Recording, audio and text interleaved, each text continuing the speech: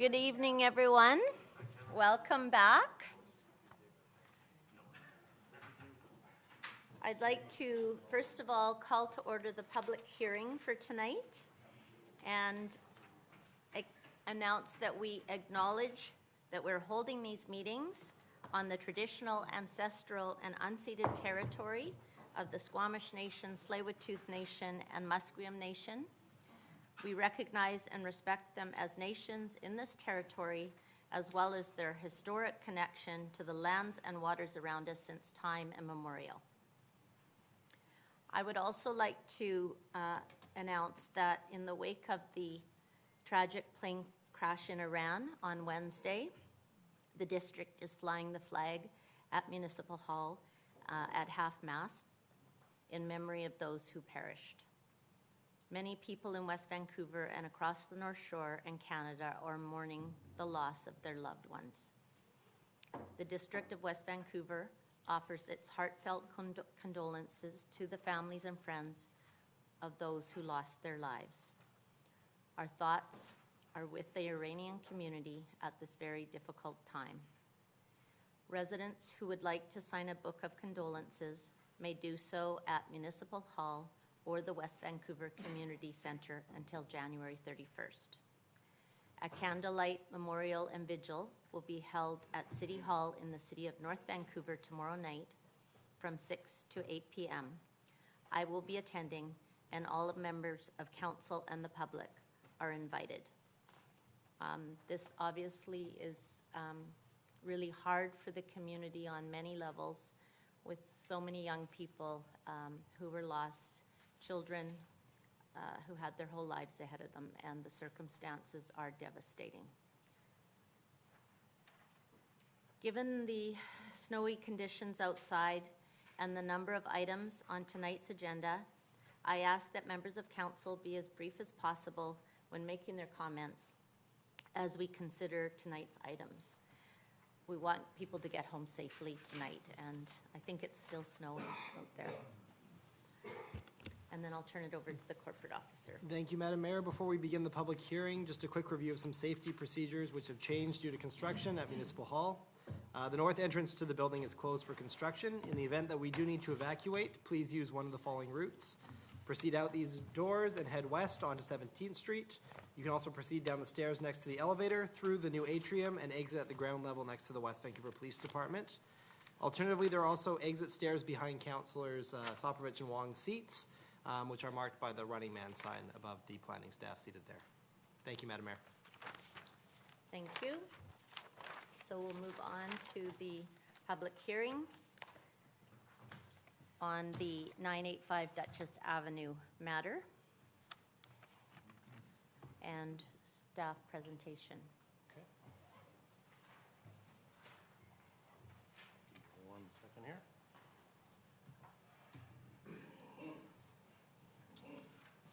Okay, so good evening, council members.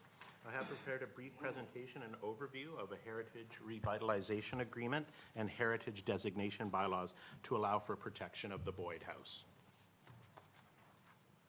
So the subject property is located at 985 Duchess Avenue and is 9,123 square feet in area. As generally indicated on screen, the lot size is comparable to surrounding lots in the area. The site can be accessed from the rear lane or from Duchess Avenue. So again, indicated on screen, rear lane parking in the carport to the north, and of course, perpendicular parking in the front. Also indicated on screen, the Boyd House is located on the northern portion of the site, and this is to utilize the northeast views prevalent on the property. So I've provided a very simplistic timeline for the Boyd House.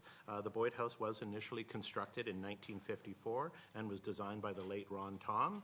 And the house is considered a good example of mid-century West Coast architectural style. In 1977, a small extension on the west side of the house and skylights were added. And more recently, the house was placed on the Community Heritage Register in July of 2012. It was determined through basic research methods that the house was renovated in 2013 And as an example on screen, I've just provided some before and after shots. So again, here we have the completed version of the kitchen, while previously, again, this is what it looked like before.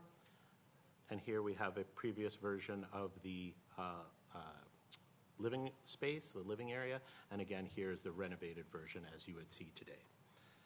And so most recently, the current owner has kept the home generally the same and has now applied for the HRA. So the proposed HRA has a number of primary aspects. One, to build a new infill house, which will be subdivided from the property to create 2 separate lots. To preserve the Boyd House in its place and repair and restore character-defining elements. Thirdly, allow for short-term rental accommodations on both lots, and of course, build a new detached garage at the rear of the property. So it should be noted that given council concern at first reading, in the next slide, I will provide an overview of recommended changes to the proposal.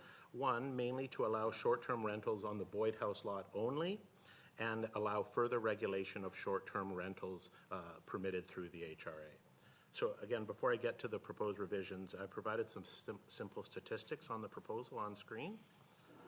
So currently, again, the existing lot is over 9,000 square feet, while the Boyd House lot as proposed will be about 6,100 square feet, and the new lot will be about 3,000 square feet. With respect to the actual dwellings, so the Boyd House will remain at about 1,700 square feet in its current form, while the new house has a habitable interior space of 3,875 square feet, but only approximately about 2,800 square feet of that square footage would actually be utilized within the FAR calculation. So again, the habitable, usable space inside 3,875 square feet. So, and then with respect to floor area ratio, so currently it has, the site has a FAR of 0.19. The Boyd House lot would have an FAR of 0.28, while the new house lot would be a little bit higher at 0.93. And so overall, if you were to blend those rates, it would come out to about an FAR of 0.49. And just as a little bit of a comparison, duplex zoning allows for an FAR of 0.50. So at first reading, council raised concerns regarding short-term rental accommodations on site.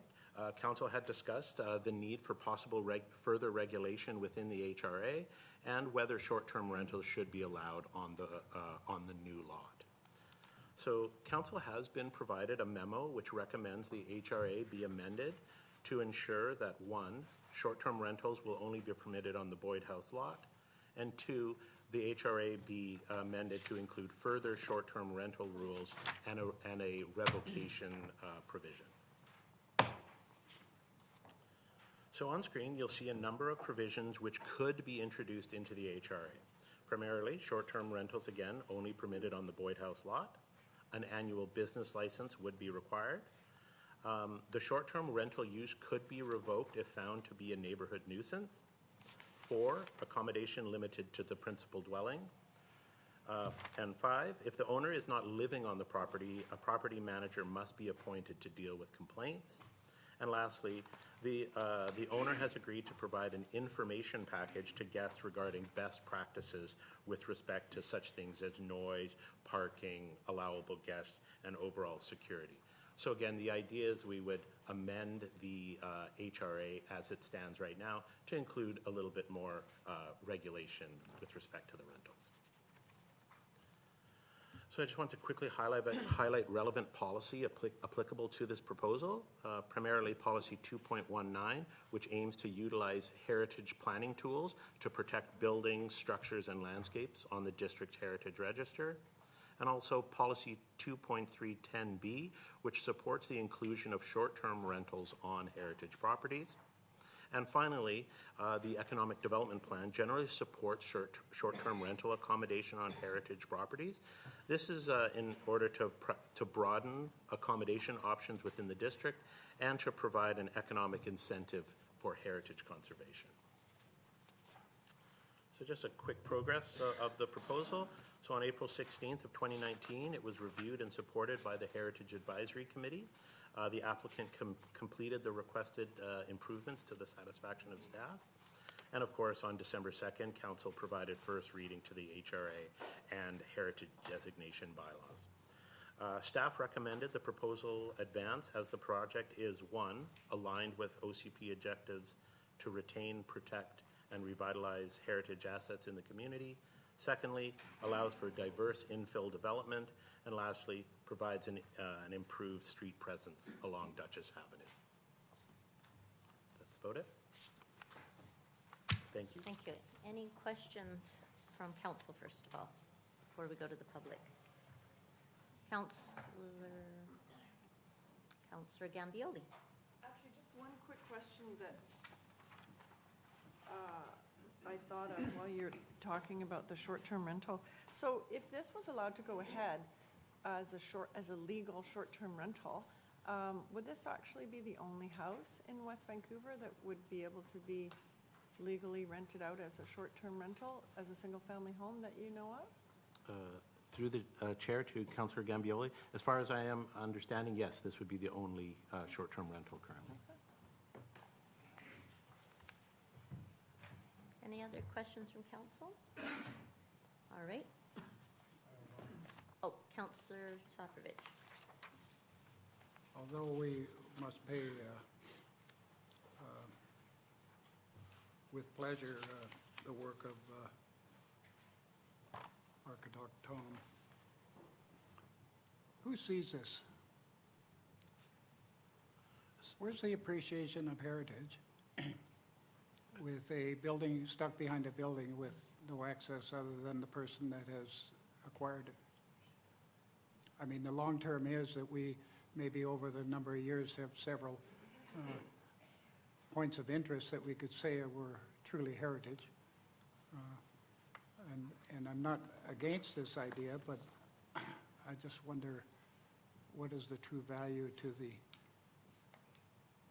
citizens of West Vancouver? Through the chair to Councillor Soprovich, I find that question maybe possibly difficult to answer because I wouldn't necessarily be able to quantify the worth of the heritage asset. So again, I may have difficulty actually answering.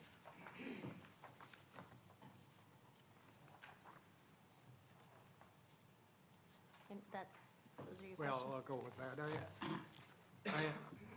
I have no question that we've got to move on something like this, but let me ask you, in the new house, is there a landscape plan associated with the project that is evident tonight? Through the chair to Councillor Soprovich, yes, the HRA has a schedule, and that includes the architectural plans and a landscape plan, and I am aware that the landscape architect is in the audience tonight. When I look at the project that's outlined on the display here, there's a tremendous amount of greening on houses on either side, and this one is void of trees and everything else that goes with it. Is that the future of consideration of taking a heritage lot and establishing almost a void and producing another house that is wall to wall on the property lines? Again, through the chair to Councillor Soprovich, when we looked at the proposal, we definitely aimed to provide for maintaining some of the trees at the rear of the property on the Boyd House lot while incorporating a robust landscape plan on the new lot. Thank you. Thank you very much. Councillor Cameron. Mr. Willem, I think, this is a one-off in terms of, in a sense, the first approved Airbnb or short-term rental in West Vancouver. And as we all know, we don't really have a policy to regulate them. And I understand we're planning to regulate this one or manage it on the basis of a business license, but there's a few basic criteria, but there isn't really many criteria. Other municipalities have developed sort of a whole code around how Airbnbs are to be operated. I guess it's for you or Mr. Bailey or Ms. Lemus, I guess. The more of these we, in a sense, approve, I would think that we would want to be developing a broader policy on short-term rentals, how they're to be regulated, so that the expectations of the people who own it, the people who rent it, and the neighbors are all clear, because we have some short-term rentals that we've had problems with, and then we've dealt with on a case-by-case basis. But it seems to me that this is an issue that we should be tackling more directly, and I guess I'll be looking for that and advocating for that in the next little while. But is that coming? Through the mayor to Councillor Cameron, it's not in our work plans as of now, but we could certainly make it, as these things increase, it's something we could certainly look at and add to our work programs. I guess what I'm saying is, now that, if we're in the business of approving them, then we absolutely have to be in the business of regulating them, because sometimes there's effects on neighbors that just aren't reasonable, and so we have to make sure that we can police that adequately. So, Ms. Lemus, maybe we can talk about the work plan over the next year or so, but I think that has to happen. All right. Seeing no further questions, I'll ask the applicant if they'd like to make a presentation.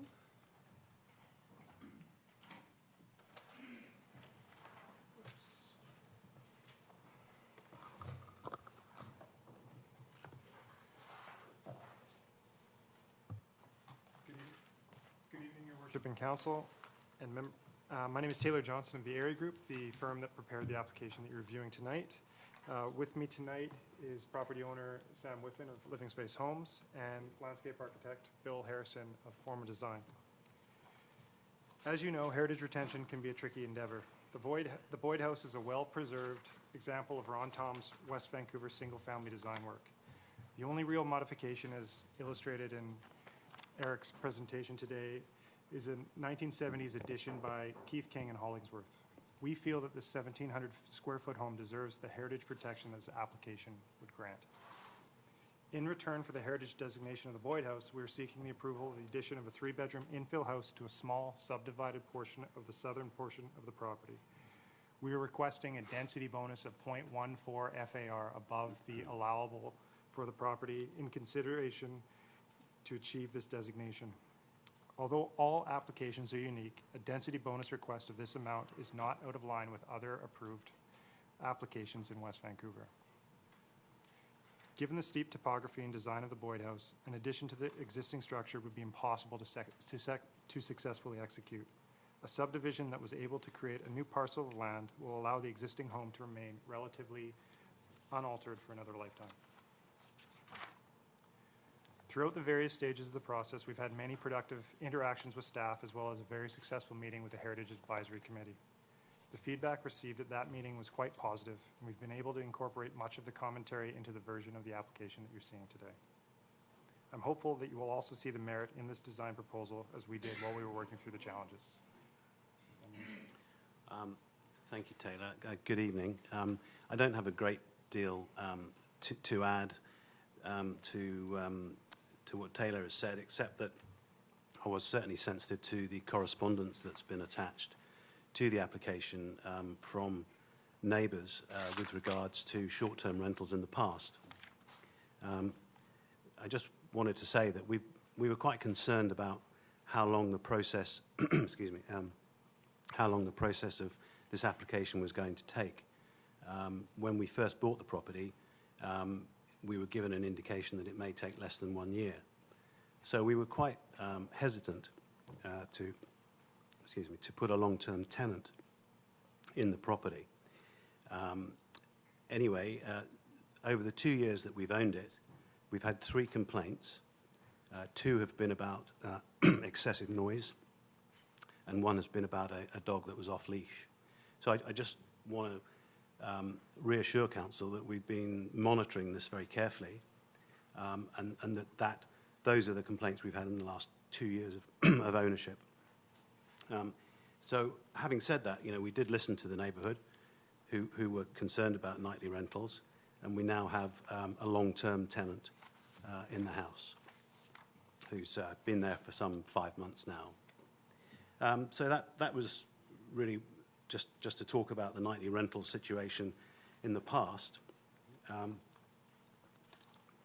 then going forward, I think that Eric's articulated a fairly robust set of rules and guidelines that are being formulated short-term rentals. And, to Councillor Soprovich's point about, where's the value in these heritage homes and, what value is it to the community? Well, it's, of course, nightly rentals goes directly to this, because the whole reason that heritage guidelines advocate for nightly rentals are so that people can stay in the house on a short-term basis and enjoy it. So that was the background. So I think that's really all I wanted to talk to this evening. Thank you very much. Thank you. Any questions for Councillor Gambioli? So that made me think of another question, which relates to Councillor Soprovich's question.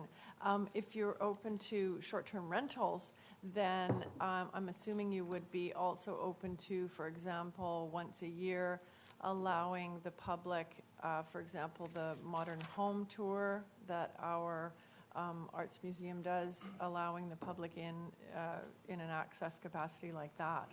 Yeah, absolutely. We would encourage that and would be absolutely willing to open the house up. And in fact, the organisers of the Modern Home Tour, we did take them over the house a couple of weeks ago. Yep. Thank you. All right, I don't see any other questions from council, so I will go to Mr. Pannerton for the public hearing procedure.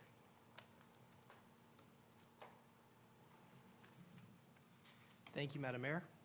Council is convening this public hearing to consider and receive submissions regarding proposed Heritage Revitalization Agreement Bylaw number 5030-2019 and proposed Heritage Designation Bylaw number 5031-2019, both for 985 Duchess Avenue, also known as the Boyd House. Anyone who believes that their interest in property is affected by the proposed bylaws will be heard and or may make a written submission. No one will be discouraged or prevented from making their views heard. Council members may ask questions of you following your presentation, but Council's function during this public hearing is to listen to the views of the public and not to debate the proposed bylaws. After the public hearing has concluded, Council may, without further notice, give whatever effect Council believes proper to the representations. Your only opportunity to comment on the proposed bylaws is during this public hearing. Council is not permitted to receive further submissions once Council has closed the public hearing. Council has received documents which are available for the public to view. A list of documents and copies of these may be obtained from the Deputy Corporate Officer, they're just right over here, during the course of the public proceedings. Written submissions received during the course of these proceedings will be added to this list of documents so that the public may examine them. To maintain order and to ensure that everyone has a reasonable opportunity to be heard, here are the rules of procedure. First, a speakers list has been established. It's over there by the table by the entrance. You may place your name on the list at any time throughout the public hearing. And if you are speaking from prepared remarks, Council requests that you provide a copy to either the Deputy Corporate Officer or myself. Secondly, Council requests that you please begin your remarks by providing your name and whether you are a West Vancouver resident, if you wish to do so. If you are speaking on behalf of some other person or organization, Council requests that you please identify the name of that person or organization. Thirdly, we ask that you please limit your remarks to 5 minutes and to the subject of the proposed bylaws. A bell will sound when you have 15 seconds remaining to speak. And we ask that you please be respectful to others. Lastly, after everyone has spoken once, you will have an opportunity to speak subsequent times to provide additional information if you so wish. And if you have any concerns about the rules of this hearing, please address your comments to the Chair. And Madam Mayor, just jumping ahead to item 6, on December 2nd, 2019, Council set the date for the public hearing. The statutory notice of public hearing was published in the North Shore News on January 3rd and 8th, 2020, and notices were mailed to property owners and occupants within the notification area. Madam Mayor, there's one memorandum, R0, and the report, R1, and there are 11 written submissions received to date regarding this item. And with that, Madam Mayor, it's over to public input. Thank you. Okay, thank you very much. Thank you, gentlemen. I'd like to remind the public that if you wish to speak for 5 minutes maximum, please sign the speakers list at the back.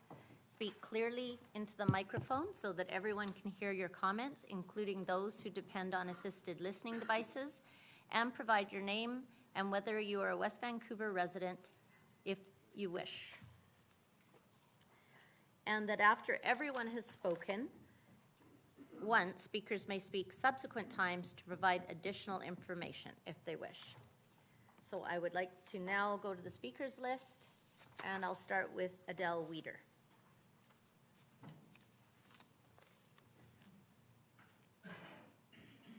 Thank you. Your Worship and Council. My name is Adele Weeder. I am an architectural writer, critic, curator, and journalist. I am a resident of Vancouver, but I feel like an honorary resident of West Vancouver sometimes because I did my master's degree on the Binning House in West Vancouver. I've worked a lot with the Museum of West Vancouver on heritage issues in this municipality, and it's one whose issues, architectural and otherwise, are very close to my heart.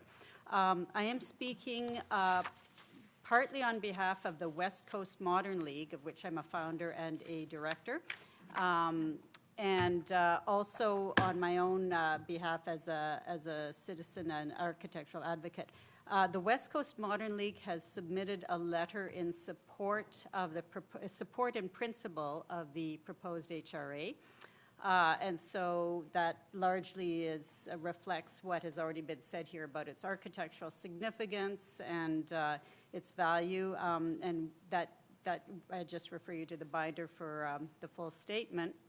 I would like to sort of expand on that to say that beyond its formal architectural values, the materials, the historic importance, it shows how Ron Tom used experimented materials at certain times of his life. The house also is embedded with stories. It's stories of this community. Many of you would know who Paul Merrick is. He's a very important architect from West Vancouver. And he decided to become an architect when he was in high school, and he was walking to school, and he came across this amazing little house that he saw going up, and he said, I've never seen a house like that. I've never seen shapes like that. It was the Boyd House. And he decided at that moment to become an architect. So this is a story. It'll still be a story even if the house is demolished, but the fact that the house still exists, it contains the story in a more visceral way and can be repeated in a more visceral way. To Councillor Gambioli's point, I think it's an excellent idea to mandate a yearly open house or West Vancouver home tour as a provision of granting short-term rentals in the HRA. That seems to be win-win to me. I should also point out that I'm currently working on just finishing up a biography of this architect, Ron Tom, and I curated a show and wrote the exhibition catalog for his work, including 3 West Vancouver houses that traveled across the country. So this is a very important subject to me, anything he does. The other thing that I wanted to speak to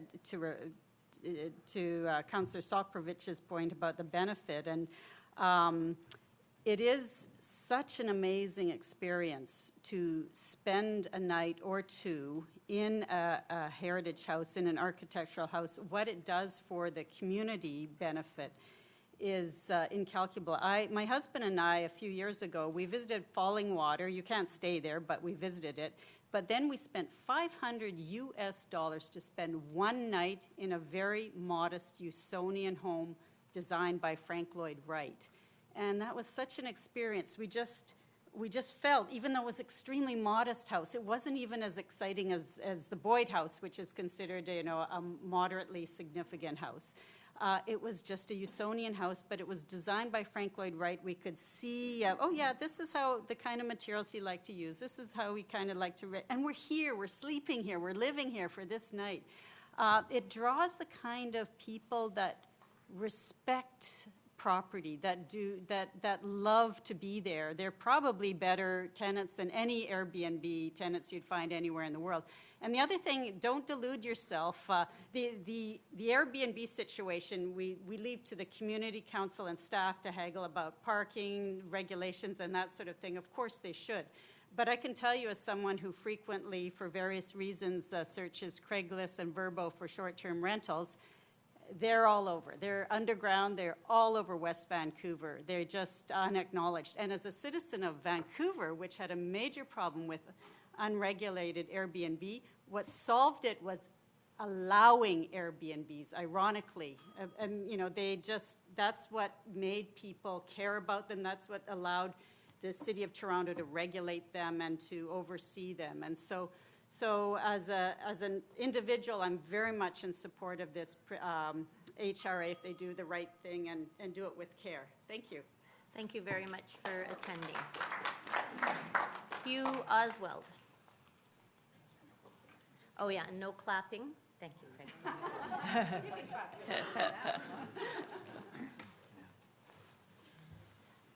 Hello, I'm Hugh Oswald, and I'm a resident of West Vancouver, and I'm here in support of 985 Duchess Street. First of all, it allows us to save a heritage home, yet combine it with old and new.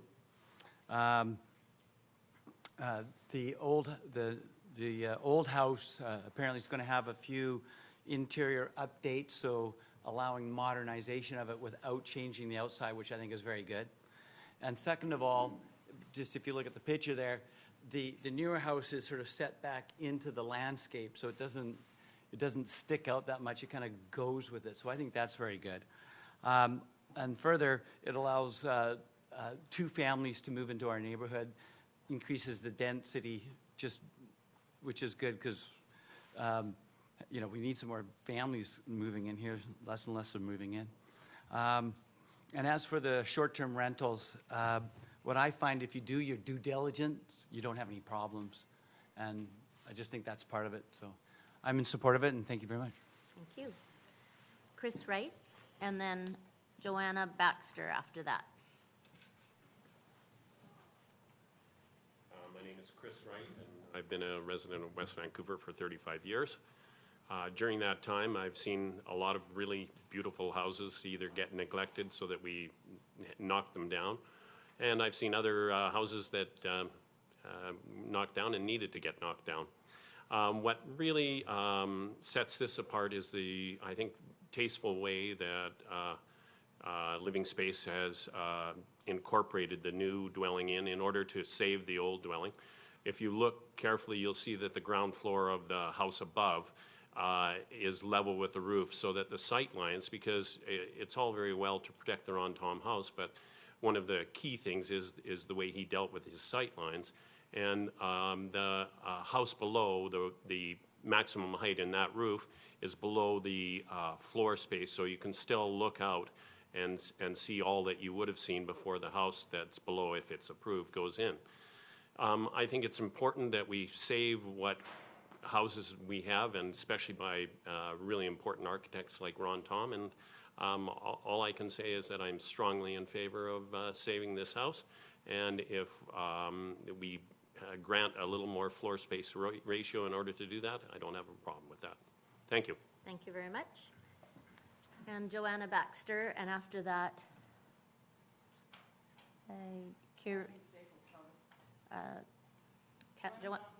Joanna Baxter? She's not here. And is it you after that? Yes. There is one that I can't really read it. Carrie. KIAIRMECU.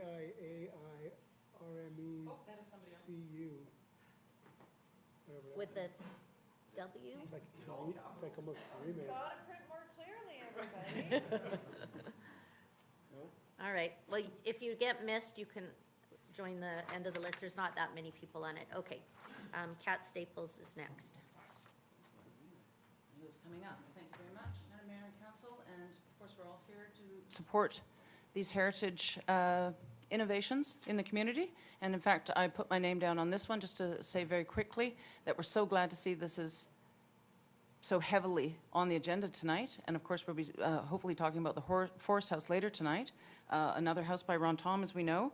And the only thing that I would like to mention is that I hope to see in the future HRAs that there will be an additional emphasis on the protection of the interiors. All right, and so I'm just adding that for now, and I'm again speaking on the Forest House later, so thank you very much. Thank you. Mark Burrows. Mark Burrows.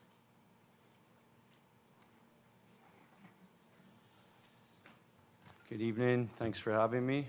I'm a former resident of West Vancouver, and I've been a real estate agent in West Van for about 14 years. Forgive me, I might reiterate a couple of the points some other people have made here, but I've just got some notes to go through.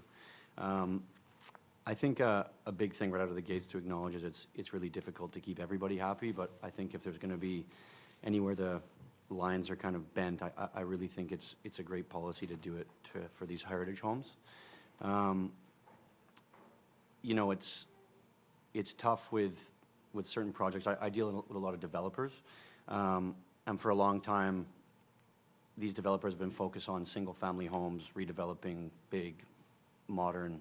There's not a lot of energy and time that goes into heritage projects from the developers that are doing this for a business. So unless you find a buyer who's specifically targeting a Ron Tom home that wants to do the project for themselves, it's kind of hard to gauge the kind of quality you're going to get.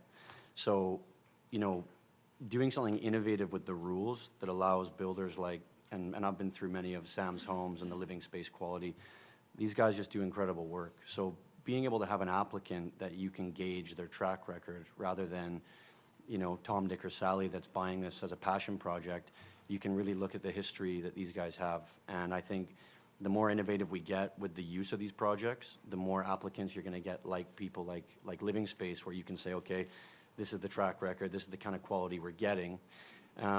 And it allows these guys to have a broader scope of work rather than targeting single-family homes, which is principally what builders historically have done in West Vancouver. You know, to me, I don't think the increased density has a major impact, considering that it's the equivalent of duplex density. You know, there are no hotels currently in West Van, and I think a huge thing is like the lady said before me, allowing someone to come in and experience these homes for a night or 2 nights is huge. You know, I often find myself wondering what these architects would want, you know, if some of these guys were still around. And I think, you know, they were innovators in their day. They were doing things differently. And I think for some of these guys to be able to see the love and time and money that's being spent to breathe some new life into these homes while also add a dwelling, allow for 2 families to live in a property instead of one, it's unique, and I think West Vancouver needs a lot more of it. So I'm in support as a professional. I think it's a great, it's something different, it's something new, but it also preserves a beautiful piece of West Van heritage. So I'm in support, and thank you very much. Thank you. So Calvin Lindbergh and then Jay Fry.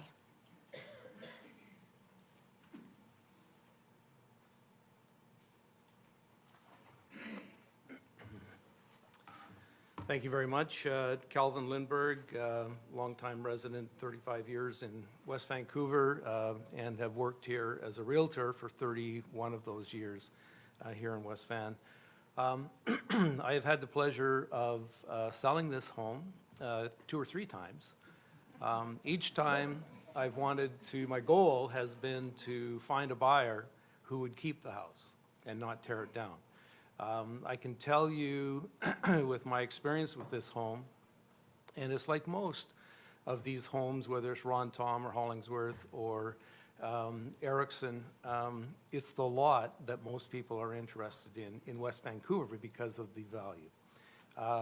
Probably over 90% of the actual interested people in this home, when I had it listed, wanted to tear it down. All they wanted to buy was the lot because it was over 9,000 square feet. It had a great view of the city and the bridge and the inner harbor, and it was very valuable to them. So that house, thankfully, the owner was not accepting those offers, and we ended up finding the current owner of the home.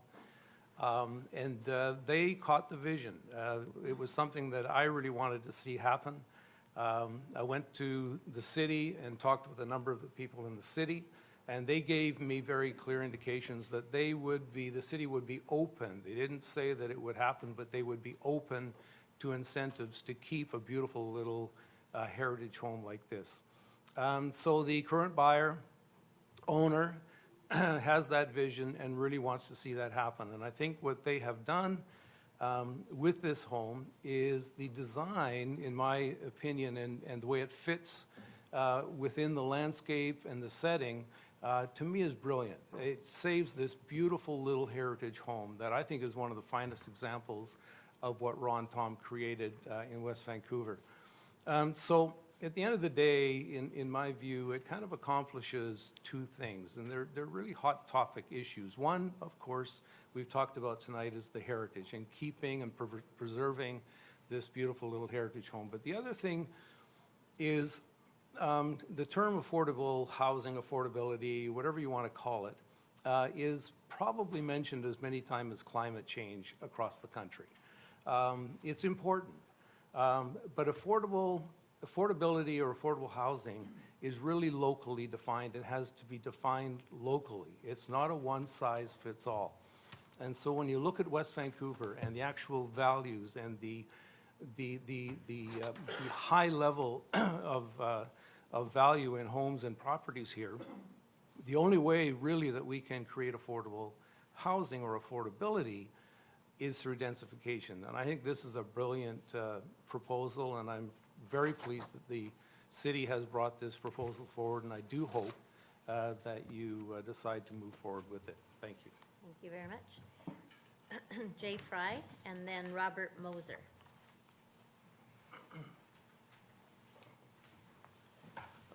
Mayor, councillors, my name's Jay Fry. I've been a resident in West Vancouver for 12 years, as you can probably tell from my accent.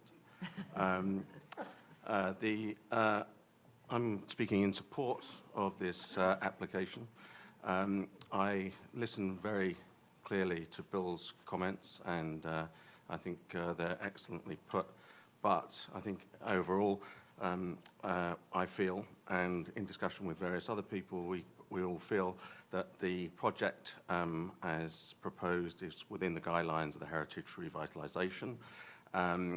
It does maintain the cultural heritage, and I think with this particular project, we've got to accept that it does help maintain the cultural history of West Vancouver, but West Vancouver's got to grow and adapt. And I think as a result, densification is necessary. I've singled out this project because I think that it's sympathetic to the neighbours. I think that it's going to have a low impact on the surrounding environment. And looking at the pictures, it looks like there's a green space on top of the proposed house. I don't know how the lawn's going to be cut, but I'll leave that to the developer. But I also think that it's important to note that we're going to increase our tax base through this particular property. I don't know what the tax base would be, but I would guess it's somewhere between $10,000 and $15,000. That's a very nice positive annuity, and I think that that's something that we should add. Other than the other comments that I reiterate that everybody else said, I have nothing else to say. Thank you very much. Thank you. Robert Moser, and then Christine Banham.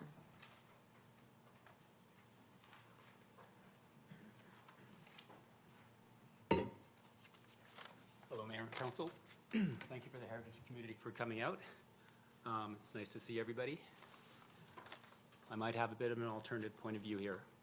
My name is Robert Moser. I'm a resident of West Vancouver for over 40 years. I'm the owner of 991 Duchess, the house beside the Boyd House. My house is also a Ron Tom house.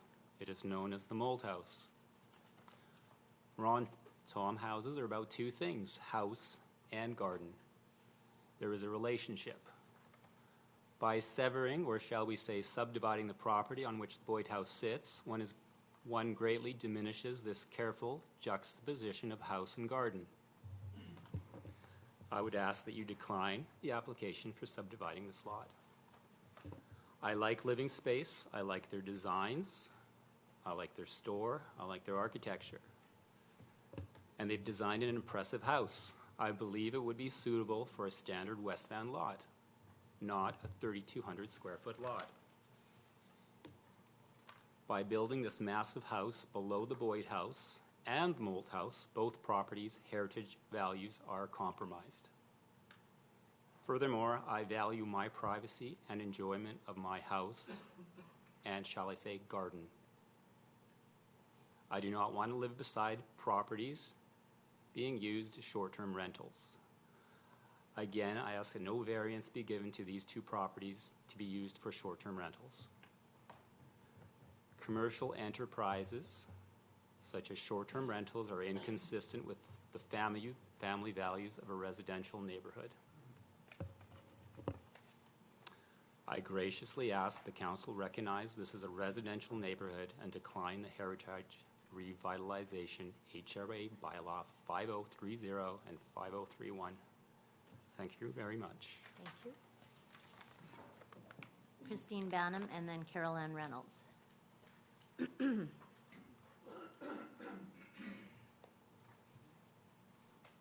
Christine Banham, 950 Taylor Way, West Vancouver. I'm in support of this application for lots of good reasons. In my role a number of years ago on the Housing Dialogue, Neighborhood Character and Housing Dialogue, we talked about a lot of things, including diversity of housing, adding more housing, housing that fit needs, as well as heritage, and fitting in with neighborhoods. And I think that this application hits all of the marks. It will preserve a heritage building in a very active way. It's gentle densification in an existing neighborhood. And it is actually, I think, going to end up with better use of land and space that is really challenging to redevelop due to the slope, and actually to really use due to the slope in terms of it being a functioning and actively used garden. So I think those are the good reasons for saying yes to this project. I have a couple of other points. One is to do with heritage. Heritage is more than looks. It's about how things are experienced. And this particular application is asking you to say, can we preserve heritage in a very active way, and that is one that will be experienced. So a house is not just what it looks like from the outside. It is how it's used, and it's how it feels when it's in it. And I think that this is an application where you've really got a sensitive treatment of heritage, and to be able to preserve it in an active, functioning way, rather than as, for example, a flat photograph just hanging up on the wall saying this is what it was. So, bear in mind that heritage isn't all about stuff that's old or stuff that's been around, but heritage is a lot more than just looks. The other point I want to make is on process. We have seen applicants come before council under the Heritage Revitalization who have been sadly declined. I have a real issue with that kind of decisioning. When the District of West Vancouver has a framework and has policy that permits activities such as this, that when an applicant comes forward and their application meets all of the requirements or substantially meets most of the requirements in a policy, to turn it down for reasons such as, I don't know, doesn't fit your idea of heritage, you don't like the look of it, other sorts of things. I think there's a big danger in this in terms of what we as people who live here and who own assets here that involve property can reasonably expect from our local government. It shouldn't be a game where even if you have checked all the boxes, it's still in doubt as to whether your application will be supported. So while you may find things about an application that you personally don't like, I encourage you to look at the framework of the policy in the spirit of it, and not to find a way to say, I don't like paragraph F, and therefore I'll vote no. I think that is a dereliction of your duty in many ways. So I do hope that the Boyd House is activated and made active by good common sense and by your positive decision this evening. Thank you. Thank you. Carol Ann Reynolds and then Trent Rodney.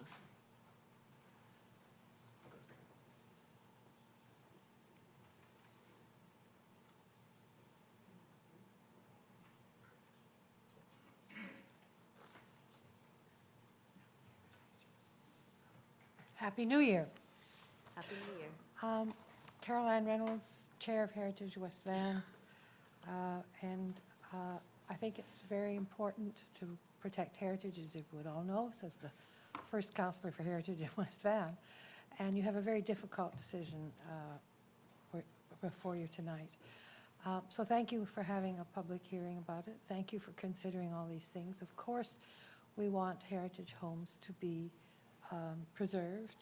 And as one person said, most people who, developers or entrepreneurs would like to come in and demolish it and build something else. So it's really great that we have some ways of accommodating, keeping a house, and somebody who wants to do something different. In this case, when I was also on the Heritage Committee, there are ways to induce people and to thank them for keeping heritage. There are other incentives besides letting them have a second house for commercial reasons. I can give that to the staff or whatever some other time, but it was I was chair of the committee, and you can give tax reductions. You can reduce the taxes to give them from the amount their money that they spend on restoring and maintaining, because we do lose some homes because they won't spend the money for retaining. So we have different ways of rewarding people, encouraging them to keep houses.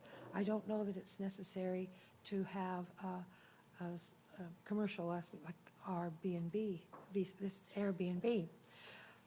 That's for you to decide, and I'm glad you're great to have some rules on it. But the other thing is that the neighborhood has to know too. We have a neighborhood working group. Does this fit in with the character of the neighborhood? That's something else. So that maybe we can say that, we like what you're doing, but there are a few more things that I think you could do that would fit in better with the neighborhood and with the scenery and the character and keeping it. So there have been some very good reasons.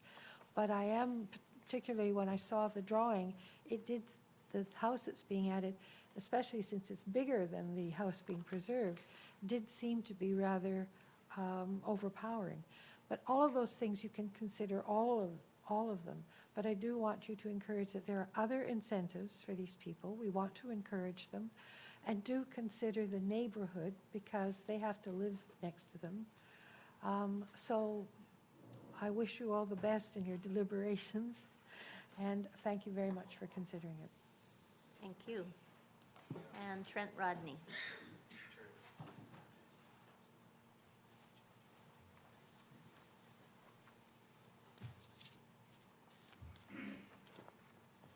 Hello, everyone. I'm Trent Rodney. I'm a resident of West Van, and I'm talking on behalf of West Coast Modern. West Coast Modern is like North Shore's only real estate agents that save these types of homes, like the Arthur Ericksons, like the Ron Toms, the Fred Hollingsworths. And I don't usually come to these kind of things, and the reason I wanted to come today is because like when we started West Coast Modern, I had a heritage book of both West Van and North Van. And I put it into my Excel, and there were like 600 West Coast Modern homes that were significant. And I put it into my Excel, and my plan was to go to all the houses and visit these people. And when I was going to these houses, I noticed that time and time again, they're all torn down by this cookie cutter monster. And then so what I did is I was wasting all my time. So what I did is I put it into Excel, and of the nearly 600 on the list, I found out there was only 317 remaining. And that was I found that over the 10 years, nearly half of them have been demolished. So my big thing is when we have someone that has the design and taste of living space wanting to preserve one of these houses, that's why I'm here today, because it's rare. And when we have people that want to take over these kind of projects, it's nice to give them a template for something to do moving forward. And I think their proposal for a house like this, especially in this area that's so walkable and so many people want to be there, I think is a perfect template that I think will even inspire other cities having the same problem. And yeah, that's my feeling. And I'm happy to be here and happy about all the support as well. Thank you for coming. Lawrence Higa.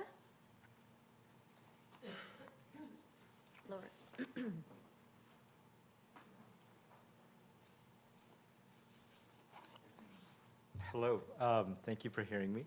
I'm actually directly affected by this building too. And I also represent my neighbors, immediate neighbors, and I believe one other who's in the audience. And we're all in favor of this. This is at 964, 970, 974 where I live, and we're long-term residents. And my neighbors at 976 Esquimalt, we're directly behind this house. And I like the fact it's preserving something where we all have older houses. We've all kept them. We could have done more things to them. I have built other houses before, even in that neighborhood, so I don't mind new houses, but I like the fact that this house is preserving something that we've all come to know because we all live in older houses in the neighborhood. But we're among the people here, we're among the people most affected by this too. So I'm in support of this, and my neighbors, my immediate neighbors are all in support of it too. Thank you. Thank you for coming. All right. I believe that's the end of my list. So I'm going to ask if there's anyone else who would like to speak on this matter. Yes, Mr. Miller.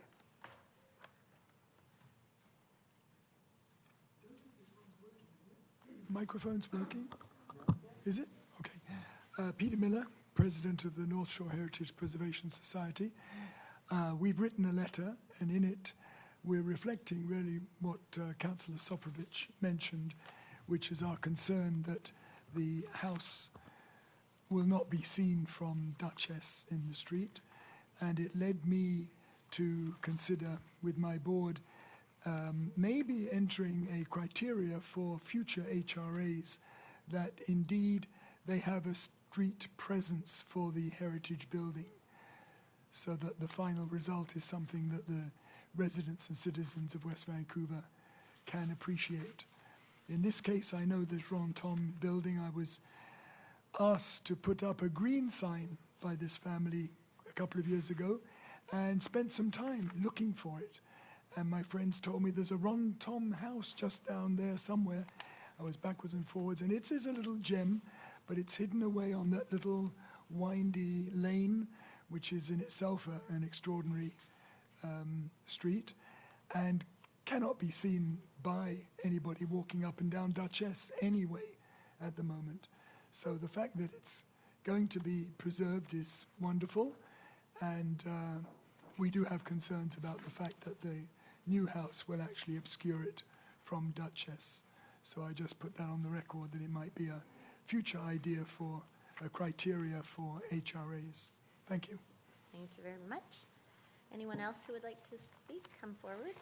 Yes, please. Yes, and we have another later here, and you can speak after that. Thank you. State your name. Your Worship, Mayor Booth and Council, thank you for the opportunity to speak. We're an immediate neighbor, as Lawrence Higa had mentioned. I would just like to emphasize again that we're very much in support of the project. It's exciting to have the heritage component plus new, and I think it really is history in the making for our area in Sentinel Hill. And it really is such a close proximity for Park Royal. It literally is 200 steps plus a good steep block up coming home, but it's so convenient, and to the thought of having more density in our area seems just a natural. So I, again, would just like to say we're very much in support of it, and I know it's been a long process for the owner and developer, and we look forward to it. Thank you. And your name for the record is? Vicky, and my surname is Vogrin, V-O-G-R-I-N. Thank you very much. Thank you. All right. Anyone else who, the other speaker may come up?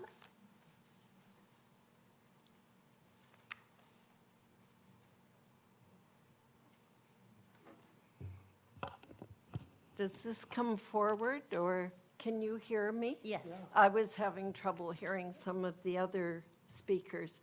My name is Carrie McFedrin. I previously lived in West Vancouver. I now live in Vancouver. There have been 5 owners of 985 Duchess. I was the 3rd owner. I lived there for 42 years. I was the one who asked to have it designated heritage. And I am so sorry about what's happened. I'm here really to apologize to the neighbors. It was never my intent to have a house of this size put on the lower lot. The original sketch, when I had the house on the market, showed something quite modest, more like, well, smaller than the existing house, definitely. And the intent was to retain the site because in those 42 years, and I worked from home much of that time, so I really was intimately connected with the house. And the greatest joy in that house is looking out into the garden, looking at the well-developed treed lot. And again, I'm just so sorry for what resulted from. It was meant really to retain the house and create something equally charming on the lower part of the lot. I just hope in future people keep that in mind. I had never realized it would be possible to build something that size lower down. Thank you. Thank you very much. Anyone else who would like to speak? Is there anyone else that would like to speak? And finally, is there anyone else that would like to speak on this matter? All right, seeing none, I'll turn to Councillor Gambioli. Okay, well, I will make a recommendation that all written and oral submissions regarding the proposed HRA bylaw number 5030-2019 and proposed heritage designation bylaw number 5031-2019 for 985 Duchess Avenue, the Boyd House, up to and including this January 13th, 2020 public hearing be received and that the public hearing be closed. All right, did you wish to speak to the matter? The closure of the public hearing? No? Okay. All right. Trying to move things along. Thank you. I'll call the question. Oh, did you wish to speak to the closure of the public hearing? Because we're going to be actually speaking to the matter later on. Okay, This is just on the closure of the public hearing. Closure. No, I did. They both were at the same time. All right. All in favor? Opposed? Carried. Thank you very much. Thank you for everyone that participated in the public hearing.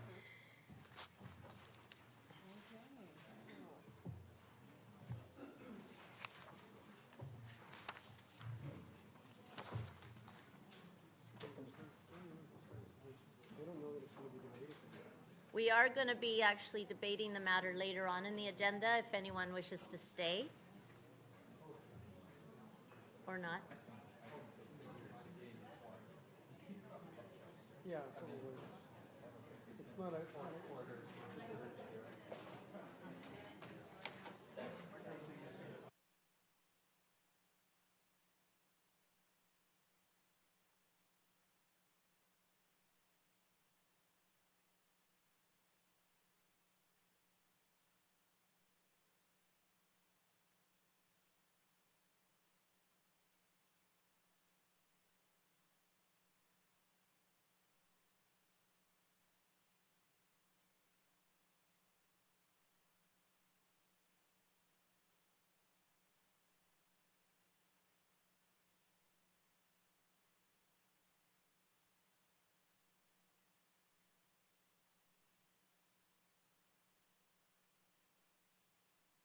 Everybody back to order. I'm going to call the meeting to order, the regular meeting of council.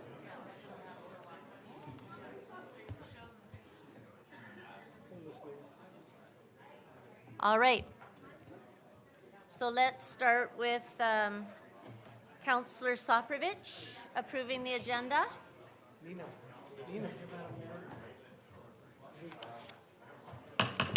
Sorry, we're starting our regular meeting. We just, with the snow, we want to move things along. Thank you. Did Councillor, was there an addition? Did you ask that? Oh, thank you very much. I would like to ask whether council has any urgent business to add to the agenda. Yes, Madam Mayor.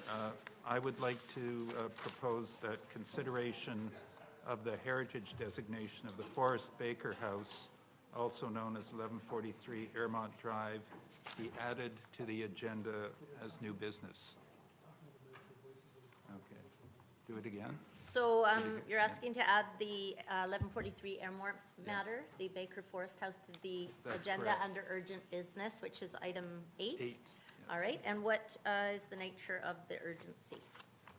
The nature of the urgency is that the protection order for the house is due to expire Okay, thank you. in the next 2 days. All right, can I get a seconder for the motion? We got 3 seconders, take your choice. Councillor Soprovich, sure. And so we debate the addition of that matter? Yes, Madam Mayor, so it's debate and then vote on that, and then council approve the remainder of the agenda. Okay. All right, does anyone want to add any remarks? It's kind of self-explanatory. I think it's self-explanatory. Okay, thank you. I'll call the question then. All in favor of adding this item? Opposed? Carried. Thank you. And now we'll get a motion to approve the agenda as amended. Thank you, Madam Mayor. I'll move that the January 18, 2020 regular council meeting agenda be amended. Would it be permissible to as written? Sure, that'd be great. With the further amendment and seconder for the motion? Okay, all in favor? Opposed? Carried. Thank you very much. Adoption of the meeting minutes? Second. All in favor? Opposed? Carried. Thank you. I'd like to remind the public that if they wish to speak to an agenda item for three minutes maximum, please sign the speakers list, speak clearly into the microphone so that everyone can hear comments, including those who depend on assisted listening devices, and provide their name and whether they are a West Van resident. So we'll move to item number 4, which is me. So I want to welcome everyone to the first regular council meeting of 2020. And I'd like to take this time, because it's been a little more than a year since council was elected. I want to take the time to celebrate the many things we've accomplished and acknowledge the work still to be done. Right after the election, we hit the ground running with the beeline, and it was a bumpy ride. Fortunately, as my dermatologist recently told me, true story, I have very thick skin. At the beginning of 2019, council worked together to set our direction. We agreed to a vision to make West Vancouver a complete community, one that is livable, vibrant, and inclusive, where a full spectrum of people live, play, and work. And we developed 35 objectives under 6 strategic goals to direct our work. As this is our roadmap, I'd like to review how far we have traveled. Starting with housing. Our goal is to significantly expand the diversity and supply of housing, including housing that is more affordable. The Housing Needs Report, which is in progress, will provide us with estimates of the number of housing units by type that we will need as set out in our official community plan. Under the OCP and the Metro Regional Growth Strategy, we've been working towards a goal of 200 new units per year, of which 25% should be rental. We have not met that goal in actual construction for a number of years.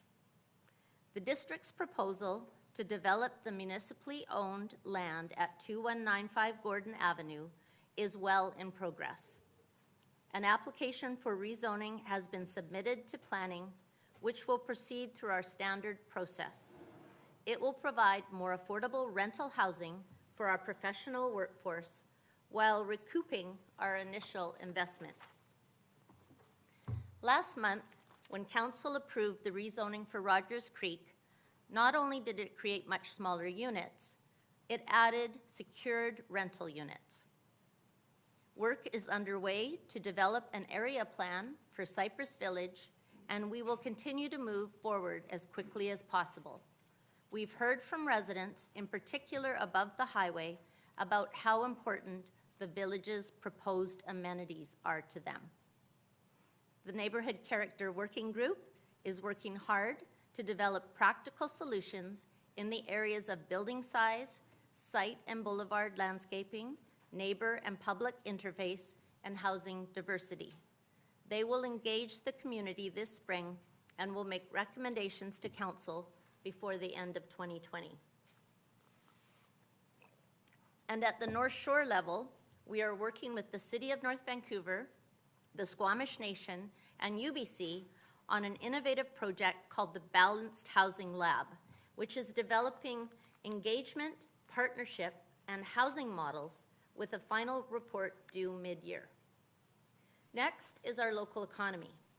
Our goal for our local economy is to create vital and vibrant commercial centers. The first important step was the Economic Development Plan, and its implementation is one of Council's objectives. A key strategy in the plan is to position West Vancouver as a visitor destination in the Sea to Sky and Metro Vancouver tourism markets. As part of this, staff are currently developing a community wayfinding plan, and community engagement on this gets underway this month. West Vancouver is also a keen participant in a new metro initiative to attract strategic investments in the region. While the OCP provides a vision for the community as a whole, it is the local area plans that will really benefit our commercial centers. The Marine Drive Taylor Way local area plan was completed in June of 2017. The local area plan for Horseshoe Bay is underway and should be completed by mid-2020. After that, staff will begin the LAP for the Ambleside Town Centre, and the LAP for the Taylor Way corridor north of Clyde Avenue is anticipated to begin after the Ambleside one. We are committed to working with the business community on parking. In 2019, we completed the Ambleside off-street parking study, and we found that there are more private off-street parking stalls than public ones. So we need to encourage customers to use private parking attached to the businesses that they are visiting. We have also learned that by adding left turn lanes at the intersection of 15th and Marine, we could improve traffic flow. However, to do that, 16 to 20 parking stalls on the street would have to be eliminated. So the trade-off is really between parking stalls and traffic efficiency. That's why we are going to wait on making a decision for this intersection until the Ambleside local area plan is completed and we can confirm the community's priorities. The environment. Council's third goal is to protect our natural environment, reduce our impact on it, and adapt to climate change. In May 2019, the Intergovernmental Panel on Climate Change reported that the most up-to-date science showed us that more aggressive targets were needed. In July, Council declared a climate emergency. We aligned our targets with the IPCC, and now we must speed up our efforts to reduce energy use and carbon emissions in the community and in district operations. Council approved an updated and ambitious plan in this regard in October, and specific metrics are currently under development. We are addressing the threats of wildfire and floods with work on the community wildfire plan and a suite of complementary initiatives to address the threat of sea level rise, including setting flood construction levels for new development on our waterfront and a joint project with the other North Shore municipalities to determine impacts across the North Shore, both of which will be completed this year. In 2019, we developed a preliminary natural capital assets inventory. This is the first step towards putting a value on the services provided by our ecosystem. Including our creeks, forests, and parklands in our asset ledger will mean we also have to develop plans for protecting and maintaining them. The interim tree bylaw working group completed its work, and Council received staff's corresponding recommendations last year. Before moving forward, Council has requested updated LiDAR data quantifying the percentage of tree canopy across the district. Reducing community and corporate waste is an ongoing effort, and West Vancouver citizens have been leaders in this area for some time now. We've begun working together with our business community to find ways to reduce single-use plastic items and advocating at the provincial level for a regional ban or the power to regulate this at the municipal level. Mobility. Traffic congestion continues to be an ongoing and serious issue across the region, which is why Council set the goal to improve mobility and reduce congestion for people and goods. The Integrated North Shore Transportation Planning Project, or INSTEP, brought together all levels of government across the North Shore, including First Nations and TransLink, to identify, evaluate, and prioritize joint transportation decisions. The report, released in 2018, outlined 13 key project actions. And as the new chair of Next Step, which is the successor of INSTEP, I will ensure that West Vancouver continues to work with these partners to implement the recommendations. Several are well underway, such as the new Lynn Valley Interchange Project, increased sea bus service, and an express bus from Metrotown to the North Shore. And Councillor Cameron's work on TransLink's Mayor Council prioritizes improving transit on the North Shore and to and from the North Shore, including obtaining funding and initiating plans for rapid transit links. As it was an item of considerable attention by Council and the community last year, I can't move on without commenting on the process regarding the B-Line. This was likely the biggest transportation initiative since the Upper Levels Highway went through our community. On reflection, the top lesson that came out of that experience was that significant, complex, and multi-stakeholder decisions require more time, more thought, and more attention to build understanding within the community and with our partners. I acknowledge and apologize for the stress and division it caused in the community, and will aim to do better in the future. We are also working to expand active transportation options, such as the recently opened pedestrian and cycling path above the Upper Levels Highway, leading from the Cap Pacific Trail to Hugo Ray Park. This is a huge safety improvement for those traveling between North and West Vancouver, and was the result of an effective multi-government partnership.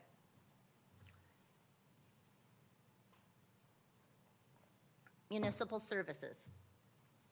We are committed to delivering municipal services efficiently. We are in the business of providing a high quality of life to our residents, and most services to residents are delivered by staff. We are constantly balancing the need to attract and retain high-quality employees while reviewing current service levels to see what, if anything, can be reduced or eliminated.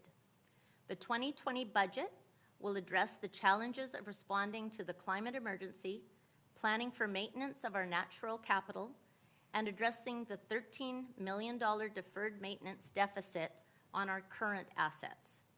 The draft budget will be published tomorrow, and information meetings will be held on January 28th, 29th, and 30th. West Vancouver residents have always been highly engaged, and we have updated our online engagement platform with positive results and feedback. We are test driving a new council procedure bylaw for the next 4 months, and I have committed to bringing forward a motion to add a public comment period at the beginning of council meetings. Over the last year, I've held 3 information sessions at the library, and I host an informal coffee meeting with the community every month. I have also been pleased with the response and uptake in subscriptions to my monthly newsletter. Property taxes cover the cost of delivering services, and we are always looking for sources of funding other than residential taxation. last year we began actively lobbying the provincial government to allow West Vancouver to apply its own vacancy tax to the empty homes in our community. Minister Carol James was very receptive, and we will continue to pursue this. Social well-being. Council's last goal is to enhance the social well-being of our community, and it will be attained by creating opportunities for people to meaningfully connect and contribute. We have now purchased 30 of the 32 private properties in Ambleside towards completing Council's 1976 vision of a public, open, and accessible waterfront park, and work is currently underway to finance the last 2 purchases. The proposal for 2195 Gordon Avenue was modified last year to include a permanent home for a new purpose-built adult day center, which is badly needed by many families in our community. The closure of the Ambleside Youth Center a year ago due to roof failure was a big loss for our young people. Establishing a temporary youth hub at Park Royal will allow us to continue to provide much-needed programs and services to youth, while we continue to plan for a high-quality, permanent location. A new all-weather field and running track at West Vancouver Secondary School will benefit the entire community. That's why Council contributed $2.25 million towards the estimated $4.9 million cost, and private donors have since responded very generously, so I'm confident it will get built. The Arts and Culture Facilities Plan was completed in 2019, and Council appointed the Arts Facilities Advisory Committee to assess the requirements for new facilities. Next month, Council will consider site recommendations before launching community-wide engagement. A subcommittee is looking at short, medium, and long-term uses of Clee-Wick, with a report expected this spring. I'd also like to mention that there is a new concession service at Ambleside Park called the Boat Shed. It has received lots of positive reviews, and those dozen or so clear plastic domes being erected around it will contain dining tables with meals prepared by the 2019 Top Chef Canada winner, Paul Moran. I understand that 70% of the reservations have already been sold for its 1-month run. These are just some of the highlights of the past year, and there's much more work being done both to accomplish Council's strategic goals and to carry on delivering excellent service to our community every day. I'd like to especially thank our residents for engaging with us on these important projects. I'd also like to thank our partners in West Vancouver and the region, because collaboration on many levels is necessary to achieve our goals. Thank you to our amazing staff for their exceptional efforts last year. We ask a lot of them in quantity and quality, and I'm very proud of the committed and professional work they do. And special thanks to Donna Powers for helping me put together this report. Finally, to my fellow council members, you are each here because you care deeply for this community and want to contribute to making it the best it can be. We have made significant progress on 27 of 35 strategic objectives that we set. And for that, I really want to thank and congratulate you. In March, we will formally review our strategic plan, refine the goals, add new ones, and retire those we've accomplished. I look forward to providing an updated set of priorities and objectives to the public by the summer. Thank you for a productive 2019, and I look forward to continuing Council's good work in 2020. Thank you very much. Councillor Gambioli. Well, it's unfortunate that we have a rule about no clapping, because I feel like clapping now after that. Yeah. Oh, thank you. Sometimes it feels like such a tough slog, but when I hear all that, all of a sudden I feel like that's really great. We've accomplished a lot. Okay, so I am going to recommend that the presentation regarding year in review 2019 be received for information. Any further debate? All in favor? Opposed? Carried. Thank you very much. And we'll move on to the proposed development variance permit for 4358 Ross Crescent. So we have a presentation to be provided.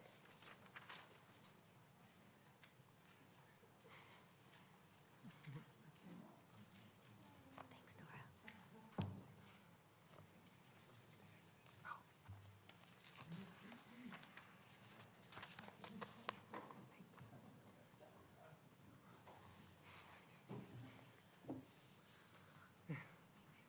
Good evening, Mayor and Council, members of the public. My name is Michelle McGuire. I'm Manager of Current Planning and Urban Design.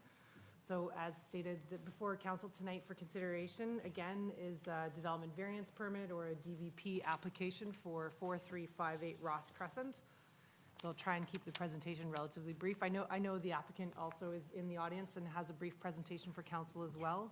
And as well, the district's consultants, WSP Canada, their representatives are in the audience and available to answer Council's questions, as is Jen Mahler, Manager of Land Development, who has been the primary lead in liaising with our consultants, WSP Canada. So as I said, Council did consider this application in July 15th of last year. And then on July 22nd, Council deferred consideration of the application and directed staff to seek a second opinion on the flood construction level, or what we call FCL, for the site at 4358 Ross Crescent. So the approved motion that Council approved on July 22nd is there on the screen for people to see. So as I said, Council directed staff to seek a second opinion on the flood construction level for the site, and also to undertake the review of the scope of work and methodology with residents, including mitigation measures, and consideration of the impacts of engineered fill on overland flooding, and that the work be completed in a timely fashion, but no later than 4 months. We're a little bit behind on that, but it took a bit of time to get the report from WSP Canada and get the work completed. But we do have that report now, and we're here back before Council to bring the development variance permit for consideration tonight. Just to note that WSP Canada is a multidisciplinary engineering firm with qualified professionals with expertise in coastal engineering, and as I said, their representatives are here tonight. We did receive the report from them in fall of last year. And then just for the staff presentation, I'll just go back and describe the site, describe the proposal, then go over the findings from the WSP report and the responses to the other parts of Council's motion, and then describe the neighborhood feedback that we've received and our staff response to those comments and concerns that we've heard. So there's the site on screen outlined in purple.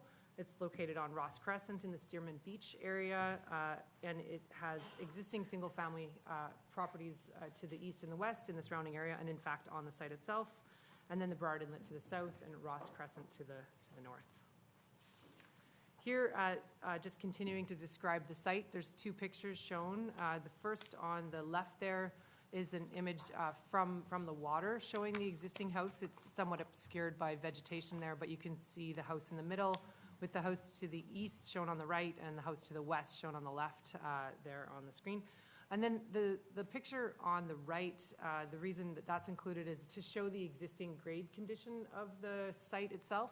Just noting that the existing site is located lower than the two adjacent sites to the east and the west by approximately 3 feet. And that's the condition at both the east and the west edge, where there's a retaining wall and then a fence on top of the retaining wall. So just noting that the site now is lower than the two adjacent sites. So on the screen there's an image or a rendering of the proposal that the applicants or the owner's architects have provided. And that shows the proposed house in the middle there with the house to the east on the right and the house to the west, to the left, to the west. So the development variance permit includes variances for the proposed single-family house to accommodate development relative to the flood construction level of 5.8 meters that was determined by the applicant's coastal engineers, along with variances to accommodate building siting for side and front yard setbacks. So just continuing with the proposal, this slide shows two section diagrams, the top being essentially a slice east-west through the proposed house. And just to orient everybody, you're basically looking towards the water.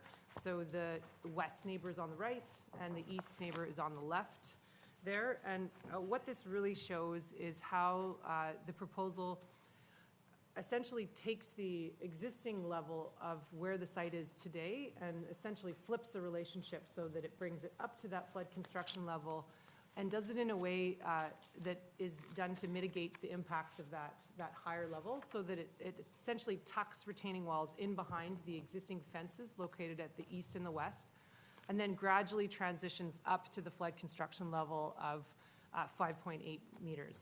And just to include here, the proposal does include a tanked basement, so that's the lower level that you can see on the screen there, and that's proposed below the flood construction level. So the main level and then the top level are proposed above, and then a tanked basement below the flood construction level of 5.8 meters. The bottom section there is a slice north-south through the house, with the waterfront shown on the left and then Ross Crescent shown on the right.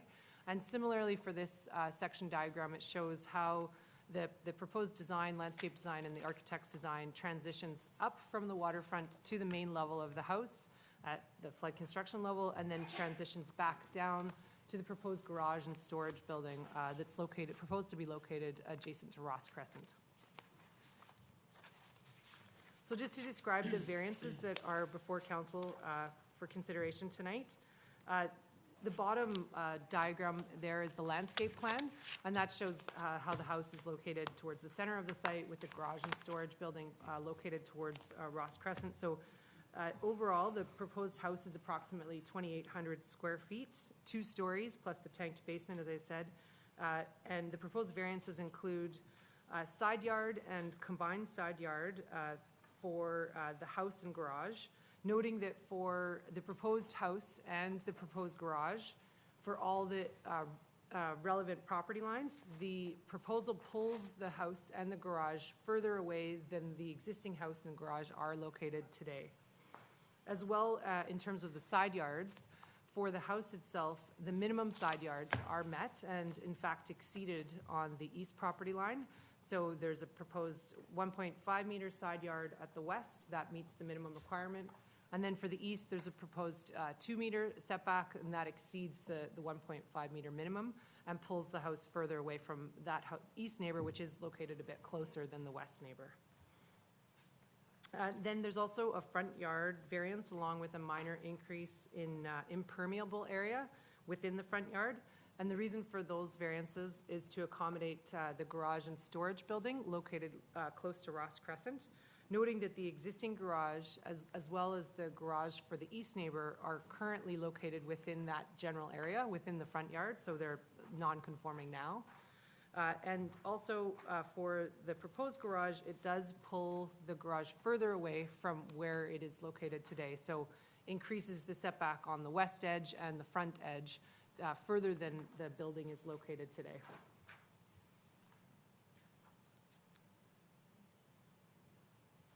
And then moving on, the balance of the variances are all related to the flood construction level. So for building height, the proposal is to measure building height from the flood construction level of 5.8 meters. And then, but just noting that the actual height of the house from the flood construction level is proposed at 22 feet. So the architects have proposed to not go all the way to the 25 feet that would be typical under zoning, but to reduce the overall height of the house to be 22 feet to mitigate the impact of the higher flood construction level. And then for the garage, highest building face and basement, all of those zoning provisions are proposed to be measured from the flood construction level. And then there's also a variance for retaining wall. However, that is restricted so that all around the edges of the site, anywhere where those retaining walls are exposed to the either east and west or to the north and south, that the exposed face of the retaining wall is limited to a maximum of 4 feet. So it couldn't be, no face of it could be seen for more than the 4 feet maximum.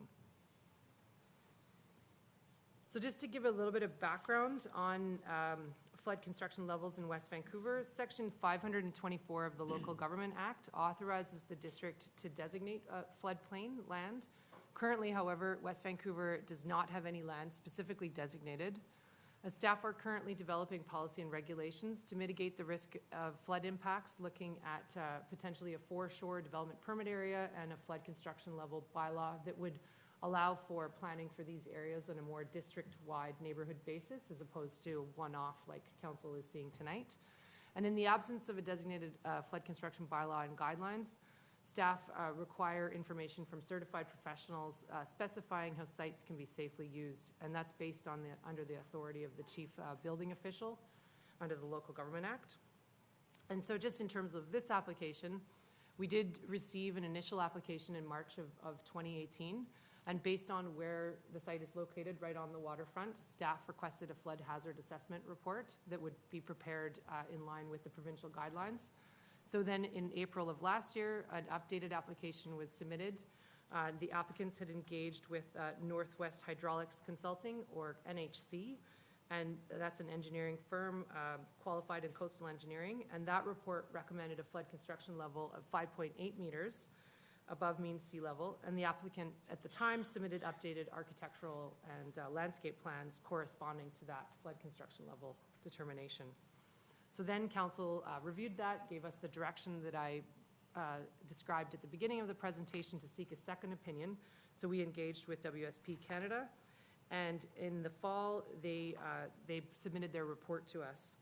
The analysis that they conducted determined a higher FCL of 6.69 meters above mean sea level, or geodetic.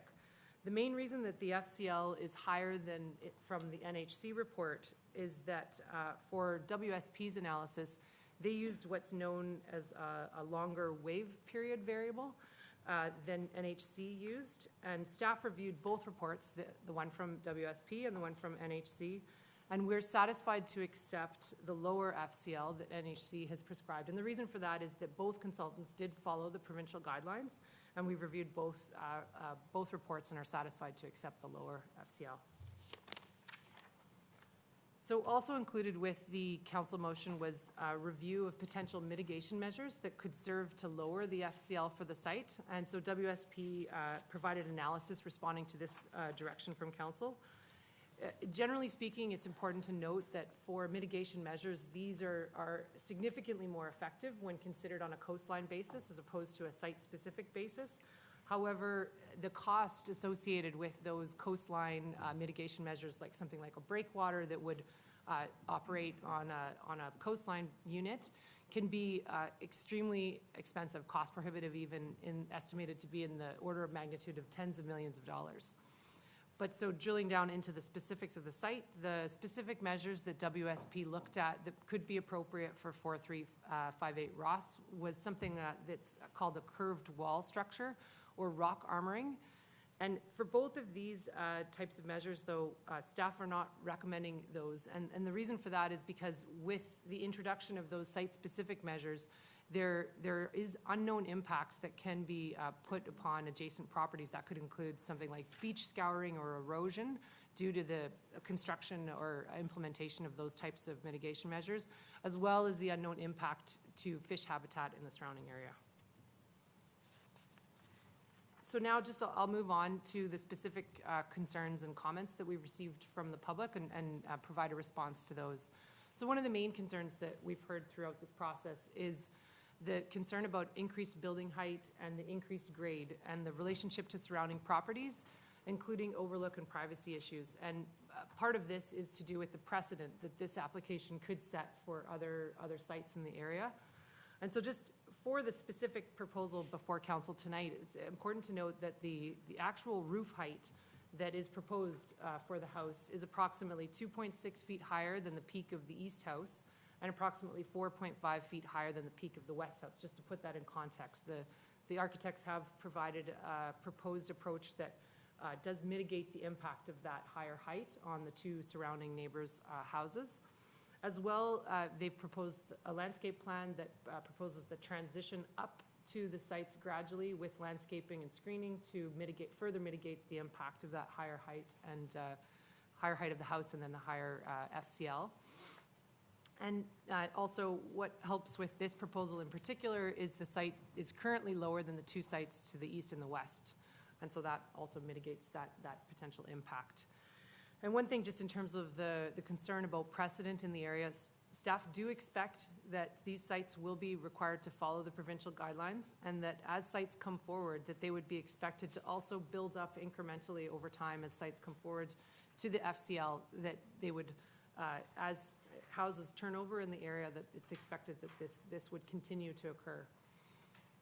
So then, moving on, there's also concern raised, this was one of the significant concerns that's been repeated a number of times, about the potential for stormwater to flood onto adjacent sites.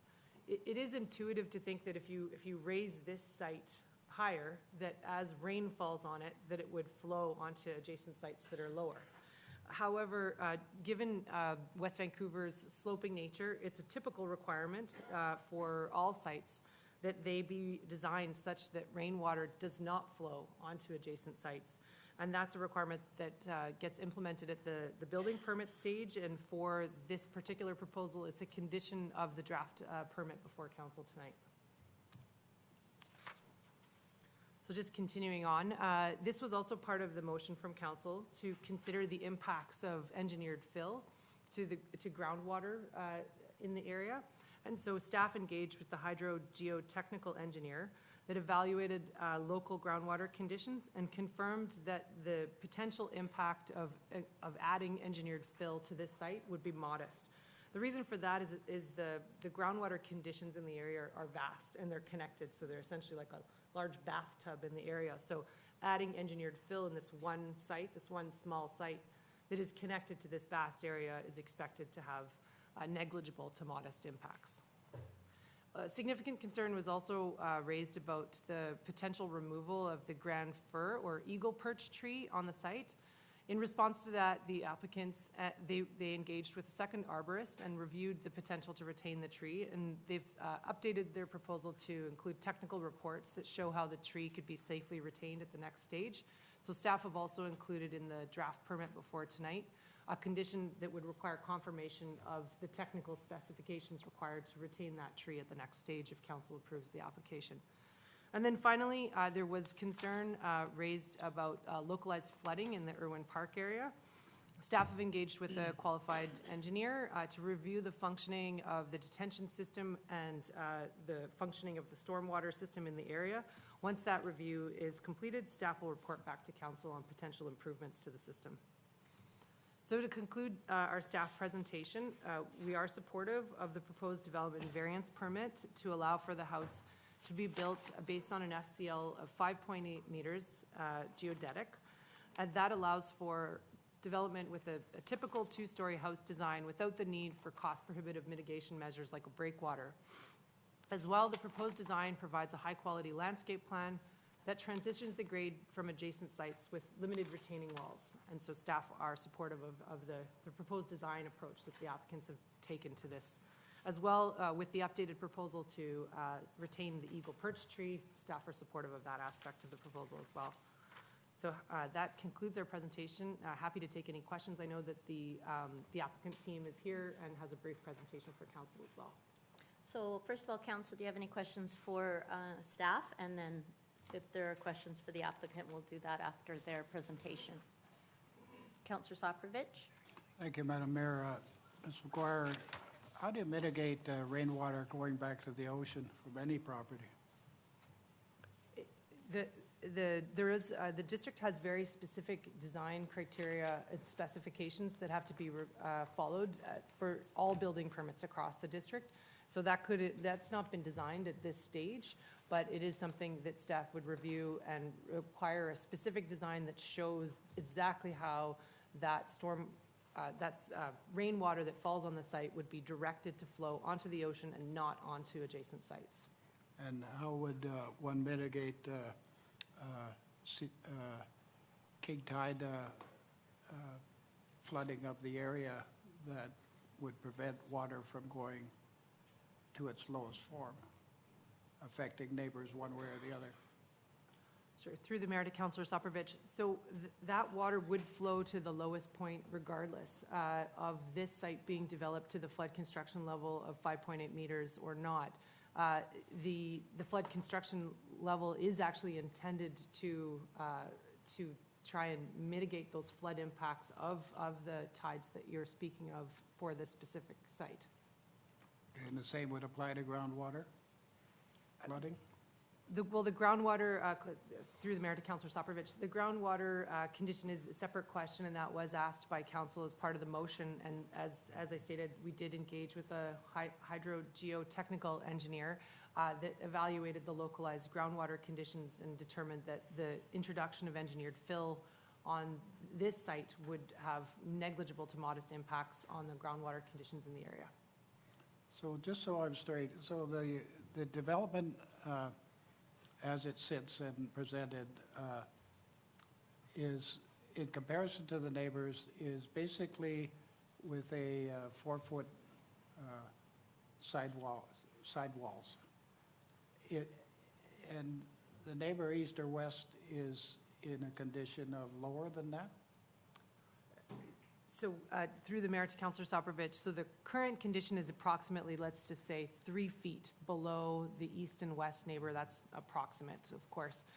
But what would happen, as you indicated, is that the proposal is to raise the site, but at the edge of the site, at the east and the west property lines, it's approximately 4 feet higher than the grade of those two adjacent sites to the edge, and then transitions up to the flood construction level. Yeah, in the center. Correct. Okay. So when you show that picture of the easterly neighbor being 4 feet lower, and the proposal of the FO's resident having fill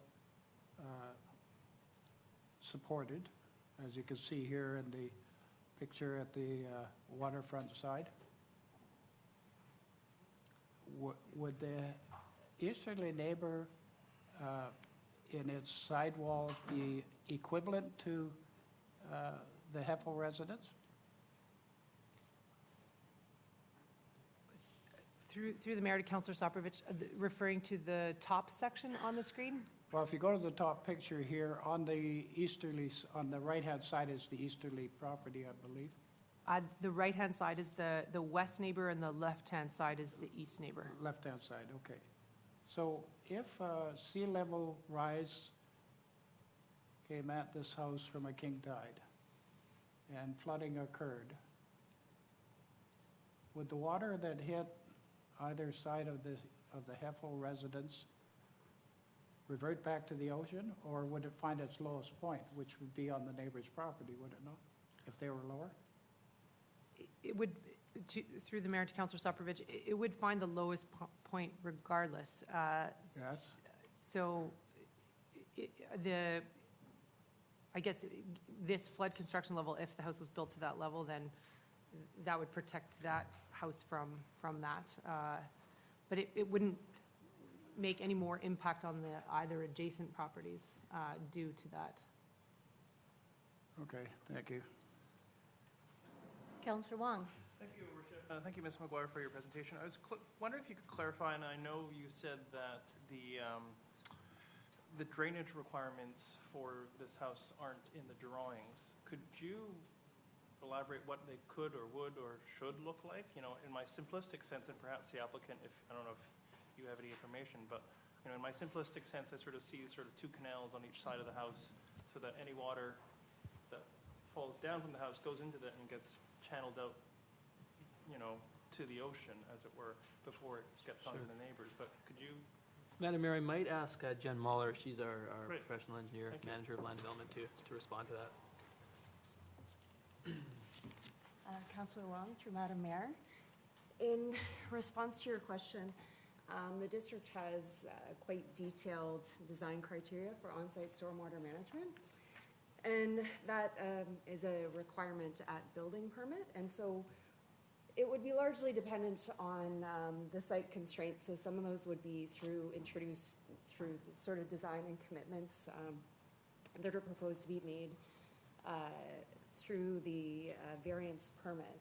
But then the qualified professional would have to essentially follow our guidelines and make it fit with the development permit.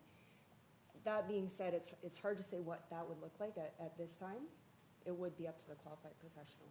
So there are no comparables to other houses that have done a similar thing, or like for me to get an idea of what it could or would look like? That's what I'm trying to get at. Well, I mean, comparables in the sense of, for example, embedded in the criteria is it wouldn't be permitted that you could have uncontrolled flow passing from the development site onto adjacent properties. Sure. So that, I mean, that would be consistent and applied and comparable in that sense. Okay. Sure. And then with respect to, this is probably a question back to Mr. Bailey, question with respect to sort of, I guess, rainwater coming down from up the hill, flowing to the lowest point. Do you, talk to me about the district's sort of mitigation measures in terms of making sure that water doesn't just pool about. Do we have sufficient measures in place to provide for the outflow of that water into the ocean from further up? Madam Mayor, we do implement various conveyance systems, whether it be through ditching, roads, stormwater detention facilities. Yeah, that we do, and we typically look to mitigate those impacts when we have storms and water comes down creeks or just on landing on the road surface. Right. So where does it go now on like a super rainy day? Is it Irwin Park? Is it meant to go into Irwin Park, and then from there? That's one place where it goes. So Irwin Park does act as a de facto detention system where the grades go to that area, and then there's a pump, a pipe that shoots it out to the sea. And there are other channels and paths through the district's infrastructure that allows for water to convey from public sites to eventually to the ocean. Underground or? Well, typically overland or underground, depending on whether or not it infiltrates into the soil. Sure. Okay. Thank you. Yeah. Councillor Thompson. Yeah, I'd just like to follow up a bit on Councillor Wong's line of questioning and Soprovich's. Looking for more specifics around the engineering of the site to mitigate against the flooding. And, I can understand why these designs are made after the approval of a program, but I think with such a dramatically different site being built in a neighborhood, for example, would this site be required to have pumping system? And if so, would it be a certain caliber of pumping system? Madam Mayor, to Councillor Thompson, it may well, so at this time, and based on some of the discussion that we've had, we don't have a plan, so we haven't prescribed that a pumping system would be appropriate, but it may well be part of the plan. It just depends. For example, if the basement is tanked, you wouldn't have perimeter drainage, so there would be no need to pump that. But it's more than likely it would have a pumping component as part of the plan. So if a pumping component is part of this site's plan, would there be consideration to the pumps that are around it as well on the various sites? I think it's, Madam Mayor, or through Madam Mayor to Councillor Thompson, I think it's important to know that the pumping system associated with the site wouldn't be intended to pump groundwater. The pumping system associated with the site is intended to pump, or would be intended to pump flow that's collected, so in a controlled manner, and most likely detained in some sort of a detention system, again, depending on the plan, and then that would be pumped out. So with that being said, I'm not sure that it would consider the adjacencies in terms of, I know that there's some sense that some of the neighboring properties are pumping groundwater. I think it will be very difficult to size a pump or determine exactly what that is. Now, that being said, the district, as my colleague Michelle mentioned, has engaged a hydrogeotechnical engineer. We're looking at relationships between the local groundwater characteristics, the detention facility at Irwin Park, as well as adjacent pumping systems and how that may influence or if there's any influence on those pumping systems. But at this time, we would view the on-site stormwater management system for this specific site and any associated pumping systems as part of that would not be considering adjacent site pumping systems insofar as groundwater. Okay, thank you. Now, will that system come back for council review or neighborhood review, or is this just something that moves on from the approval? So the system would be submitted as part of a plan at the building permit stage, and that's reviewed by staff. It doesn't go to council. Okay, thanks. One question I have directed perhaps to the architects is at the beginning of the presentation, there was a diagram of the house, the original house with the original landscaping that showed the trees that existed on the lot before they were taken down. And I'm wondering if there's any way you can or have determined to what degree those trees came out on the property and what height they sat with respect to the building that's being proposed for the site? I have it in my presentation. I can show you aerially what it was. A lot of the vegetation that existed on site at the time that we took down was obviously Madam Mayor. Sorry. Sorry, Madam Mayor, we can't have comments Not from the yet. gallery, and they're not being Yeah, picked you're up by the asking microphone. staff, Councillor Okay. Thompson. Apologies, I'll get you later. That's good for me. All right, Councillor Cameron. I'd just like to clarify this whole discussion about the engineering, with a couple of questions, Mr. Bailey and Ms. Muller. The stormwater issue and adjacent properties, given West Vancouver's varied topography, is this an issue that comes up, would you say frequently in West Vancouver when there's development? Madam Mayor, through to Councillor Cameron, every building permit, every new build, we look at and provide an analysis of stormwater. It's ubiquitous that we are looking and going back and forth with professional engineers to determine the most appropriate, Jen and her staff, the most appropriate stormwater management system so that water does not go onto other properties. So it's something that we deal with. It's something that's common. It's something that applicants, like frankly, every person who lives in that area, we will be requesting and have requested the same plan, and it's a requirement of the building permit. So, and to be clear, just to be very clear, there's a qualified professional, an engineer who specializes in this area, that would sign off on the plan and ensure that there isn't groundwater going to the adjacent properties. Is that my correct understanding? That is correct, and then we would review and confirm that as part of our process. And that engineer would be liable if his or her system didn't work, is that correct? That engineer would take on some of that liability, yes. Okay. So is it council's role does council ever approve of groundwater drainage systems in your experience? Madam Mayor. Is it our role to be reviewing this or commenting on it ever? Madam Mayor, council doesn't do that. As a condition of the variance permit, if you're asking me technically, could you weigh in on it, you certainly could. But typically, I'm unaware of any case where you haven't deferred sort of the expertise of stormwater and engineering to the engineering experts who provide for those. You require the stormwater plan. Certainly one of the big things that council did, I mean, decades ago, you didn't have the requirement for these sort of stormwater plans. So water did, frankly, go from one property to another. Recognizing that was an issue, you've developed regulations that allow staff to go to these professionals, get them to provide plans, allow us to check off on them so that we're not dealing with those issues. Councilor Cameron, also to your question, I mean, we've also, worked hard with our solicitors on the liability question so that we're not putting municipality at risk in that issue as well, and I think that's a key point is that as well. So we're making sure the water's looked after, we're making sure that our liability is looked after, and just providing for the public interest in respect to stormwater management. And is it your opinion, Mr. Bailey, and Ms. Muller's opinion, and that of your staff, that any stormwater management system on this particular site will be designed such that it doesn't cause problems for the adjacent neighbors? Madam Mayor, that is our understanding, that's our expectations, and we won't issue the building permit until we're satisfied that condition's met. Okay, those are my questions.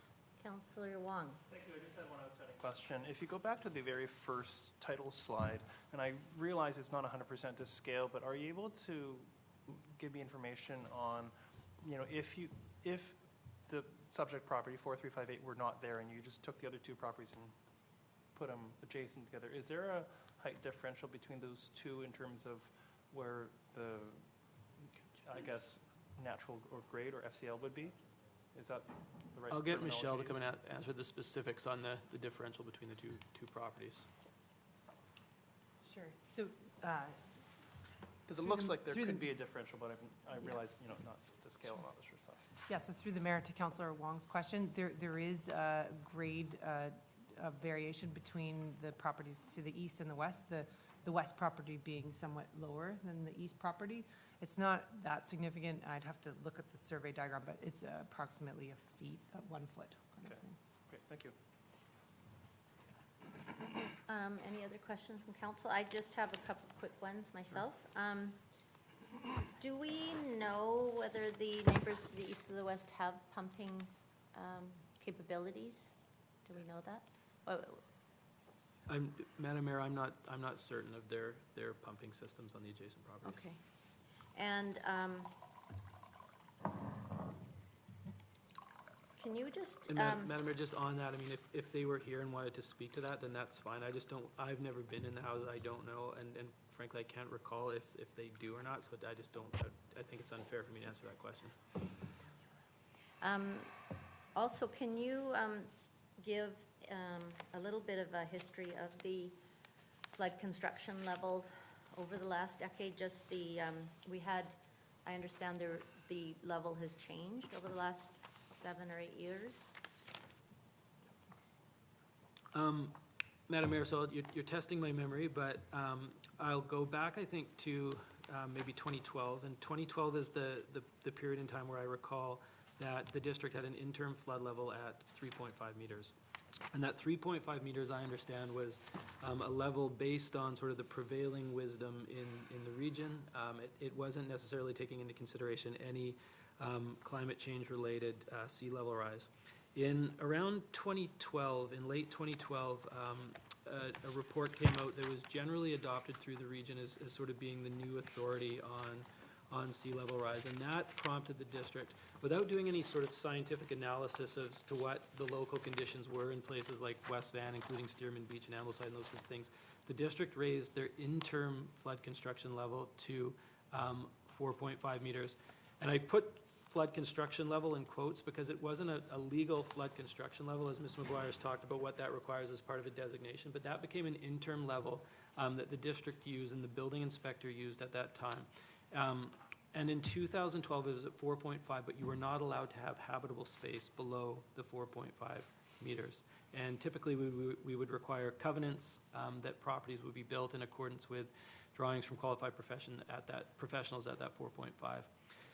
Fast forward to 2018, and January 1st, I believe, 2018, but just say January 2018, the province of British Columbia, looking at new science and new climate data, published a new set of guidelines that essentially said that the flood construction levels need to be adjusted for what are seen as increasing sea level rise projections.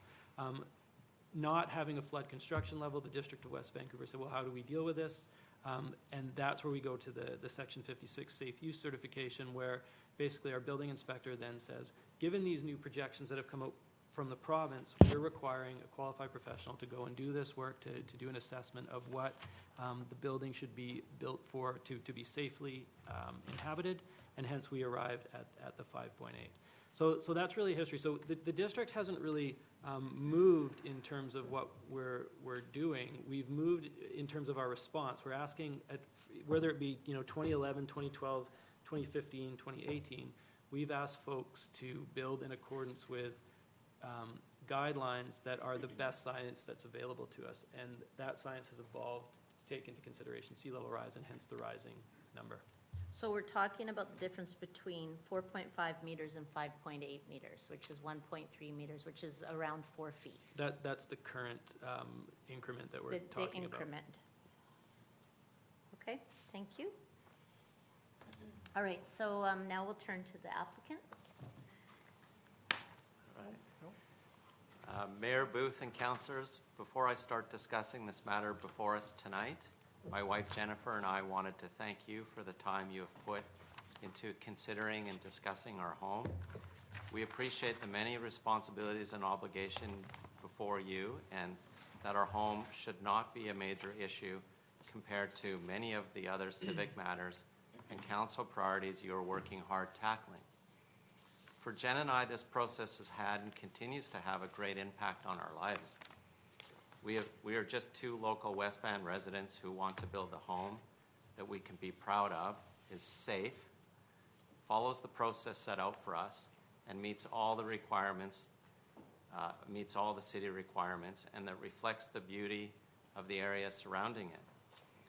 As noted before, the flood construction level is beyond our control. Jen and I have worked hard with our design team to attend to the issues raised that are in our control, including the large grand fir tree. We listened to our neighbors and retained a well-respected arborist known for working around mature trees to obtain a second arborist report with a commitment from us to save the large grand fir. The arborist will be working for the duration of the project to ensure protection of this tree. We have reached out to our neighbors in an effort to address any concerns that they have. Originally, all except one were fine with the design of the home. The delays this far have been caused by the neighborhood concerned with the FCL, and the FCL is beyond our control. We know that a great number of community members do support our application, and many have written to Mayor and Council in support.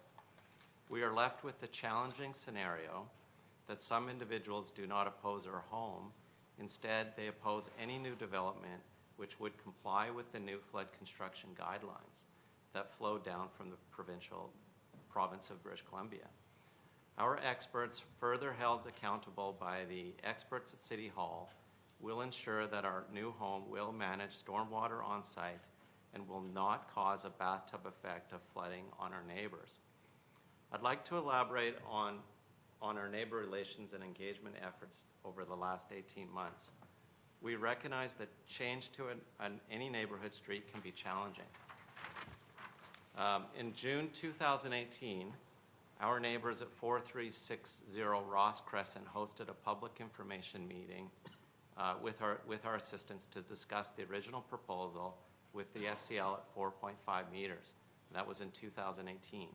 Following our redesign to accommodate the FCL, the 5.8 meter FCL, we engaged a larger radius by hand delivering an additional 120 invitations to the whole Stearman Beach neighborhood for a public meeting held on July 15, 2019.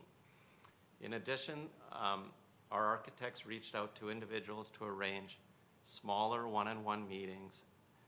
However, outside of Mr. Lowen and Mr. Melkin, we did not receive interest. On December 9th, 2019, we had a meeting with the planning department that the neighbors were invited to. Only one neighbor, I mean, it was a busy time of year. One neighbor attended and another neighbor was on the phone. Based on low response, we agreed to postpone this discussion at council until now. There were 2 invitation meetings scheduled this past week on January 7th and January 9th with planning and neighbors. The lobby group, it's against our home, they'll be speaking tonight again. The lobby group requested to meet without the architects and owners on the 7th. The lobby group then did not want to attend the meeting with architects and owners on the 9th. Again, it's a very challenging scenario if we're not able to meet and discuss our project with these groups. And Katie's going to give a short talk tonight. And I think, you know, if they just listen to what she has to say, they'll realize this home it's fine. It's a nice home. Anyhow, we've made an earnest effort to come up with a tasteful home design within the general rules outlined and with great sensitivity and care given to our neighboring surroundings. And it has been a great challenge to communicate this thoughtful design to our neighbors due to distribution of false renderings and misinformation that paint a far more severe interpretation of our home. My wife is a talented interior designer, and I work in and am passionate about art. I'm very confident this home, once constructed at the modest size of 2,800 square feet, will fit in with our neighborhood scape and in fact complement its surroundings. We have made every effort to follow your process, meet your bylaws, and address new rules as imposed on us throughout this process. Your expert staff support this application and the variances required. We sincerely ask that you grant us permission to build this home, which is the result of 23 months of refining and fine-tuning to ensure it best fits in with the neighborhood. And with that, I'm going to pass it on to Katie, she'll make the presentation quick and she will explain the house. And I would really appreciate it if you guys would listen to this.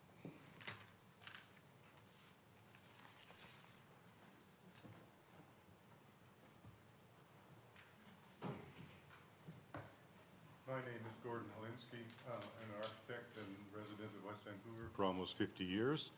I'm going to turn this over to my daughter and boss, Katie, who will go through the details of our proposal, and I'll be around to answer questions.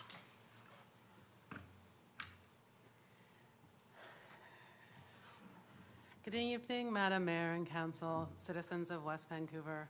My name is Katie Holinsky. I'm an architect and partner in Holinsky and Davis Architects, and lifelong resident of West Vancouver as well. I live and work in the same community. We want to thank Mayor and Council, the Planning and Engineering Department, for the time spent working through this modest single-family project. We commend Jim Bailey and the current Planning Department for their leadership addressing a key issue for a waterfront community, and hope that the ongoing WSP study for the municipality will avoid a repeat of this situation, leading to clear guidelines for development. We have discussed the WSP report with NHC, and they are confident that their flood construction level analysis and the berm structure as currently illustrated is adequate. We will not need to raise the main floor any higher than the proposed 5.8 meters. The variances we are asking for are specific to this site and not a precedent for the area. We agree that an extra level of design scrutiny prior to building permit will benefit future projects and help maintain the character of this desirable area. The variances requested minimize the impacts of the new FCL requirements through deliberate design decisions with a respect for the existing neighborhood. Over the course of more than 2 years, the issues we have heard and our responses are as follows. The FCL. In 2013, the Planning Department posted an interim notice to set the FCL at 4.5 meters, pending further study. Our original proposal submitted at 4.5 meters was rejected as a provincial amendment from January 2018 was retroactively adopted. Owners were required to retain a qualified coastal engineer. After reviewing qualifications from several firms, NHC, Northwest Hydraulic Consultants, was selected. After extensive study, the FCL for our proposed home was set at 5.8 meters. Relationship to the street, the beach, and the neighbors. Paul Sanga landscape architecture was retained to detail the terrace landscape, ensure privacy through vegetation, and bring the beach into the lot to allow the oceanside yard to flood without significant damage. The landscape has been designed to avoid retaining walls higher than 4 feet at the property line. The grade in both north, south, and east-west directions gradually increase to avoid large or unnecessary retaining walls and maintain a relationship between the roof and the grade less than the 25-foot maximum for a typical house. For clarification, we are not requesting a variance for the trellis in the front nor the back. The trellis is complying and has been included in our coverage calculation. The outdoor deck is on grade and also in compliance. There is no variance requested for these areas. Misinformation. It is unfortunate that inaccurate and exaggerated information has been spread throughout the community, causing unnecessary anxiety around this permit approval. The actual project design has been eclipsed by this information. The dissemination of inaccurate claims is a detriment both to the community and the individuals involved. the eagle perch tree. In hearing numerous requests to save the eagle perch tree, our clients hired an alternate arborist to undertake an aerial and hazardous tree inspection. It was determined that the grand fir was in good condition and confident it could withstand the location of the proposed garage and the proposed construction. Furthermore, the grand fir was route mapped to understand construction methods required for the garage. The structural roots are running vertically, and we have added an addendum to modify the garage and walkway assemblies to keep this tree in good health. The variance requests are straightforward. Grade calculations. This lot sits on average 3 to 4 feet below its neighbors. Based on existing grade, new development would be limited to a single-story home and would not conform with existing bylaws. We have requested that height, highest building face, and basement exemption be based on the required flood construction level. Our proposed main floor is only 2.6 feet higher than the existing main floor in the existing house. The roof is 2.6 feet higher than the neighbor to the east and 4.5 feet higher than the west neighbor. The immediate neighbors have retaining walls and fences in excess of 9 feet currently. The proposed retaining walls of the property line follow municipal regulations of the side yard and do not exceed 4 feet. So here you see the municipal regulation. This is the east neighbor. The existing grade is the red dashed line here. You can see that their existing retaining wall is 4 feet high. So we're just piggybacking on that same idea that they originally had, going up 4 feet. And you can see that our retaining wall is behind their existing fence. I'll elaborate on this a little bit clearer in the next slide. So same with the other side. 4 foot maximum, hiding behind the fence, and the west neighbor also benefits from this existing hedge that provides already an adequate privacy screening. So here's the existing east and west neighbor conditions. You can see the retaining wall and the fences. So our retaining wall that we propose comes to this red dashed line, with our proposed privacy screening on this side coming in this area. On the west side, our retaining wall, once again, is behind the existing fence. We are complying at the waterfront. The waterfront requirement is such that you have to take existing grade and go back at 45 degrees. So we have done that exact thing to comply with the retaining wall heights at the waterfront. Setbacks appropriate for this size and width of lot. This neighborhood was originally developed prior to the 1968 zoning bylaws. The existing house is currently non-complying. So you can see in the red dashed line, this is the existing house and the existing garage. It's non-complying both to the side yard setbacks, the minimum side yard, and the combined. We are requesting a variance for only the combined side yard setback on the main house. Our square width is almost half the width of the minimum in an RS4 zone. So you can see here, this is a complying scheme. We just split it in two, so 7'6", 7'6" on either side. And if you were to take this, the side yards would then be allocated for 39% of the lot. Typically, it's around 20 to 25% of the lot that's allocated to side yards. Our complying scheme is still way above what would be typical. At 30%, we have 6'6" on the east side and 5 feet on the west side. So this lot, because it's so narrow, is much more similar to lots in like the Ambleside area, which is an RS5 zone. And we would comply in an RS5 zone to the combined side yard requirements. Going back to this slide, the home to the east actually represents a great precedent for the variances that we are proposing and demonstrates that the requests would not cause negative consequences on the neighborhood.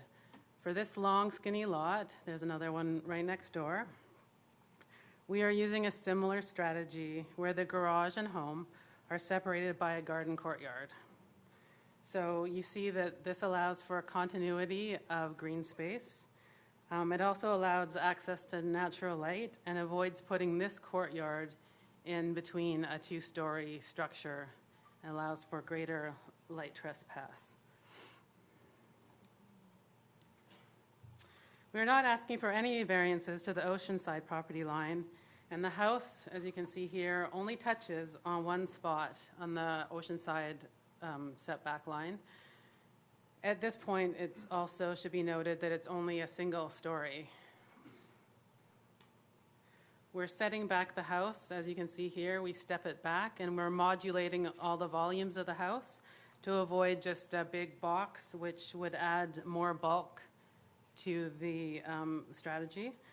And you can see also that our front of the house is set back significantly at 70 feet from the front yard setback line. So basically, in terms of combined side yard setback, on the main floor, this is the red indicates the locations where we're exceeding a 25-foot or 15-foot combined side yard. On the upper floor, which is probably the one that is the more bulkier in terms of the relation to the neighbors, this is the only spot that it exceeds the combined side yard. Then going back to, I think, also the question that Councillor Thompson had was in terms of the vegetation that was existing. We cleared part of the lot out so we could see the views and corridors. Much of this yard was actually overgrown with the invasive English laurel species to the extent that they were reaching tree heights. That's in here and in here. Obviously, we left the significant trees standing. So the garage setback variance requests. It is the garage which requires front and side yard setback variance to be located in a similar way as the neighboring property and in the same place as the non-conforming existing garage. An attached two-car garage would leave less than 3 feet, so this is once again a complying scheme. If we have a two-car garage in this location, because of the narrowness of the lot, there would only be allowed 2'10" to get into the house. This also would require a 15% slope on the driveway and almost 1,200 square feet of hardscape for the driveway. Our proposal, by setting this at 6'6" and 5 feet, putting the garage here, allows us to cut the hardscape in half. We have a 5% slope, which is a much more modest slope, and it also, most importantly, allows for this gardenscape to be a porous area of the yard and not consumed by driveway. The other thing that the garage does in this location is allows us to transition the grade up to the main house. And in speaking with the arborist about trying to preserve this grand fir, we'll be able to use the grade beam that will also be on pile foundations to feed the tree and cantilever the walkway from this grade beam.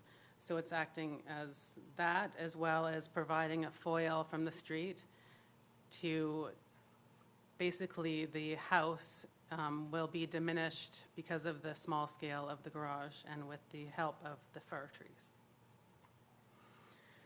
Not allowing this project to proceed after more than 2 years of revisions will set an unsettling precedent for this neighborhood. For what we are proposing, a house 4 feet taller than its lower neighbor with a 4-foot retaining wall at the property line is no different than what currently exists between neighbors. We have carefully designed a home that relates to the neighbors, the streetscape, and the coastline. From the street, the home will be nestled into the landscape and mostly hidden behind the existing conifers. The ocean side provides a strategy to accumulate sand on the public beach. The oceanside garden will be porous, allowed to flood, and in a landscape language similar to the natural beach. We will terrace the landscape to rise up to the house so that the perception of height is no greater than that of the surrounding neighbors. The retaining walls at the side yards will be hidden by the neighbors' existing fences. The house will be set high enough to avoid seawater, stormwater, and river water to stand the test of time. We hope that we have demonstrated an ability to be patient, to listen, and to respond thoughtfully to requests from the municipality and the neighborhood so that we can build a beautiful home for our clients. Please, let's move forward. Thank you. Thank you. Okay, council, any questions for the applicant or the architects?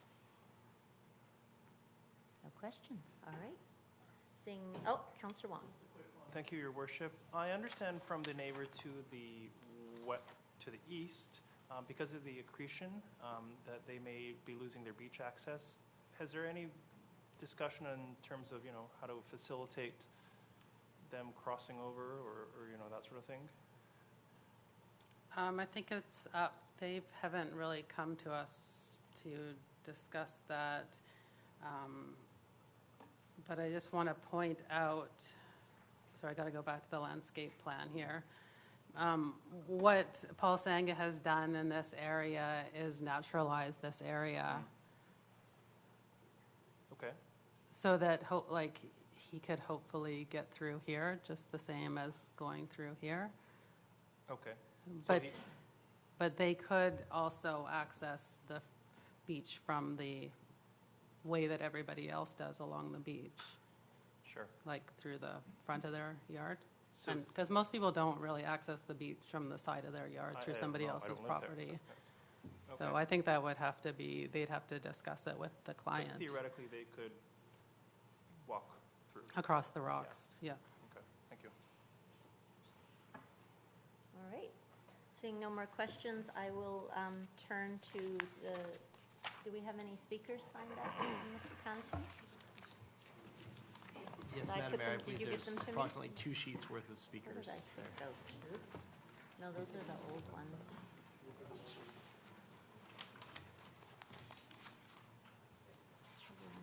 Oh, wait a minute. Here we go. Found them.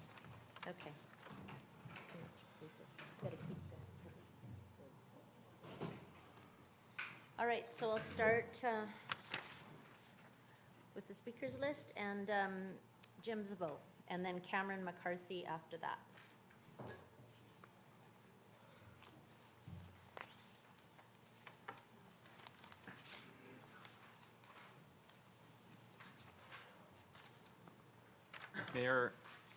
Madam Mayor and councillors, I'm Jim Zabo. I will live at 436 Irwin Drive. I've resided there for 30 years and built 2 homes there, same lot. I'm here to speak on behalf of a number of the concerned residents on the FCL matter, just on the FCL matter.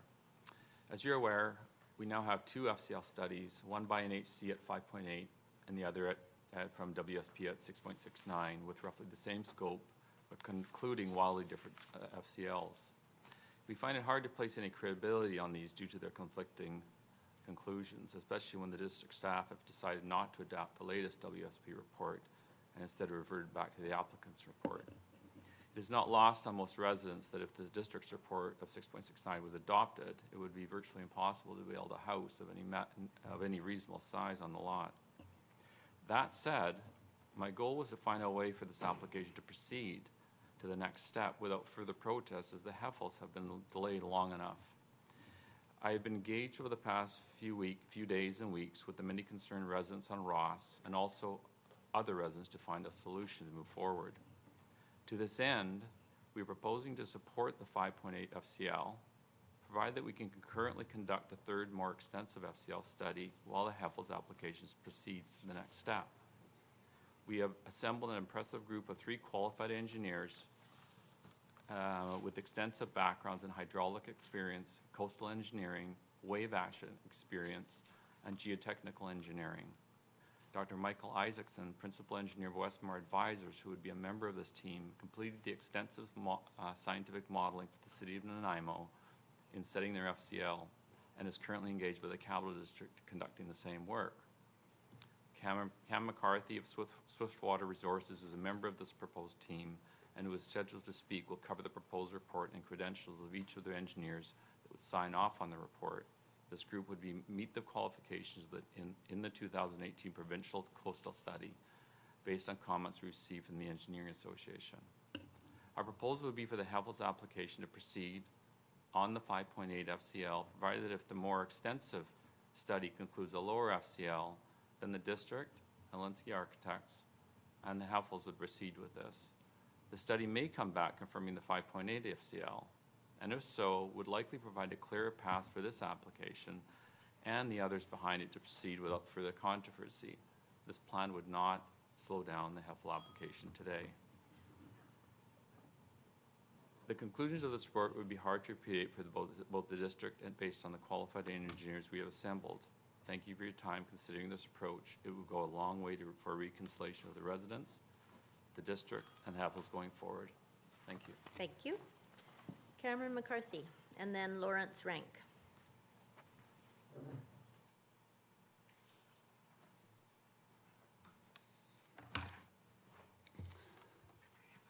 Hello, Madam Mayor and Councillors. My name is Cameron McCarthy. I'm a professional engineer with Swiftwater Consulting. The highly variable flood construction levels derived for this one project is very concerning. As I'm sure you all know, both the NHC and the WSP studies use the same methodology, ultimately leading to quite variable results. This is confusing to the community on many levels and is an issue that must be rectified. I want to first talk about misperceptions and confusion around engineering qualifications. In my time with this council, there has been much talk about coastal engineering titles and designations and how critical it is that practitioners engaging in these studies be recognised as coastal engineers. Lindsay Steele is the Associate Director of Professional Practice with EGBC. In a recent email communication with me on this issue of qualifications for completing FCL studies, she wrote the following: "We do not have additional guidance or directives related to coastal flood assessments apart from guidance in the legislated flood guidelines at this point. Section 5 of those guidelines provides information on the education and experience requirements but does not specifically discuss qualifications for carrying out coastal flood assessments." In other words, the discussion and insistence on the title of coastal engineer is a red herring. What council should be looking for are civil engineers actively registered with EGBC and experienced in coastal hydrology and hydraulics. Now I want to pivot back to the FCL studies and talk about the recommendations we have to move this forward. Jim introduced the approach a few moments ago, and I want to build on this by describing the team and the approach in more detail.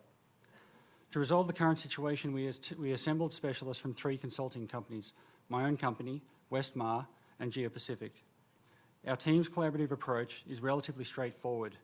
We will require approximately 8 weeks to complete a detailed investigation into the methodology used by NHC and WSP. We will communicate with both groups directly to let them know what we are doing and collaborate accordingly. Our objectives will be to reassess the FCL computation and modelling and identify areas of uncertainty, sensitivity, and opportunities for greater consistency. A critical output will be advice to Council on the existing FCLs and on whether a lower FCL may be possible. We will provide an update partway through the study should we identify significant areas of concern. All work on this review will be completed by professional civil engineers registered in BC, who are each specialist consultants in their respective fields. As I have limited time, I want to focus on a key member of this team. As mentioned before, Dr. Michael Isaacson is a specialist in coastal and hydrodynamics. He is a professor in civil engineering at UBC and a professional engineer. He is active in both research and teaching and is a principal consultant with Westmar Advisors. His primary interest is in coastal and offshore hydrodynamics and his emphasis on ocean waves and their effects on structures. I'm going to jump to the end here and say we believe that the team we've assembled and the approach we have proposed represents the best chance for the West Vancouver District to get a handle on tightening up this FCL issue. And as indicated by Jim, this study will run concurrently with the Heffel application so we can ensure there are no further delays. Thank you. Thank you. Lawrence Rank, and then Cameron Curry. Can I ask you a question? There's a lot of late-breaking sort of information there. Can I ask him a question? You want to ask him, the previous speaker? I wouldn't mind asking him the question, and I want to ask Mr. Bailey a question. All right, I'll allow it. Well, I mean, If, problem subject to is any rules that this is all are new legislative. information. Madam Mayor, if council has questions of the speakers, then they can ask those questions as they arise. Thank you. Mr. McCarthy, can I ask you a question? You might as well come up. Mr. Rank, you can stay up. You just, yeah. This proposal that Mr. Zabot introduced and that you're talking about this sort of like team or consortium of 3 engineers, would it be the objective, I just want to make it clear that they would recommend an FCL for this property and the surrounding property? Is that what you're suggesting? The concern that's been raised is, and I know it's been expressed that it's not a concern, but it is a concern, is the ability of this project to set a precedent for the district. And so, No, I just want to answer the question, thanks. So would this consortium set an FCL for this property and the area, or what would it do? What would be the outcome in terms of two FCL? FCLs have been proposed. Yes. And what this proposed study would do would be to review the methodology that went into the derivation of both of those FCLs, because they used exactly the same methodology with different assumptions. So our point is to be able to say, why is it that we're getting such widely variable FCLs? Okay, but I'm not asking that question. Would this consortium or team set and certify an FCL for this property? I'm not interested, I mean, it's interesting, but it's somewhat academic if you're critiquing other studies. Would the output of this work you're talking about set? That would be the ultimate objective, yes, is to be able to come up with a third FCL. And would that be something proposed. that would be under an engineer's seal and Correct. certified such that the liability would pass to that Correct. consortium? Okay, thank you. That's the narrow question. Mr. Bailey, Mr. Zabot proposed some somewhat creative, but I don't know if legislatively possible,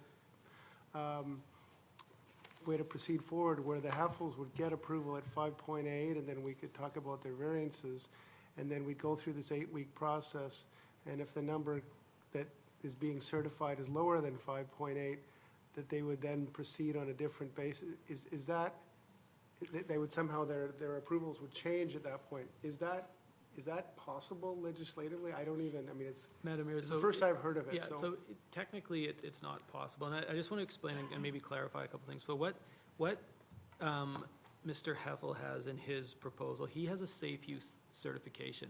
So again, the District of West Vancouver does not have an FCL, right? So in the absence of an FCL, we have asked a qualified professional acting under the provincial guidelines to come up with a safe use certification for the site. And that was provided at 5.8, and then a subsequent study had that come up higher. We are also endeavoring as a district to look at a flood construction level for the area. And, you know, as a input to that, we would certainly be welcome and happy to take the work that is being proposed here as an input into that. I think that would be useful. We could compare that to the work that we've done, and we could look at that. But just in and of itself, if the neighbors commission some kind of report that suggests a neighborhood scale flood construction level that's lower than what's been recommended in reports provided for the Heffel property, that alone is not enough to allow either council or our building inspector to approve that lower level. So what if they gave a safe use certification for the Heffel property that was lower than 5.8? But so that comes from the applicant. So then what would have to happen, and so say they get this report in 8 weeks, then Mr. Heffel would have to decide to, for example, go back and hire another firm to go and get a safe use certification for his site. Then presumably the same firm that... I don't know, presumably, right? So you don't know that, I don't know that. Would be at Mr. Heffel's cost. That would be at Mr. Heffel's cost. And again, and why would he, no, so I'm not gonna ask, why would he do that? But he already has a report. He has a second opinion from the district that says it's higher. Right? So know that it can't just be swapped out. Is the response. If you approve the variance permit has a number of variances in it that are specifically listed, and has a very clear Schedule A that shows the dimensions and including the level at which it's safe for intended use. That's what you're approving tonight.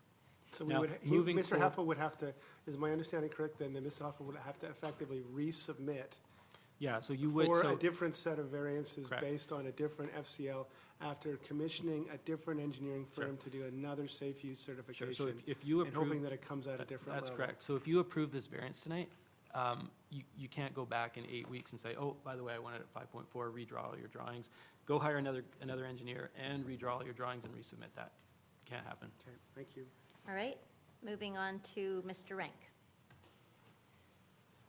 Yeah, Your Worship and members of council, my name is Lawrence Rank. I reside on the waterfront of Ross Crescent and have been doing so for the past 16 years. I was going to speak about the FCL, but I think that's already been handled adequately by Jim and Cameron. I only had one other point of concern that a number of the other neighbors share with me as well, and that is when we're setting the FCL, the understanding we all are working with is the FCL is to apply to the ground floor footprint of the house, not the surrounding lands and the surrounding property. Our concern is there's I call it an outdoor room on the ocean side of the house that projects out from the footprint of the house that's at the same FCL level as the house. And it actually has a structural roof structure, like a permanent roof structure on top of that area.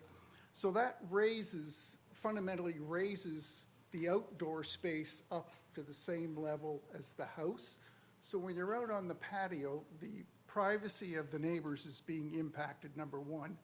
And I think it also, and I know I've heard a lot of discussion tonight about the control of water runoff and drainage, and I know there will be quality attempts to do so, but rainwater, a certain amount of rainwater does its own thing. So the higher the site is, the more chance for runoff there is. And my concern is this outdoor room should not be at the same level as the ground floor of the house. It should be brought down and then go out, so that we're not exacerbating the situation with like building a mountain, building too much, too high, that really wasn't necessary. So I would encourage you to please consider reducing the level of that outdoor room and taking it down to closer to the existing grade levels, but certainly not at the FCL level, whatever the FCL level ends up being. Thank you. Thank you. Cameron Curry, and then Kat Staples. Mayor, Council, this is our third time here. Again, my issue, the Heffels are very good friends of mine, and I want them to be part of our community. I'm glad they're going to save the tree because it is kind of a landmark for the community. My biggest issue has always been the FCL. 4 years ago, I completed and moved into my home at 4444 Ross Crescent, built on a 3.7 meter geodetic. I have a tanked basement, and I don't have a drainage system because I have so much concrete, I don't have a weight mass. And just for the record, the drainage system is required so that the building does not pop up. Okay, so that's whether it's groundwater from ocean or from above. Anyway, my issue is the 5.7 meter geodetic and the fact that we don't have the work done by the municipality to set the precedent for the municipality. The City of Vancouver adopted a 4.6 meter geodetic after extensive studies. And what you've embarked upon here, which has put the Heffels in this situation, is a piece-by-piece situation where it's on the onus of the owner to go out and seek an engineer. Now, in the case of the NHC report, from some other engineers, from some big developers, they said this report's full of whipping cream and hot air because they stacked every worst-case scenario on top of each other. Now, the storm we had a year ago, which everyone refers to as the big storm of the last 50 years, I had no water damage to my house, and the property under question did not have one drop of water. And yet, you're asking them to go up 9 feet. Now, in the case of my house, next door is a building lot. Now, it would not be with Helinski and Russell Hornsworth, Helinski and Paul Sanga. So they wouldn't have the quality of what the Heffels have undertaken here. But their house would be 7 feet higher than my house, which means if there is any water issue from below, and the real water issue is from above, the drainage is not adequate, and that has to be dealt with. But the problem here is if you raise the house up by 7 feet, I fortify my house. I spent 4 years building my house. I fortify it from the ocean and from the street, but I didn't fortify it from the neighbors. So I support Jim Zabot's suggestion we get a third report because the first one I think did not take into consideration. I think it overstated things. The second one makes this property unbuildable. And a third one, using the engineer that was involved in the Nanaimo situation, is a logical procedure. And the City of Vancouver has adopted 4.6. The BC Ferry Corporation has allowed for 18 inches in the next 100 years. And they're the most infrastructured company in our province. And where you're talking about reacting right now and going up, 2 meters, 7 feet, reacting on something 100 years ago that theoretically isn't there in place, once the data points, if they do suggest it, you can adjust because houses have an average lifespan of 50 years. But to go up to 5.8 is an extreme overshoot, and it puts all of us other residents at risk. Thank you.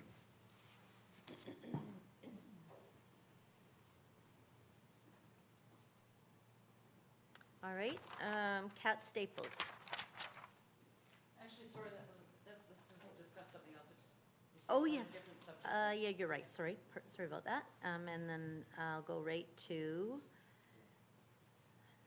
is there anyone else? Brock Smeaton.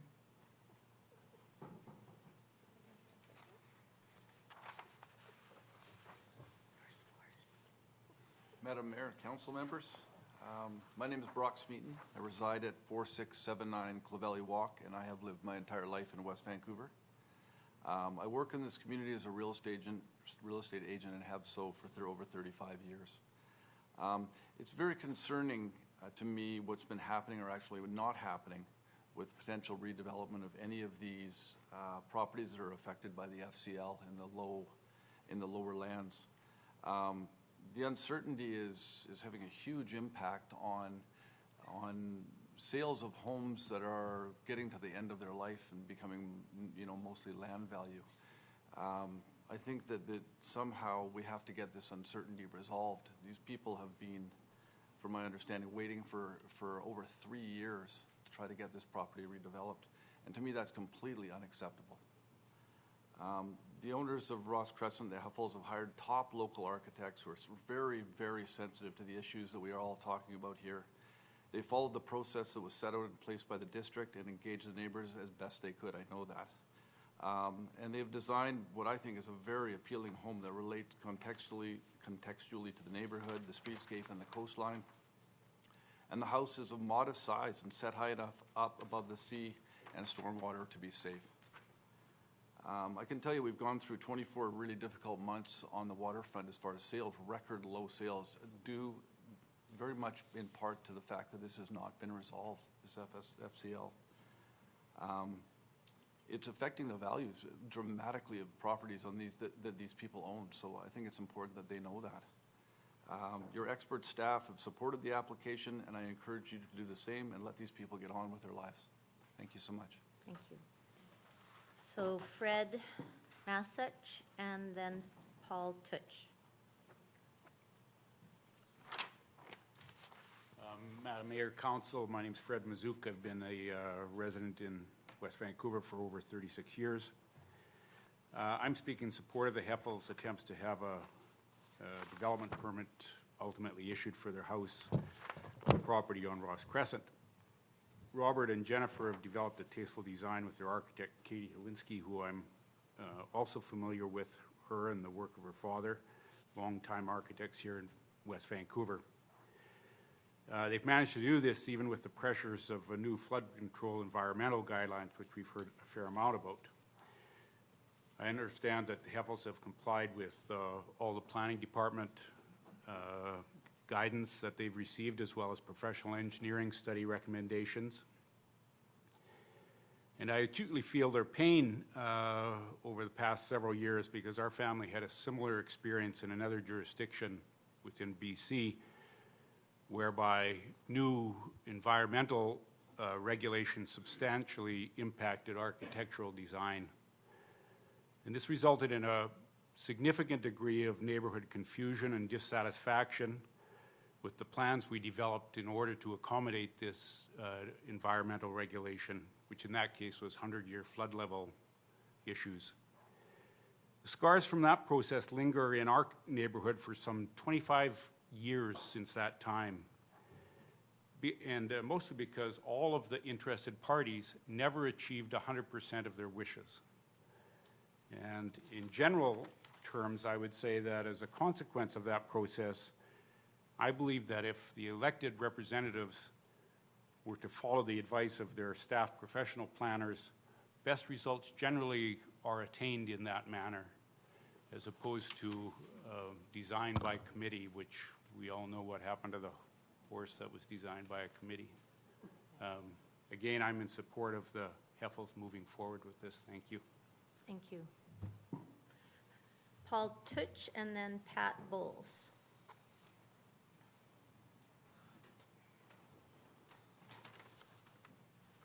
Thank you, Mayor and Council. Paul Tutch, 225 24th Street. And like so many others, I've been in West Vancouver for 30 or so years.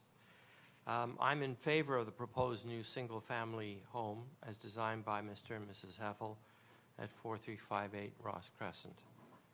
The proposal by the Heffels meets or exceeds present criteria, and thus there is no objective or substantive reason to not approve this proposal. Mr. Heffel has worked conscientiously with District of West Van Planning to create a responsible proposal for this property. This process has included the input of 8 professionals, professional engineers, planners, and consultants. Given that the District of West Vancouver Planning Department has confirmed that the new house, as specified, is acceptable to current criteria, Council should approve the project without further delay. Your approval will speak volumes to both your planning department and indeed all district staff, as well as all residents. Thank you. Thank you very much. And Pat Bowles.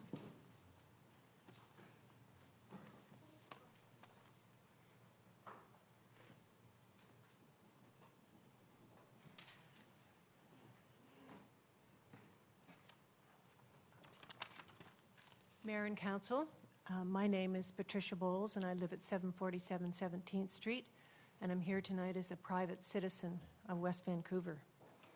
I watched the Heffels presentation in July 2019, and I was very concerned about the issues that were raised by the neighbors and others, so I've kind of followed this file, and I'm particularly concerned that proper process took place and that proper consultation took place.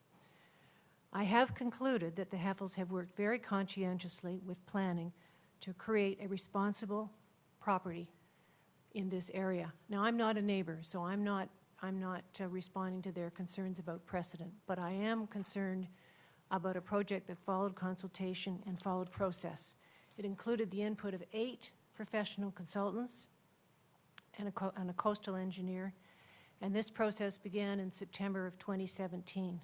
In my opinion, this has been an unusually protracted process and a very expensive one, in which the architect and consultants designed the home, worked with the planning department, fine-tuned the design of the building and landscaping over time, and then oversaw consultations with the community to explain the design. This project is particularly daunting. It has to deal with a huge and relatively new challenge that face waterfront properties today all over the world. Now, I'm not an expert by any shakes, but I do understand that determining the flood construction level is crucial to dealing with increased flooding and sea level rise going forward. It appears that the house will be set high enough up to avoid seawater, stormwater, and river water from vulnerable creeks. The Heffels are also building around a significant eagle perch tree on the property. In conclusion, I hope that others proposing to build on the waterfront are as determined to meet these climate change challenges as the Heffels are. Thank you.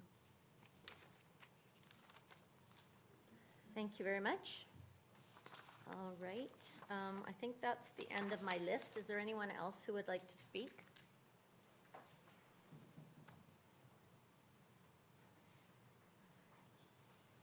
Hello.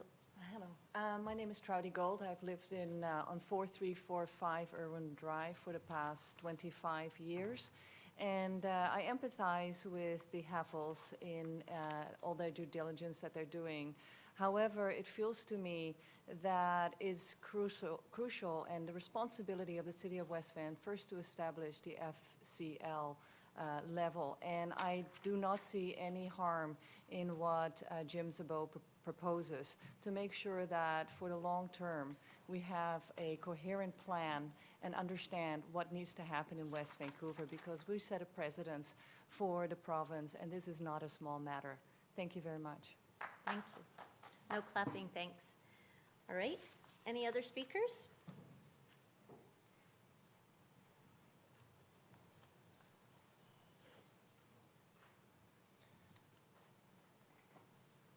Hello, my name is Steve Bradner.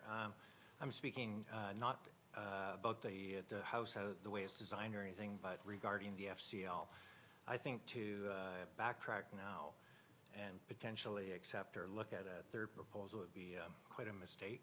Once you have that proposal, I can only imagine that somebody will challenge that one.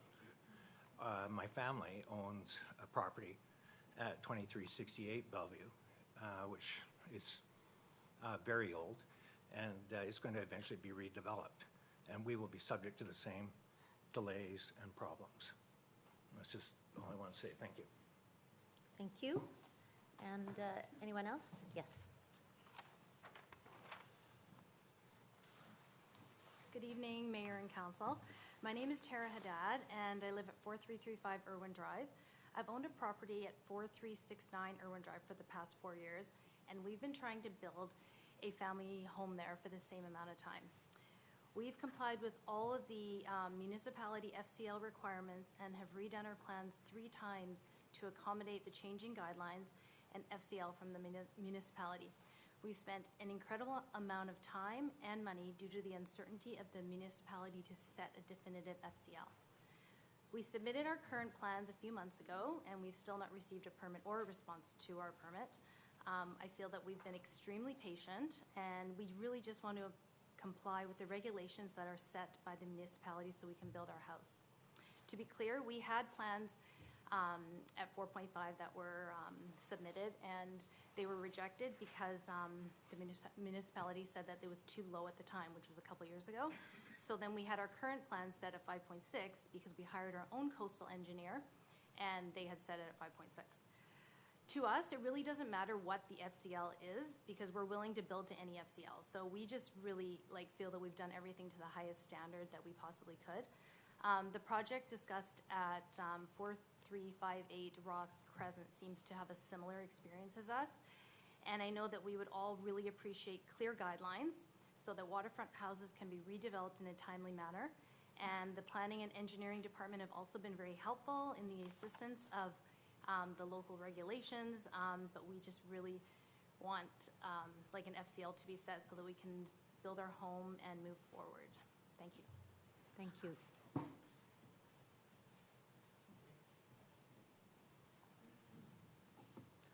Anyone else wish to speak? All right, seeing no one.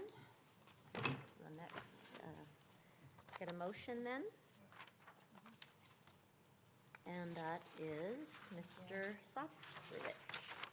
Thank you, Madam Mayor. I'll move that all written and oral submissions regarding proposed development variance permit 18-037 for 4358 Ross Crescent up to and including the council meeting held on January 13, 2020 be received for information. Okay, that's just received, so I'm just going to call the vote on that one. All in favor? Opposed? Carried. Thank you. Madam Mayor, I'll also move that the proposed development variance permit 18-037, which would provide for variances proposed as part of the single-family house proposal to accommodate development relative to the flood construction level, along with variances to accommodate building siting for front yard setback, for side yard setback, and to accommodate garage siting for front yard setback and permeability restrictions be approved. All right. Mr. Soprovich, Councillor Soprovich, would you like to speak first to that? Yeah, very quickly. Mr. Pennington, this is 736 pages of documentation on the subject. That's correct. Plus endless amounts of emails over the period of time. I guess for council, particularly myself, not being an engineer, you know, when the climate change came in, and it's been around for a while, but then what came was this consideration of sea level rise and, for the floodplain zone, which is out in that area. And when I first got on council, I remember we had a lot of problem with the creek out there, and the flooding would happen when the tide came in and the creek powered down the hill. There was nowhere for water to go, so there was a little bit of groundwater flowing everywhere. So the Haffels have waited since, I guess, the public hearing, which is about 5 months, and opted out to get a second opinion that staff required, and we found it to be higher. You know, through the communications that we had with all the citizens along the waterfront there and listened to both sides, of all sides of people and the considerations that they had, I think it's time to move on. I think that the proposal is very sound, and that's all I'm going to say. Thank you. Councillor Cameron. I'm going to be similarly brief. I want to start by saying and acknowledging this is quite a difficult situation for everyone involved. Certainly the Haffels, certainly Holinsky's staff, I think, have had a very difficult time trying to navigate this situation because they understand, you know, it's evolving, it's very complex, and there's an inherent uncertainty in the determinations that are being made, particularly as they relate to the flood control level.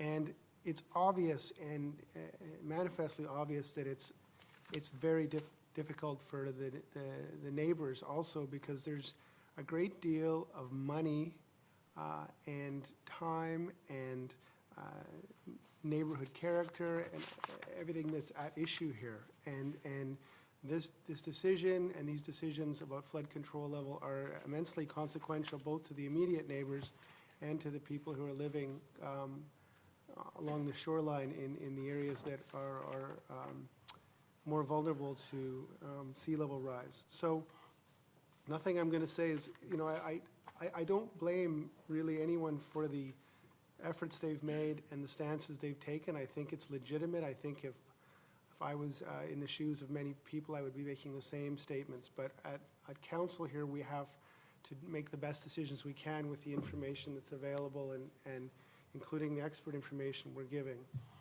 So we have commissioned 2 expert reports from NHC and WSP, and they say 5.8 and 6.69 are the flood control levels that are that create a safe habitation certification, or sorry, the specific terms escaping me. But the point is, those are the levels, 5.8 or 6.69. Now, the fact that there's a significant difference, 0.89, between them speaks to how complex this issue is and how many variables are at stake and how much it is really in the realm of people who know a great deal more than the people sitting at the council table, and why we need to defer to experts.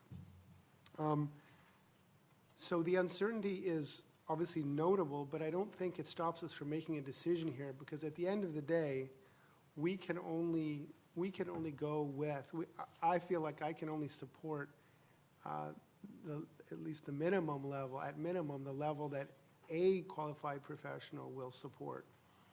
And I am mindful that, you know, we just had Ms. Haddad come up and say that her coastal engineer said 5.6 meters.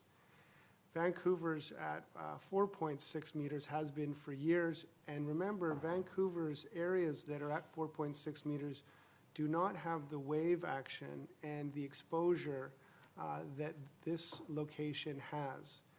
So I'm going to predict that if the team that comes forward that Mr. Zabot was proposing actually comes up with a number for this location, I'm going to predict there's no way in God's green earth it's going to be less than 5 in the mid-5s. And it may very well be 5.8 or greater. And I'm pretty comfortable with that prediction. Now, the Port of Vancouver numbers are a red herring. They're not dealing with habitable space. They're not dealing with housing. They're not regulated by the provincial regulations as these locations are. And so different considerations arise when you're talking about industrial space that's not going to be occupied by humans. And they're making decisions on their own business case to not raise their lands, probably because it would be too bloody expensive to raise all those lands to the levels that are going to be required after sea level rise occurs. So Port of Vancouver numbers are irrelevant, particularly since the provincial guidelines specify what we must consider and what professionals who are making safe use certifications must consider in the case of housing. I welcome a new report from this team. More information is better, but I'm not willing to delay this decision on the Haffels property to get that information. They have already been, has been well articulated, gone through a fairly lengthy process. It costs money. I mean, if you think of the time value of money of sitting on this property for 2 years, it's not cheap. And they've been patient, and they have had to spend a great deal of money on consultants, and really to make them wait eight more weeks for another report, and then try to make a decision about whether they ask for a safe use certification from that consortium, spend that money, wait for that report, and then go through the process of another, amending their plans and making another application to council, get on the council agenda, go through public hearing, and so on and so forth. We're talking about another 5-6 months, and it just doesn't make sense in these circumstances. So I truly believe we have to go forward with the Haffels project as proposed or not.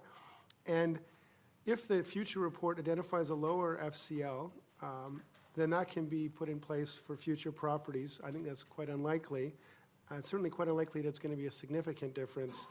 And the damage caused by having the Haffels property be slightly higher in this situation is going to be minimal, given that they're within a couple of feet of the roof height of the neighbors. And when the neighbors redevelop, they will be coming up to a similar height. So I think for the reasons articulated that we have to make a decision, we should be making a decision on the FCL for the Haffels property only tonight. There is no precedent that we're creating here that we cannot amend with more future information if it comes forward. And the minimum we can support based on the expert evidence is 5.8 meters.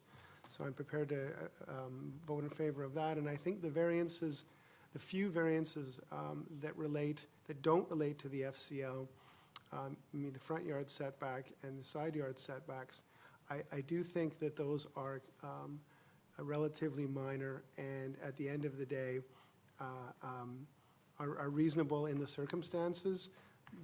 Even if the combined yard setback was as is in the bylaw, that would not necessarily help, for example, the neighbors to the east, because that area could be just subtracted from the west side. So it's not necessarily going to change any circumstance for a particular neighbor. And I think the house has been designed very carefully, and there's been real efforts made to reduce the impact. Of course it's going to have an impact on the neighbors, but this is a very difficult design brief, and in the circumstances I think the Helinskis have done a decent job, and so I'll be supporting the project as it's proposed at this point. Thank you. Councillor Gambioli.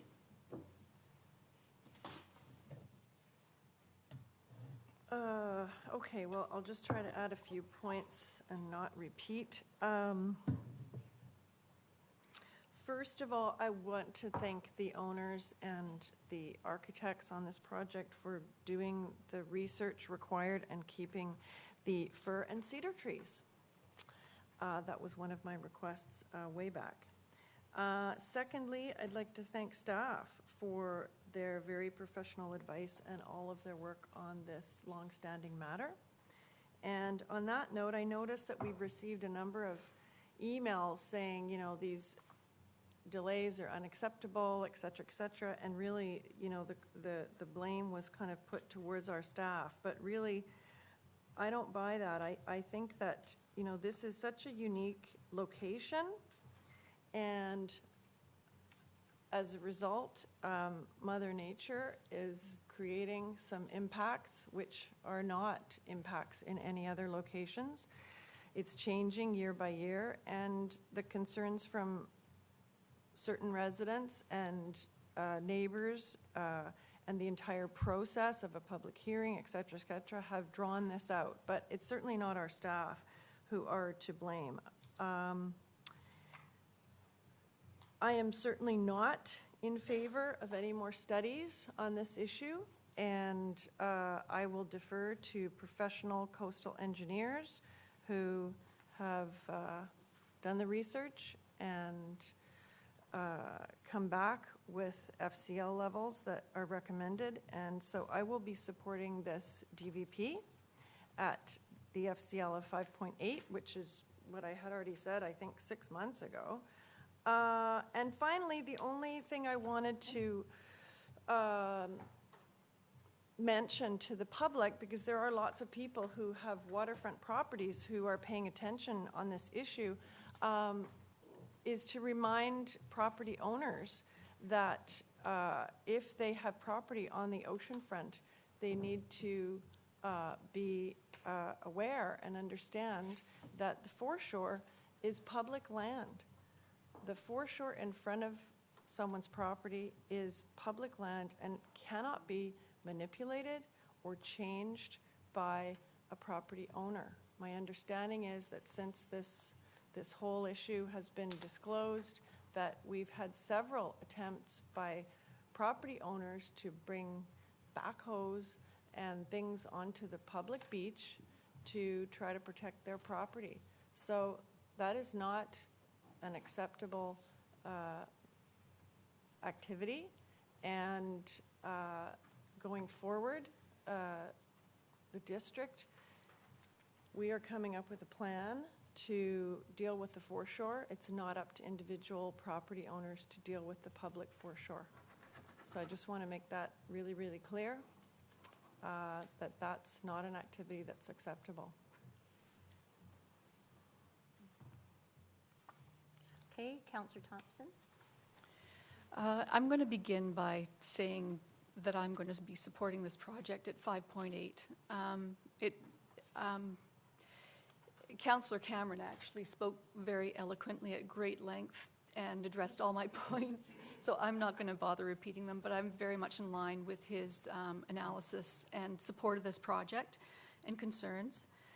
The only thing I'll add, the only few things I'll add is to commend everybody who's stepped up to the table. You know, the Heffels to keep at this, bring their A game, their A team to the table, and have the diligence to keep seeing this through. And as Councillor Cameron said, the weight you bear, both financially and emotionally, and what it creates in your life, it feels really personal, regardless of the fact that it's not. I believe it was Ms. Gold who spoke towards the end and said, this is no small issue, and it's not. It's a massive change in our community. So I do commend the Heffels, but I also applaud the neighbors for taking the time and attention. And, you know, when you get a few key figureheads speaking for a number of neighbors, quite often they can feel uncomfortable too, that they're pinned as the bad guys, the climate deniers, the people who don't believe that there's change happening. But you know, I saw from this group they're solution-oriented, and they were looking for answers, and they were looking to understand this just as much as I was. They have just as many questions, and they deserve answers. And we're still at a point where we don't fully understand what we're making a decision on. We don't know what's really going to be happening in the future. I attend the Coastal Marine Management Working Group regularly, and it's an outstanding group of people who have a great amount of expertise and are asking these questions that we all want answers to. And I believe they're coming to council in the summertime with a report of recommendations on how we can address this issue. So I'm happy to get behind this 5.8 approval, but I still want to say we're looking for more answers and more understanding. You know, for example, here's the Heffels getting the first house approved under these new guidelines, and we've got a few more in line coming. And we're starting to get our heads around what's the forefront, what are these waterfront home communities going to look like, and what are the impacts of these new properties popping up. But my questions go further. What happens to the homes behind them? What happens to the infrastructure? What happens to our full plan of how we're going to address this if we keep going in this direction? So, you know, these questions are on the table. They're not quick answers. It'll take time, and I appreciate everyone's patience. But be assured, with each new project that comes up, it's going to go through a scrutiny like never before. until we feel really comfortable with this. You know, with a comment about neighborhoods getting involved in foreshore mitigation, I can understand that we have to be careful as a community of allowing the public to impact our foreshore when it's not personal property or private property. And there was some talk about how you got to be careful about what you do on one property because it affects other properties with whatever you do. But I believe if we start looking particularly at this area, these three areas that are flat and at water level, if we can look at it collectively and look for these types of creative solutions to help mitigate from the ocean, it's worth looking at. And I don't know any other community who actually has a community willing to participate and contribute financially and help these things happen. So I actually think we should be looking at these solutions and investigating to their fullest potential. And with respect to the proposal of a new report, I welcome it. If you are willing to spend the time and money and effort to put together a report that, in my mind, what I want to see is what reconciles two entirely different reports on a similar property. Quite frankly, that was confusing to me. And I'm grateful that staff is comfortable in landing on a level that I can get comfortable with too, but it creates a lot of questions. And at the very least, I want to understand, you know, what sort of criteria can we expect moving forward? What assumptions will we make when we're determining what these properties are going to be built at? And get a clear idea of the policies we're going to set in the future. So thank you. Thank you for that. I do look forward to that report if it comes in. And good luck to the Heffels. All right, Councillor Lambert. Thank you, Madam Mayor. You know, what we're being asked to decide on here are variances that are site-specific. We're not really being asked to or setting a precedent here. I mean, the fact that flood construction levels are at the base of this and is drawn into the discussion and in fact is probably the principal item here, it still is something that is, you know, effectively outside of the control of this council. From what I understand, that through the process, what I've learned, and I think we've all learned a great deal through the process, is that there are provincial guidelines, and engineers that are expert in the area are retained to interpret those guidelines for a given property. They put forward a flood construction level to the district, to the chief building officer, who will then consider that and grant it a safe use certification if, in his or her opinion, that's appropriate. From there, and clearly, if we use the Heffel site as an example, the very fact that the FCL is established at a level considerably above neighboring properties triggers a bunch of variances. And I think here's the key going forward, that those variances can be negotiated and should continue to be negotiated in the future on subsequent projects with the view of minimizing the impacts on neighboring properties. And so this becomes an exercise in accommodation. I have to be sort of blunt here and say that through this whole process, I've heard from neighbors, applicants, architects, etc. And I keep asking the question, are you guys talking to each other? And I don't see any real evidence of getting together and talking about the issues. But if there was something I would like to see out of this process, and I would still like to see it applied here too, is the ability to, for the applicant and the neighbors who are most directly impacted by these elevated building conditions to talk and to see if there's some way that these adjacency conditions can be mitigated. I think that's all in the realm of good neighbor policy, and it's something that I'd really like to see promulgated as we go forward. And going forward, you know, what staff are working on and what I'm looking forward to are these designated foreshore development planning areas and FCL bylaws and guidelines. And further to what Councillor Thompson was saying, that we've got a community that can work towards creative solutions for an area and a community, and I would like to see that incorporated into those development permit area guidelines. In the meantime, we will be receiving more of these applications, and I hope that we've learned enough out of the process that we can expedite those. But in the end, it is an issue of accommodation. It's I just hope that that everyone can abide by that and work towards better solutions. Thank you. Councillor Wong. And thank you to all my colleagues who've so carefully weighed this issue.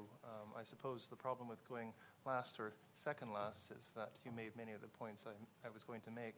But, you know, certainly in addition to the thoughts and comments you've expressed, looking at the drainage requirements that will be required as part of the building plan process, I'm reasonably reassured that measures will be taken to mitigate any sort of water runoff from the property, thereby not affecting the neighbors. So certainly I look forward to those plans. I realize they don't come back to council, but you know, I certainly look forward to that coming forward. And also looking at the variances, you know, certainly this is a lot that has complex issues affected with it, and so I'm reasonably reassured that the variances are relatively acceptable given everything that it has to deal with. That being said, you know, I certainly look forward to hopefully the neighbors, to which Councillor Lambert alluded to, finding a way for example, the beach access. You know, how can we live together as a community and, you know, perhaps salvage whatever piece that can be salvaged as it remains. That being said, you know, my last point is that I understand, Mr. Bailey, this is not so much a question or anything, but I understand that staff will be working on further clarification of FCLs with respect to different regions across West Vancouver, correct? And so hopefully that'll create certainty for people who are building homes in different parts of West Van as you know, wave action, tidal action, and all those sorts of different factors affect them. So certainly I look forward to that coming forward so that we can help create certainty for everyone on all sides of the table. So, you know, with that, I will just leave that as my closing thought. I would like to thank, of course, all the members of the public, the applicant, the designers, for wrestling through this. It's really been a long process. It hasn't been easy. It's been stressful, I think, for everyone involved. But thank you for your patience. Thank you for being respectful. Thank you for trying hard to come to a solution when sometimes it seemed like there was no solution. Thank you. I won't repeat what's been said already. I do want to emphasize, though, that this has been a tough challenge and a decision for council. We're not hydrology experts. I also want to acknowledge the fear and frustration of I think all of the participants in this, the Heffels and the neighbors. I know that there's fear out there around the future and the uncertainty of sea level rise, around property values, around you know, insurance coverage, and around actually flooding. Flooding, having your properties flood, and I know several of the neighbors have experienced that, is incredibly stressful. The next storm comes, is my basement going to flood? Is my property going to flood? And I think what council is trying to do here is to allay those fears for new development, for those that are developing new properties, because there's just no point in building properties that are going to flood. So this process has caused uncertainty about development on the waterfront. Council and staff are working towards setting a more determinative flood construction level. Probably end up being variable according to the waterfront. But I do take Mr. Smeaton's point that, and I've heard this, that people are worried about buying properties on the water because of the length of time. So I don't think that this process has helped the values of those properties. Sea level rise is causing huge problems around the world. We're seeing it on the west coast of California. We're seeing it on the east coast of the United States. We're seeing it in Venice. Mitigation efforts can do more harm to neighboring properties around foreshores and beaches and sand and foundations. So these are incredibly risky initiatives.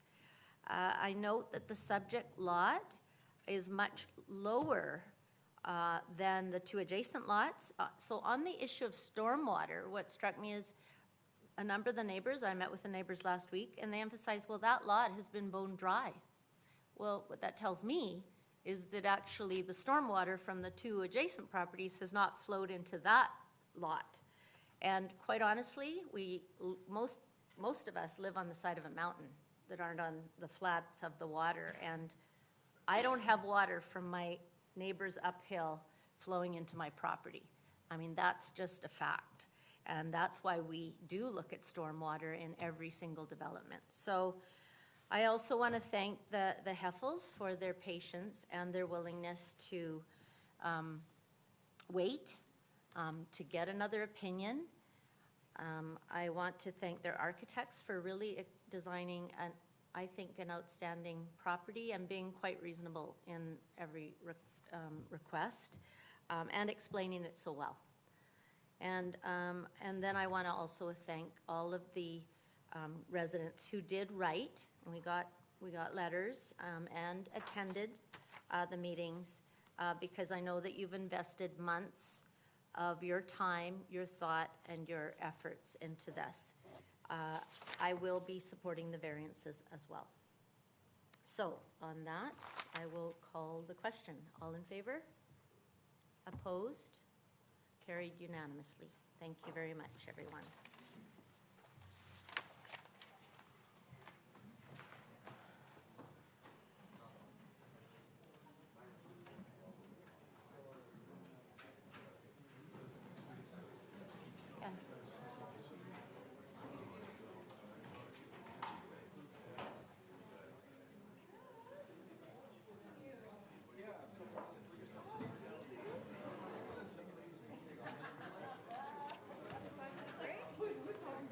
I could use a little washroom break. I'm just, Ms. Frantic, can I just take a 5-minute recess? Yes, Madam Mayor, 5-minute recess. Thank you. 5-minute recess.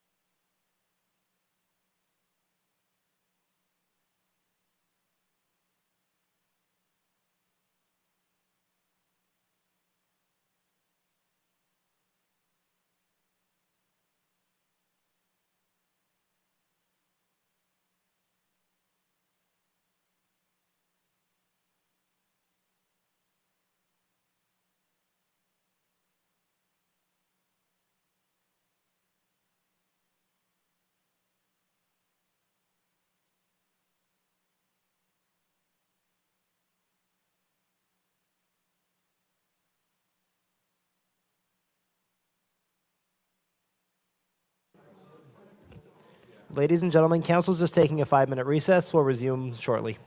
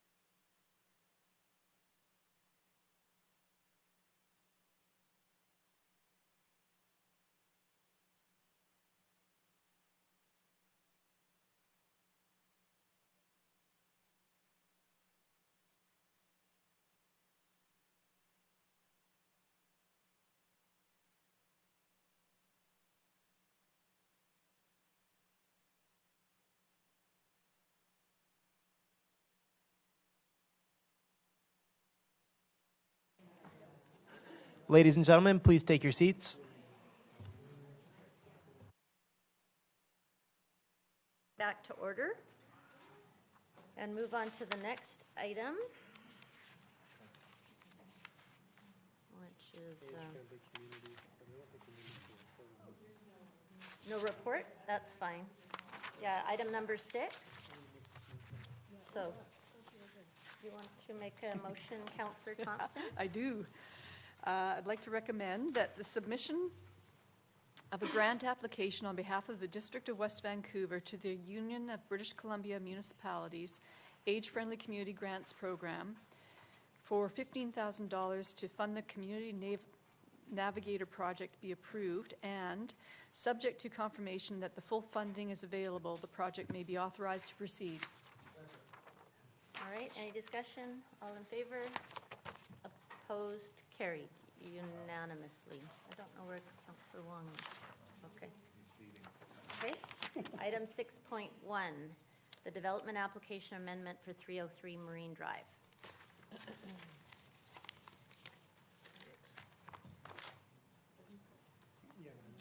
Are we going to?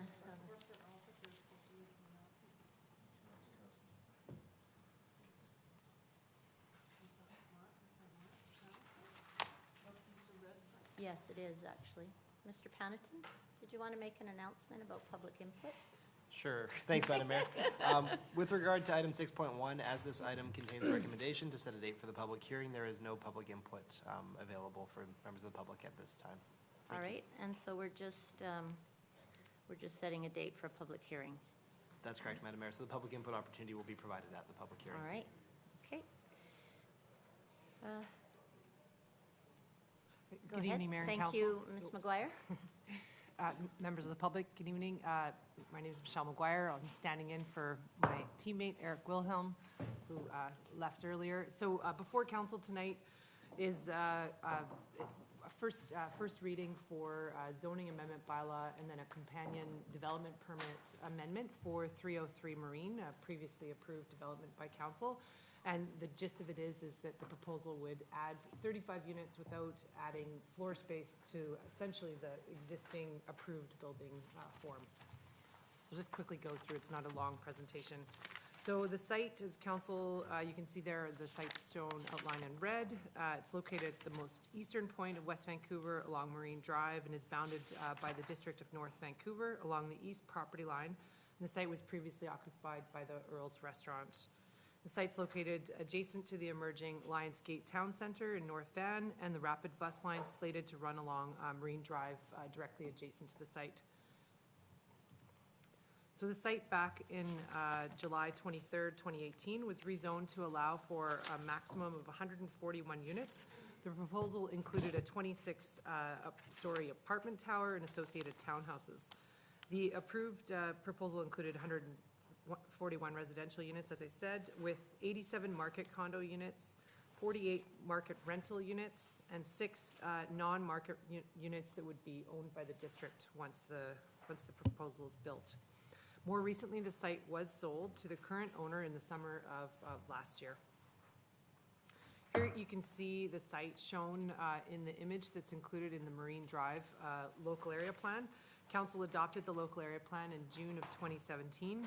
The plan sets out land use and built form, and public realm guidelines, and it generally sets out heights and densities for specific development sites. This site is located within the Lions Gate Klahani sub-area. So the proposal is to add 35 units from 141 to 176 maximum without any increase in floor area or FAR, floor area ratio. The increase in the number of units is achieved through reconfiguration of the floor plans to allow for some smaller units.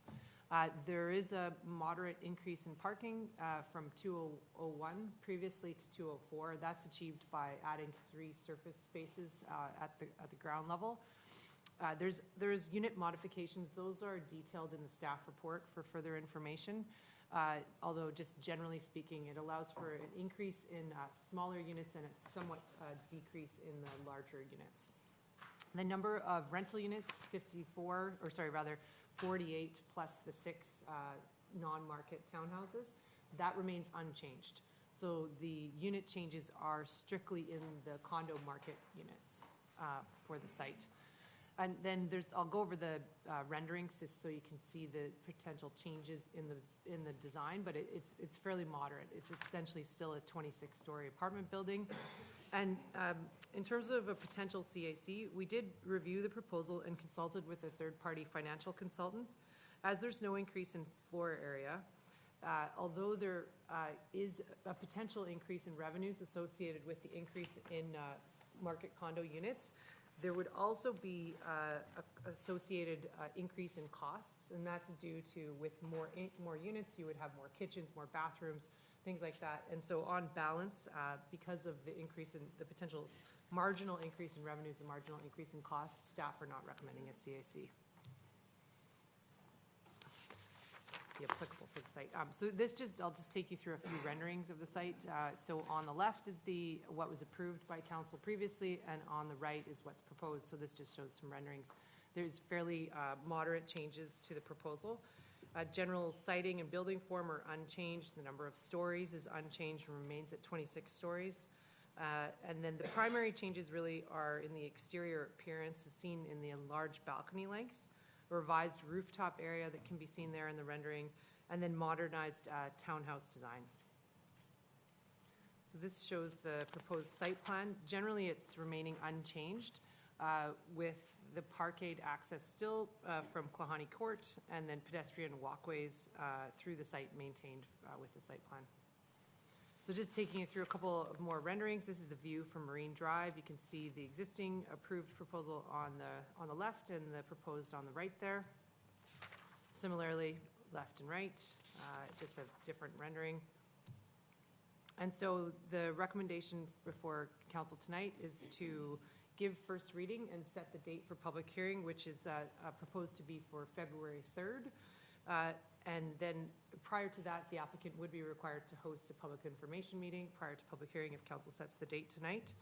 And our recommendation to give first reading and proceed to public hearing and generally to support the proposal is because the project's aligned with the OCP objectives to locate density additional units in close proximity to transit amenities and services. It's generally aligned with the Marine Drive local area plan in terms of the built form and design guidelines that's anticipated for this site. And the proposed form and character remains generally unchanged from the previous approved development permit. The proposal adds units while maintaining the purpose-built rental, public realm improvements, and the diversified housing choices. That concludes the presentation. Happy to answer any questions. Okay, Councillor Wong. Just to clarify, so you're keeping the same floor plate size, but just small, each unit will be similar, therefore increasing the number of units, correct? Correct. Yeah. And just for historical knowledge, because I realized I was not on council when this project was on the table, this is not one of ours, right? Sorry, I missed the question. The proponent, we are not the proponent, correct? Yes. Correct. And so these proposed changes, did they come from direction from council or staff, or is it coming up from bottom up from the applicant, as it were? Through the mayor to Councillor Wong, the applicant has proposed these changes. Great, thank you.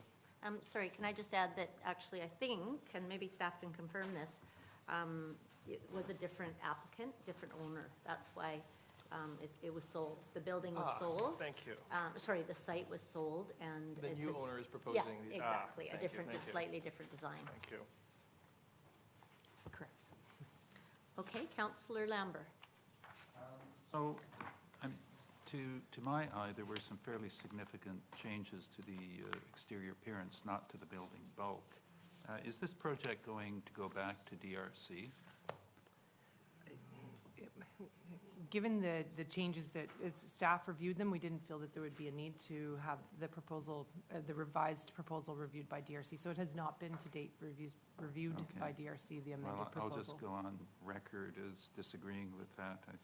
I can, being familiar with the former proposal and just by what I've seen, it looks like this building is dumbed down from the original version. And I know it's probably responding to the unit mix, but I would really like to see it go back to DRC for their comment. And the other question is, with the unit mix change, what is the market? Do you know why that unit mix has changed? There are representatives from the applicant team here. They may be better able to answer that question Okay, as to the yeah. intent for why they wanted to change the unit mix. One of the only things, maybe just in response to your comment about the design changes, would you recognize there are design changes to the exterior of the building? One of the key changes is that it does allow for additional balcony space, and that was seen as an improvement, but take your comments.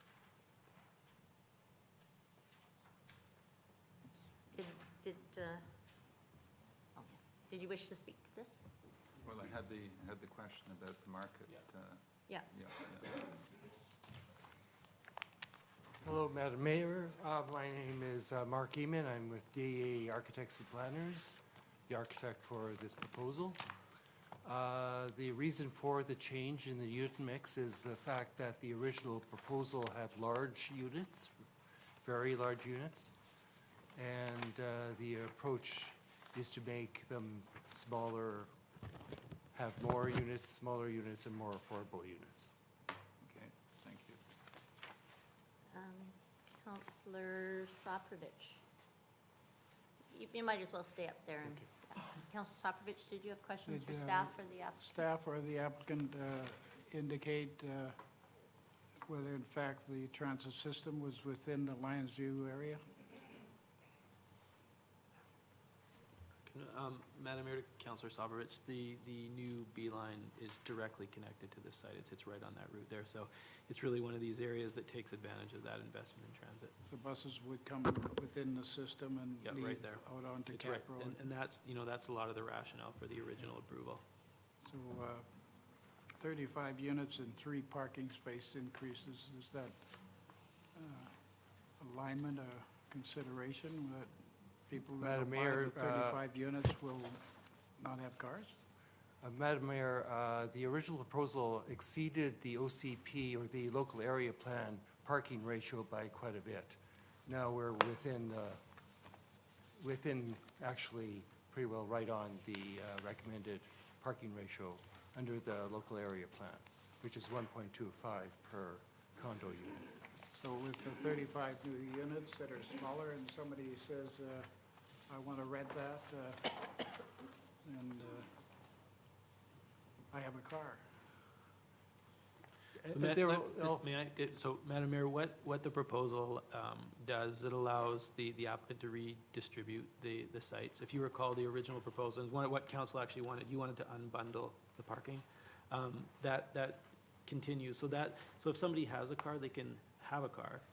If somebody doesn't want a car, then they don't have to be burdened with the affordability issue of having to pay for that parking stall. So that was what your direction was at the last time. And I think we're trying to be consistent there. And again, one of the main critiques from my recollection on the last time was that there might actually be a little bit too much parking in it. So I think that this responds to that, and staff are satisfied. We've done the analysis and are satisfied with the transportation piece. Along with the rental, the apartment, would there be a rental fee for the parking spot? Madam Mayor, we haven't required a parking fee. That would be, parking would fall to the strata, but again, with a bundled or an unbundled situation, the intent is for the owners and or the tenants to have a choice. Okay, thank you. Councillor Cameron. I, for one, just for the record, agree with keeping the parking static. I was one of the people who thought the parking was being overbuilt, and we're building less and less parking, and there's no sense having a bunch of underground spaces that are empty. So I've got no problem with that, but I have no problem actually with making smaller units. I just don't buy that it's not worth something for the developer, because there's no way the developer comes forward and spends the time and effort on your services and this uncertainty without it being financially remunerative. So I would like to see a benefit from this, and I'm going to suggest it could be cash, but I would prefer to see, let's say there's 6 units per floor, 7 units. I'm just roughly dividing the number of stories by the number of units. I'd like to see another 6 or 7 units of rental.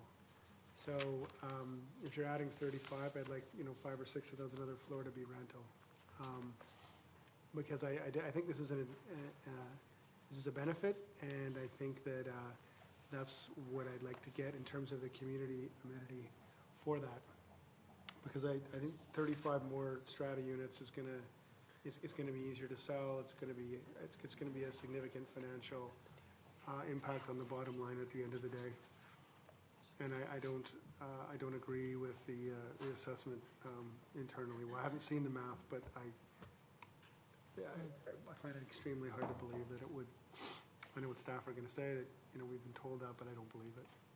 And Madam Mayor, just a friendly procedural reminder that comments come after the motions on the floor.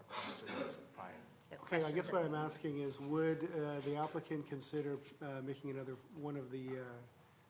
floor, another 5, let's say 6 units of rental in this?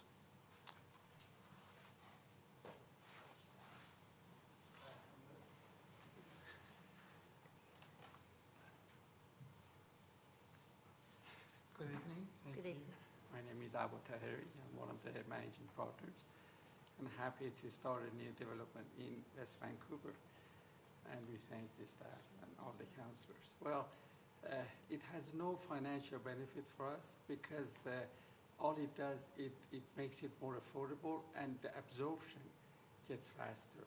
That was the reason, even before we finalized our purchase, we came to the municipality, we discussed it, we said these units have been designed 7 years ago, and it doesn't match the market, and the prices that had gone up in either cost or the sales, this is not feasible anymore. So we kind of got the agreement that we go through this revision and try to make the units more affordable. As a matter of fact, the cost is going to be higher. As Michelle was suggesting, we have to do many more kitchens, many more vanities and everything. But to us, the benefit is the absorption to be able to sell these units. Right, but the absorption rate is a financial benefit to you. That's why you care about faster absorption, because it makes more money. You have to finance it for a shorter period of time. So there's a dollar figure associated with that. It is, it's more the time than dollar figure. Time is money. Always a project has a feasibility. I hear you, but time is money. And there's a financial benefit, whether it's, you call it absorption rate or time or anything, or financing. With the project as designed now, is not as marketable and not as lucrative as the project you want to have. And so there's a delta between those. So I'm asking you to consider what you could do in terms of improving the rental units or something else to give a benefit to the community of that change. Your Worship, I think going back to the previous design is no benefit to the community at all, because Agreed. the people who would like to live in West Vancouver would like to be able to access these kind of units, which they cannot find any other locations in West Vancouver. Even though we've started like last 10 years in North Shore, but we won 4 prizes so far because of our Sealand Village in North Shore, North Vancouver. We won the because the multi-phase master plan last year from UDI, because we think about every detail and angle of the design rather than just financials. We were the first company who started the triple glazing in North Shore, and we've done it in North Vancouver. We're going to do it here in West Vancouver.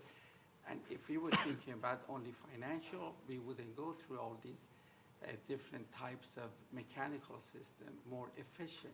Triple glazing that costs a lot more than double glazing, just to bring the efficiency and the environmental and everything towards the better quality of the building. So we do have a slogan called "Then a Difference," because we make a big difference in every development we build. And that's why out of the 2.5 buildings we built, we have built the best affordable rental building in North Vancouver, and we won a prize for it, and we won 3 other prizes because of the 2 developments we've done. So I'd like to see you what I'm build a trying little to more say- affordable rental in West Vancouver. So I'll leave you with that request. Yes, sir. You can choose to do what you'd like to do, but my request is for some more But affordable. the design, So, Madam Mayor, Councillor. as a matter of process, and to Councillor Cameron's point, staff would be happy to, prior to the public hearing, going back and having a conversation with the applicant. As well, to Councillor Lambert's point about design review committee, I've spoken to Michelle, and we can put it on a DRC agenda prior to the public hearing for comments as well. So we're happy to do that as well. So Councillor Cameron, you're done? I'm done. Councillor Gambioli? Sorry, just thinking of one more question. Okay, so just a few questions. So, sorry, could you repeat, who is the applicant? What is the name of your company? Who are It's- you?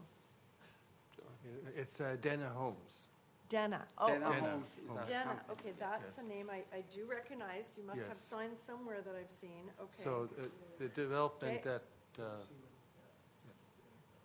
What? Sealand. Right, okay. Got it. Thank you. Thank you. Okay. What about those 6 social housing units? Is there any change to those that is worth mentioning? They look different. well, the changes are that we've made in the, this current application really follow the DRC comments that were received, but was not integrated into the previous drawings. So what the changes really are reflective of the DRC review when the project went through before. Oh, okay. Thank you. Okay, 3rd out of 4 questions. Is the building actually taller? It looks taller in these pictures, in these. That's drawings. correct. And the reason for that is that the building height as drawn in the original proposal had some challenges in terms of headroom height on level 2. So that was one problem. It was a little lower than acceptable height. Oh. And also the tower itself, the roof element on top of the tower, the rooftop mechanical unit room was not large enough either. So what you see in this application is really a thorough review of the mechanical systems required to be accommodated by, within the building. Oh, okay. So there were a number of other sort of promises made to us relating to the mechanical system, the heating system, the air circulation, et cetera, et cetera. Are those still, are those unchanged? I mean, I can't even remember, I'm sorry, the terminology of the sort of heat pump system type of thing. Madam Mayor, I mean, as far as I'm aware, the sustainability commitments in terms of the step Yes. and the heating are the same. Same, okay. Yes. And my last question is, in the original design, I was actually quite enamored with the, I don't know what you would call it, I guess a sort of design element on the south side, going from the bottom Yes. straight to the top. So I'm hoping that's still That's retained in the. retained. Yeah, yeah. Okay, thank you. Councillor Wong. Thank you, Your Worship. Actually, this is a question for Councillor Lambert. When you were referring to the new design as being somewhat dumbed down, I was wondering if you could clarify what that meant. We can go back and take a look at the Shall we? pictures, and I'll show you. Let us. Yes. Thank you. Question. And I apologize to the architect for using the phrase "dumbed down." But in the existing drawing on the left, you can see there's a fair bit of contrast between the components of the building and the one on the right. It's a more regimented. I understand that there's more balconies that are provided, and it it's a subjective thing, but visually less striking, less appealing than the previously approved one. And yeah, and that's just on the face of what I see here. So you're referring to sort of the triangular balconies on the left side, right, versus just rectilinear on the right? Things like that. Things like that? Yeah. Okay. Yeah. So I guess my question for the applicant is there an opportunity to perhaps tweak some of these aesthetic elements to make the building perhaps a bit more architecturally interesting, or are you constrained by the proposal? Well, the proposal as it sits now went through a fair amount of vetting with the district in terms of what we had to do to accommodate the additional units within the floor plate. There's more units, therefore more balconies that had to be accommodated. The angle, if you look at the actual comparison in terms of the floor plan between if you look at the two typical floor plans, the shape of the floor plans are pretty well similar. So I mentioned that we were, in our rendering, we were trying to be actually accurate about what the proposal actually looks like. So without going back and critiquing how the original proposal was actually rendered, it's hard to kind of comment. I see. Mr. Bailey, remind me, does this go to DRC, or has been to DRC, the new proposal that is? Madam Mayor, it hasn't been to DRC, but we've said to Councillor Lambert that we could It have will a go, quick okay. run to DRC. Yeah, I just want to clarify, okay. If that's desired, I'm hearing it is. Sure. So. Okay, Councillor Thompson. My questions were along the line of Councillor Lambert's comments as well, and just to follow it a little further, the applicant, you mentioned that the new design was in response to DRC suggestions. So what did you do that was responsive to them? The answer was in response to a question regarding the townhouses, Okay, The 6 townhomes. the 6 townhouses. okay. And the other question was to know if council had an appetite to send this back to DRC or not. I would support that. Okay, thank you. There's just one question I have. It's more of a clerical thing. In the report, it said there's been a decrease in 2 bedrooms. But when I'm looking at the mix, this goes from 75 to 85 units. So an increase in units, but a decrease in the percentage of units. But there is an increase in the number, is there? Yes, Mayor Booth, you're correct. The decrease that it's referring to is the decrease in percentage. You're correct. Yeah. That's, Yeah. yeah. But an increase because of, The just increase because in the there's actual more number. numbers, okay. I just looking at the photo, I would support a DRC review because I was, when you were showing the diagrams, and maybe it is just the renderings that weren't as accurate, but I quite liked in the previous design, I don't know what they're called either, the columns at the very base, and they just seemed more prominent, and I think the design was to reflect a mid-century West Coast, mid-century sort of feeling, and I thought that the previous design captured that a little bit more. Don't know. Yeah. Do you know what I'm talking about? Those little sort of V columns on the. Yeah, but Madam Mayor. But they just seem more pronounced. Okay. They're still there? Madam Mayor, You they're haven't done actually anything? taller now. Oh, They're- okay. They're more pronounced now. All right. Okay, fair enough. Gotcha. Okay, thank you very much. It's just the difference in renderings, actually, that I think that. All right. So, did you want to add any comments? We didn't really give you an opportunity to make a presentation. I wasn't really prepared to make a presentation today, but. Fair enough. Okay. So, Councillor Cameron. Okay, I'll make the motion that the proposed zoning bylaw number 4662-2010, amendment bylaw number 5051-2020 be read a first time. Okay. And I don't need to speak to it other than to say what I already said to the applicant. I would like to see something more for the community here. I'd like to see some more rental units.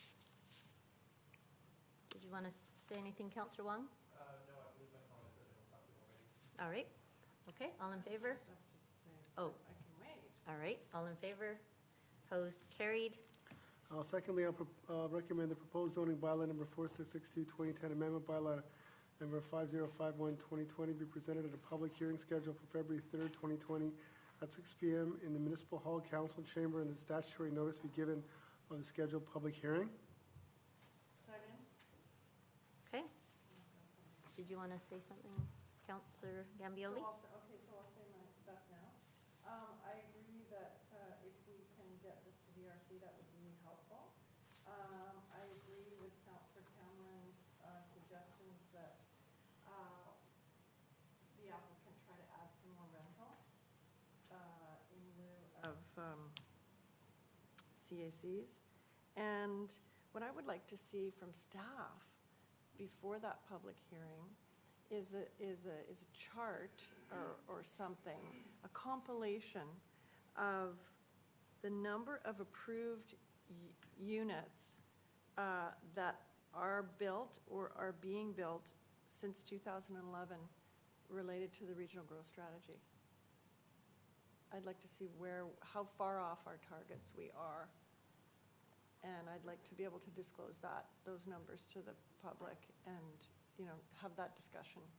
I think that will help us with this, and I think that will help us with the other application that relates to this local area plan that's also coming at 752. I think you already have something like that maybe on hand. Thanks. Any other comments? Councillor Lambert. Yeah, so does the February 3rd public hearing, can we accommodate a DRC before that, or do we have to set that? Through the mayor to Councillor Lambert, that is actually a bit of an issue. The next one is on January 16th, so in a couple of days.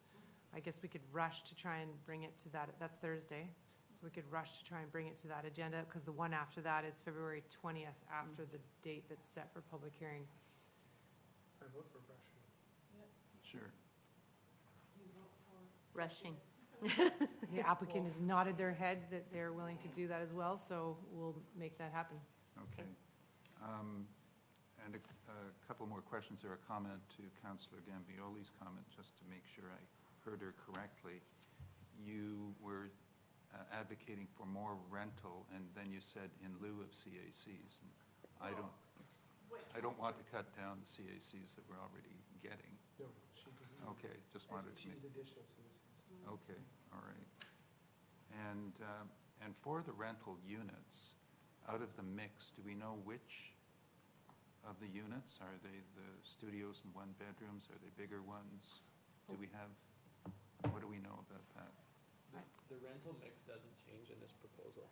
No, Is that what you're asking? but there are 54 rental units. What are they? So just to clarify, through the mayor to Councillor Lambert, there is a slight change to units for the rental units. The number of units remains the same. So there's 48 rental units in the approved, there's 48 in the proposed. So there's 8 per, for each 6 levels of rental. And so the slight change is that basically it takes it from being 1 studio unit for each level and 3 one-bedrooms and 4 two-bedrooms to basically 4 one-bedrooms and 4 two-bedrooms for each level. So that that works out to, in the proposed arrangement, it would be 24 one-beds and 24 two-beds. So the units, it's overall, they're actually bigger than, or there's more area because there's no studios in the mix. Correct. Okay, thank you. Can I just clarify that? Sure. So the rental units, I'll just write it down so I can remember. Yeah. They presently are, 6 studio, 18 one-bed, 24 two-bed. and they're going to 24 and 24. Correct. And is the size of the units, like, is the square footage of the units the same? No, because they would be reconfigured because of the change with the studio being turned into. I didn't know if they're squeezing the size of the 2 beds to make up for it or what. The unit sizes do slightly change. So the total square footage devoted to rental stays the same or changes? Stays the same. Sorry, if you were asking about the total, the total stays the same, correct. The number of units stays the same, total stays the same. The number of units stays the same and the square footage stays the same for the rental? Okay, all right. Yeah, so it doesn't matter, okay. Good. Great.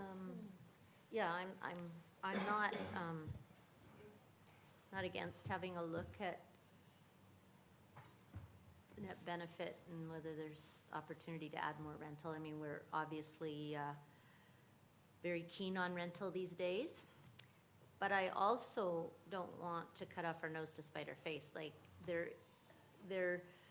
I think the smaller units are more meeting our needs. Like, all we have to do is look at the development at 23rd or whatever, huge units. So smaller units, more affordable, those go together. We've been saying that. So I'm cognizant of the community's needs and affordability. And by definition, it does mean smaller units. Whether there's a benefit to the applicant, okay, you can explore that. I support that. But that's just my initial thoughts around this.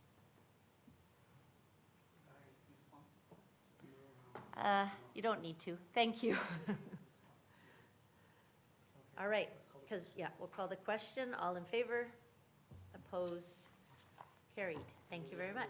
There's a third motion I have to make regarding the zoning. Yeah. Yeah, I'll recommend the third motion as written regarding the public meeting, February 3rd, regarding the development permit. Okay, seconder, all in favor? Opposed? Carried. Thank you very much. All right, so we'll move on to the next item, number 7. So moved. Second. All in favor? Opposed? Carried. Item number 7.1, Councillor Gambioli. Okay, so here we are. I will make the first motion that the memorandum from the Senior Community Planner dated January 8th, 2020, entitled 985 Duchess Avenue Short-Term Rentals be received for information. Okay, all in favor? Opposed, carried. And that the proposed Heritage Revitalization Agreement bylaw number 5030-2019 be read a second time. All right, did you wish to say anything?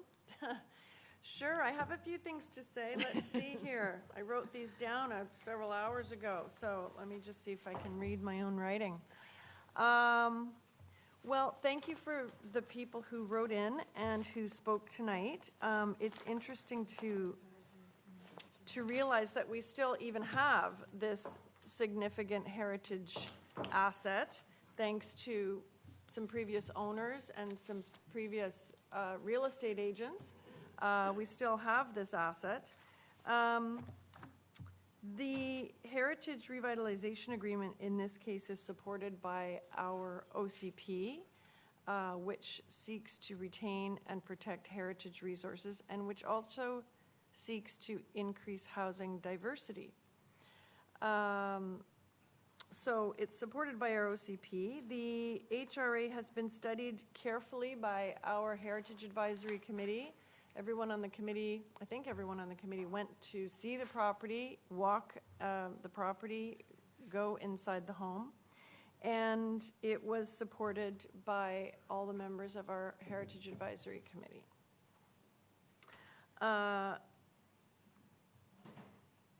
I think I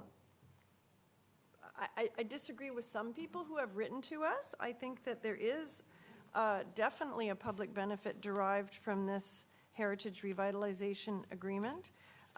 It is supported also by the North Shore Heritage Preservation Society, by the West Coast Modern League, and by many of the neighbors.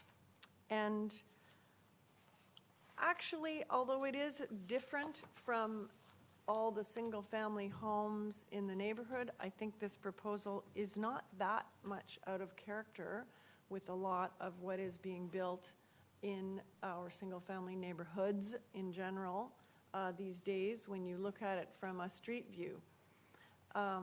It is a little bit unfortunate, I agree with the Historical Society, that you can't see the house from the street, but you can't see it now from the street because of the trees and everything either.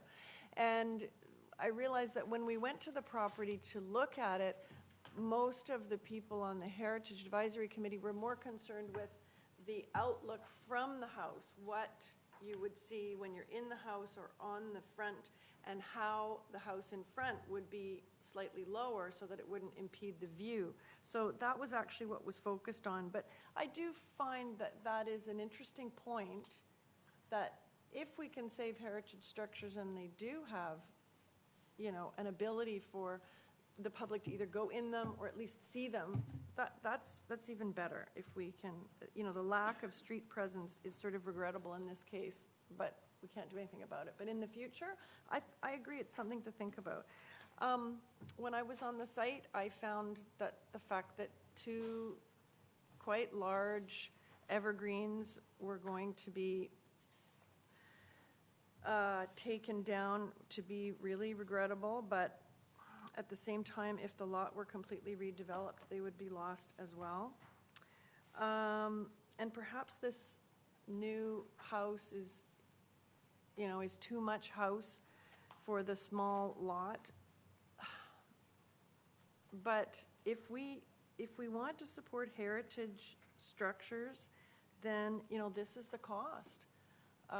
This is what we have to support. I don't believe that it is precedent setting. We've had some individuals write to us to say they think it's precedent setting for the neighborhood, and I don't agree. There's not very many very significant heritage homes in the neighborhood. It's pretty rare. So I don't believe it's precedent setting. So just to end, you know, this is a really delicate balancing act that we keep having to do. If we do not support this application, the house will likely be demolished, and a home of maximum size will appear in its place. And I don't think that's the way to go, so I'm supporting the application.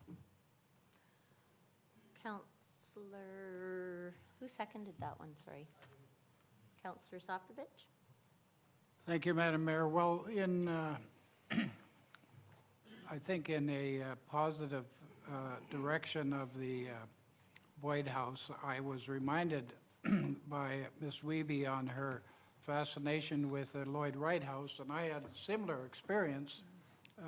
My wife and I attended the Anne Hathaway Cottage in Victoria, whereby we spent the night, and it was quite exciting to see the carpentry work and the early times that that people got around. And one of the most enlightening parts was the fact that we both slept in, and 15 people were looking at us from the tour saying, "Did you have a good sleep?" So, you know, in looking back, I guess I mentioned it to a few councillors, and I'm not getting anywhere, but is the appetite always going to be for heritage, that we're going to see a densification of a property? I've often said, when will it be a standalone with a beautiful garden? These are just as appropriate as anything else. Do we have to go through that process? Is there not another way that we can enhance heritage in the future? When you win the lottery. Yeah, well, anyway, I think it's, I was a little taken back with the chap next door that is also a Ron Tom house. What will happen to his configuration? You know, is he going to be given the same sort of appetite to look at it as a heritage value? So, you know, I am supportive, but I always have these lagging questions in relationship to there's got to be a better way. Okay, Councillor Thompson? I really like this project. I'm quite excited about it, and to listen to the woman talk about her experience staying in Frank Lloyd Wright House really resonated with me when I, having visited the house myself. It's really charming, and you know, given our lack of hotel and accommodations here, what better way to serve that and draw that sort of community here? And you know, as we build an inventory of these types of homes, I can imagine people doing hotel tours from year to year, you know, staying throughout the community. The scale of the new proposed house, it doesn't bother me. I think if you put any new build next to an old build, scale right away is going to look completely twice the size, really. And actually, in looking around sort of the boxy squareness of the old houses around it, it's not that, it doesn't look that different, just more modern. So it is a large home, but I like the project. I think it's creative, and I think it's the type of projects we need to be doing in the community. And if someone can come along and afford to revitalize a heritage property and keep the garden, that would be amazing, but less realistic. So happy to support it and look forward to seeing it. The one thing I actually will say, just to be a bit edgy, is, you know, to Councillor Cameron's comments, we do have to develop good policy around rentals, short-term rentals, before we even enter into this sort of work. And if we can develop a good policy, I have no problem with both properties being a short-term rental, under the condition if they create a community hazard or nuisance, it doesn't carry on. But I think we've got to try these sort of creative solutions in our community and not be afraid of shaking it up a bit. Thank you. Thank you. Councillor Lambert. So when we were discussing this earlier, we had talked about public access to the facility. So I'm looking for the place where we can formalize that that requirement. Where would we put that, and what form would it be? So through the mayor to Councillor Lambert, so if Council was considering the memo presented by Eric Wilhelm to basically amend the HRA following second reading and second and third of the designation bylaw and second reading of the HRA bylaw. Council could add to that direction to seek, basically review the potential for securing public access through the amended HRA that then would be brought back at third reading. Or that could be done as a standalone direction to staff to bring back an amended HRA that would secure public access to the house. Okay, well, I guess there's two pieces to that. There's the procedural piece and sort of what kind of public access would we like, but I would like to see it formalized so that there is, some guaranteed access, whether it's a day a year, 5 days a year, I really don't know, and I don't want to push it that much either because their business case is obviously built on short-term rental of the heritage home. But if there were up to sort of 5 days a year where there could be access for certain public events or tours, whatever, I'm just putting it out there, and whatever works best procedurally. But I look to my council colleagues for their comments on that.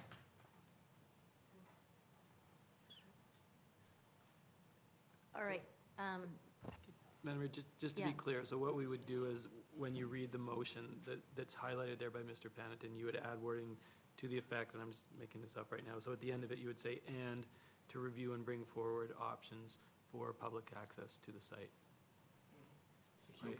And then, and what you're not, to secure public access to the site, you would then give heritage designation bylaw a second time, you'd give the other bylaw a third time, but I'm gonna get this mixed up, the revitalization agreement would still not have third reading until so modified, right? So what you would change that recommendation that's highlighted when you read it, just add the words, and, help me out here, to review and bring forward options for public access to the site.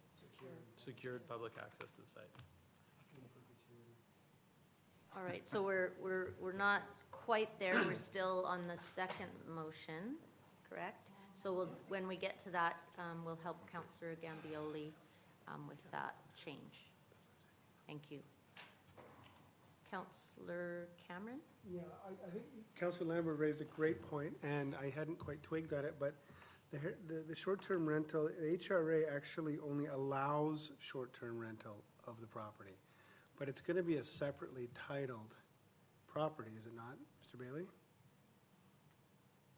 Then the Boyd House is going to be, after this process, the Boyd House is going to be a separately titled property that can be sold. Correct. Right? So the point is, it can be sold to a new owner and not ever used as a short-term rental. There's nothing binding the owners, either the proponent or any future owner, to allow, to require it to be used as a short-term rental. So we're assuming it's used as a short-term rental, but I'm going to tell you this and everybody now, if it's in the owner's interest, and if he can make more money by selling it, eventually, either him or his heirs, or if he runs into financial problems, they will sell it to somebody who will live in it. And if that's more valuable than a short-term rental, that's what will eventually happen to the house. So I'm a little concerned about the permissive wording here rather than mandatory wording, because if it's at highest best use is going to be sold for someone to live in, why would you keep it as a short-term rental? Sorry, we're saying that it could be that, and you could also have it as a short-term rental. Right. But we're not forcing them to have it as a short-term rental. Right, but here's the problem. Then the attraction of having it as a short-term rental is that there's public access, and we develop this inventory, and we have we don't have hotels, but we have these kind of a suite of these mid-century modern homes that can be, stayed in much as one would in Palm Springs. But the reality is, if let's say as a short-term rental, you do the math and... We got that part. Thank you, Councillor Cameron. They could sell it if they decide. Right, but that's a problem. Yeah, so, because but I think what counts... securing public access for 1 day a year is fine. Yeah. But I think the attraction of this is not just the 1 day a year, it's to create, in a sense, a form of housing for short-term. So I think this is an issue, for me, anyway. I don't know where my colleagues are on this, but I would like to see it used as a short-term rental. I wouldn't like to see it owned as a private owner and then just open one day a year. That's just me. Yes. Madam Okay, Mayor, so, I just want to be clear about staff don't have concerns with that No. as an option, right? If he wanted to own that house and not do Airbnb, we'd be okay with that. If he wanted to give, 1 or 2 days a year public access, we would be okay with that Okay, too. but then all the sales job one, that we're gonna have this inventory of houses that can be stayed in and it's gonna be a feature, that'll just evaporate. So that's fine. If that's not the concern of the rest of the council, I have a concern about that. So I do think the second house is somewhat like putting 10 pounds of potatoes in a 5-pound bag. It's quite big for the site. But because of the slope and because of how it's designed, I do think it isn't super disruptive. There's not really any other street fronts down on Dutchess like that. It's because of the slope. Most of them are accessed from the lane. So I'm okay with it. In terms of densification in the area, I do think we are going to be looking more and more towards duplexes and such. I note right to the south on 968, 970 Dutchess, there's a fairly large duplex that we approved a few years ago. So that's the kind of housing form that we're going to see increasingly. And I guess my final point on the short-term rentals, I do like what Mr. Wilhelm's done, but I do think I will reiterate that I think we need to come up with a short-term rental policy. And I think one of the big issues will be whether the property owner has to actually live in the property to have a short-term rental. And the way I think now, I mean, I know in this house we're saying you don't have to live there in order to rent it out, but I think that we're going to have to carefully weigh whether we want to allow short-term rentals where the owners aren't living in the properties in West Vancouver. I think that leads to a great deal of problems. It also leads to speculation in housing, and it only harms housing affordability if you're allowing investors just to buy and rent out certain properties. So I'll just throw that out there. So, are the fees enough for short-term rentals? We've just got a business license, that's basically nothing. How much is it going to cost us to administer this? Depends on how many incidents there are. I'm concerned about that, whether they have to post bonds for damage. I don't know. There's different municipalities that have done different things. So I really don't want to lose that element. okay, Councillor Wong.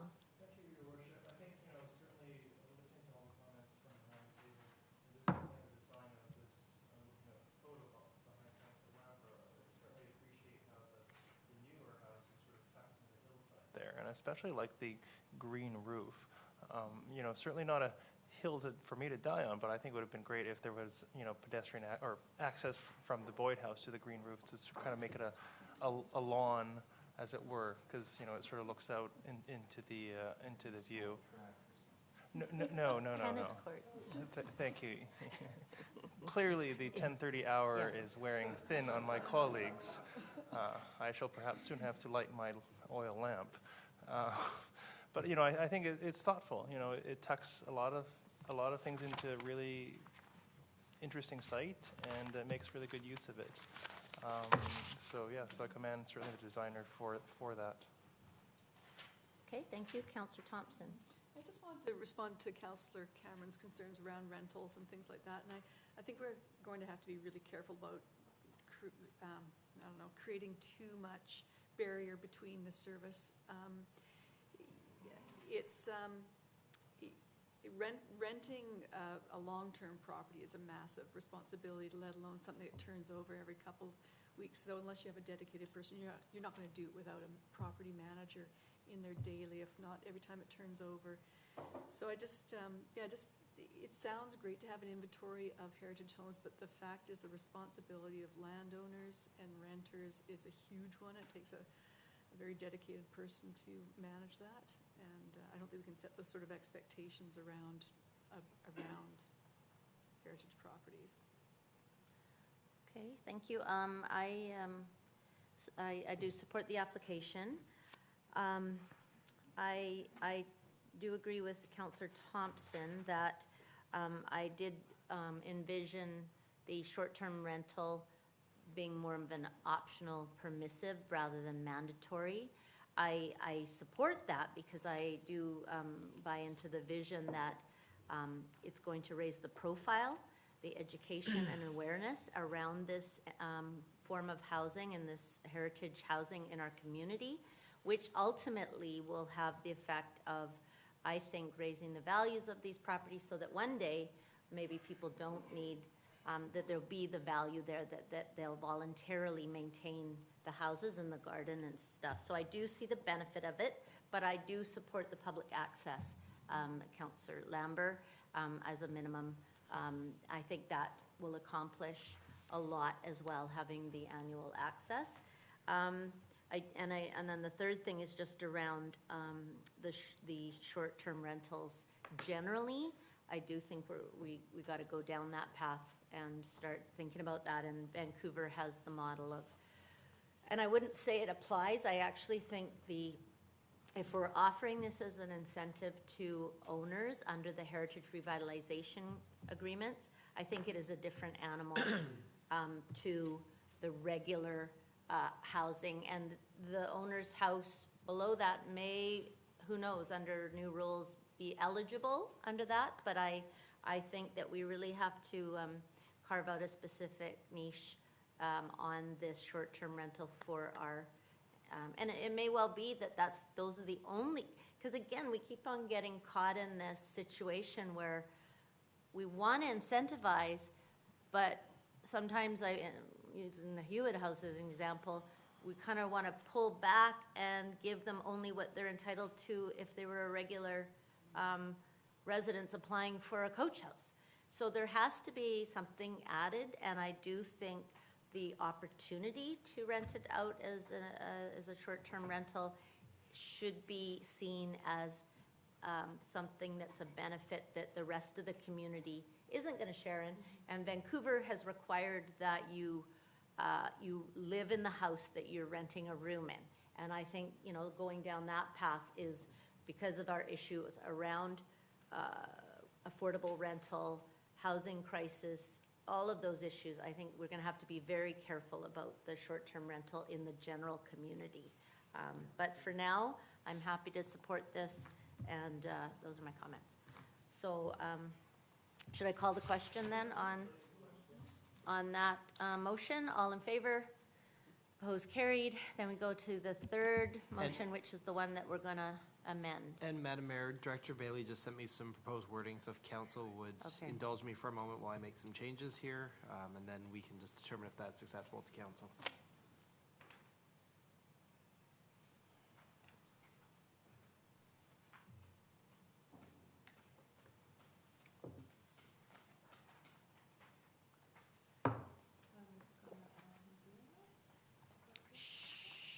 Sure, because you're going to move this motion. I was just going to make a comment around Councillor Lambert's question before, in terms of how many days a year, for example, we would expect. I would want to actually limit it to the minimum, because otherwise it's not very appealing to, if the house can be open 5 or 10 days a year, then anybody can go kind of because really often I would think that if the Modern Home Tour wanted to take advantage, that they wouldn't want it to be open more than 1 day a year, so that it's really something special, so anyway, I don't think I think 5 days a year is too much of an onus. I would say 1 day a year, but I would like to maybe have some comments back from the heritage community, as well as the owners, as well as our own staff at the Modern Home Tour people. Anyway, I just throw that out there. And we don't need to decide that tonight, because we're No. going to put this generally to negotiate a minimum number of days, what makes sense as part of the motion. Okay, so Councillor Gamble-Oli, you're making that motion. Do we have a seconder? Yes, please. Councillor Wong. And I was going to add, I suppose if it's used for short-term rentals, then if anybody wants to pay, they can go in for the weekend, right? It's sort of public access, right? Right. Anyway, okay, so I am going to move that recommendation as written and amended. All right, all in favor? Opposed, carried. All right, and recommend that proposed heritage designation bylaw number 5031, 2019 be read a second time. And we're okay with the wording and this conforms to the staff? Okay. All in favor? Opposed, carried. And a third time. All in favor? Opposed, carried. All right. Thank you. Thank you for doing this, preserving one of our heritage. Yes, exactly. All right, number 8. And Madam Mayor, just before council starts, number 8, friendly reminder, as this is setting a date for public hearing, there's no public input on this item. Thank you. No public input on this item because it's subject to the public hearing. Okay, So over to council. thank you. All right, so we've got a staff report on this. And we've got a motion. We've got a few motions here. Okay. Do we want to get a report, though, just a summary? Madam Mayor, I will have Michelle provide a quick summary of why Yeah. we're here. Just there's been a report provided on table. This is regarding the ongoing protection of 1143 Airmont Drive, and Michelle will provide some details, and then we're Okay. available to answer some questions. All right. Thank Sure. you.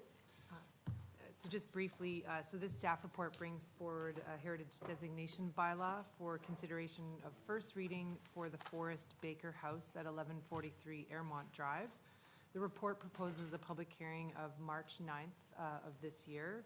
The report also recommends that a heritage report be prepared prior to public hearing, and that would be to provide information on the specific heritage or character-defining features of the site and the house. Currently, there isn't, staff do not have a statement of significance, and this would essentially be a statement of significance that would help fill out the designation bylaw further, and that would be updated prior to public hearing with the information from that report.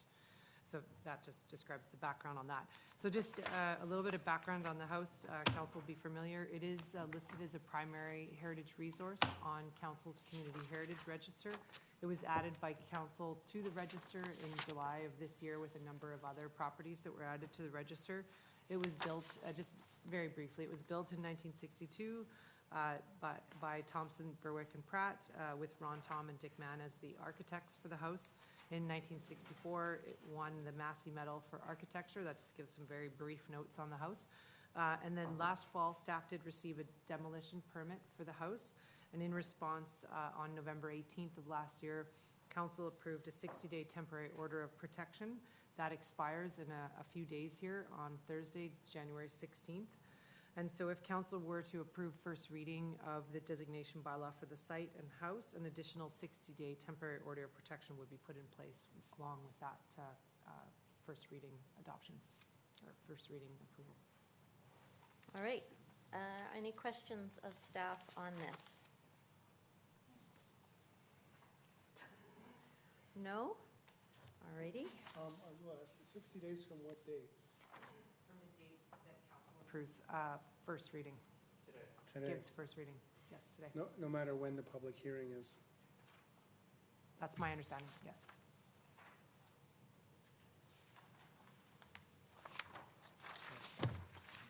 All right, Councillor Lambert, would you like to make the motions?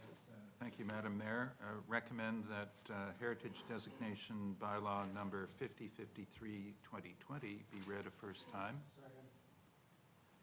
And... Did you want to speak to that? No. Councillor Soprovich? No. Thank you. Okay. All in favor? Opposed? Carried? Second recommendation, Madam Mayor, that a heritage report for 1143 Airmont Drive be prepared and be made available prior to a public hearing on proposed heritage bylaw number 5053-2020. Okay. Any comment? All in favor? Opposed? Carried? And finally, that proposed heritage designation bylaw number 5053-2020 be presented at a public hearing on March 9th, 2020 at 6 p.m. in the Municipal Hall Council Chamber, and that notice be given of the scheduled public hearing. Okay. Do you want to speak in? All in favor? Opposed? Carried? Just want to thank staff and everyone involved that made this happen on short notice. Thank you very much. And Madam Mayor, just for the Yeah. benefit of members of the public in attendance, there are a few extra on-table copies of this report that we can give out. As well, this report will be posted tomorrow on the district's website for the council agenda. Thank you. Thank you very much. Thank you. And we aren't allowing any speakers because it's set for a public hearing. Thank you. Okay, so moving right along to number 9. Councillor Softovich. The consent agenda as follows be approved as written. Thank you. Seconder? Any questions, comments, pulling anything? All in favor? Opposed, carried. Thank you. Number 9.1, the variance permit for 3742. This is to set a date. Madam Mayor, the consent Oh, yeah, agenda sorry. items were approved. I'm getting a little tired. So, Madam Mayor, just quickly, as this is a slight process change, notices of motion don't require any sort of recommendation to receive, but I'm just drawing everyone's attention to the fact that there is a notice of motion that will be brought forward to the next council So we meeting. don't for need a council's motion on consideration. that. And we Nope. go right to reports. Councillor Cameron, Well, I'm not going to give any report. anybody want to give any reports? At 10:40, maybe we should. Okay, yep, all right, yes, okay.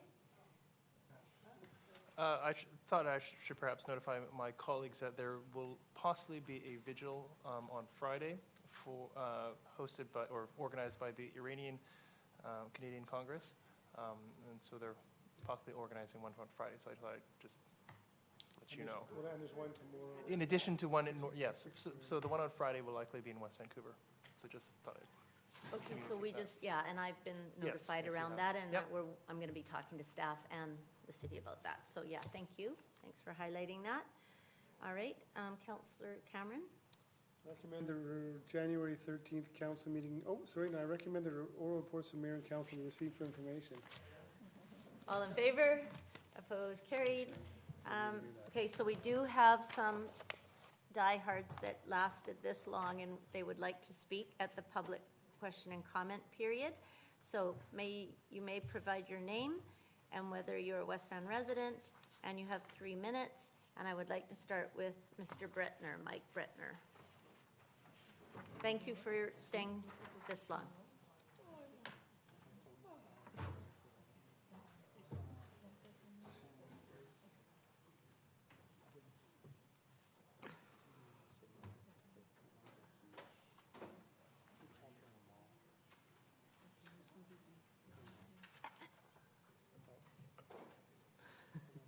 Good evening, Mayor and Council. My name is Mike Bretner, and I am here on behalf of the Hollyburn Sailing Club, 1326 Argyle Avenue, West Vancouver, and I reside at 2720 Chesterfield Avenue in North Vancouver.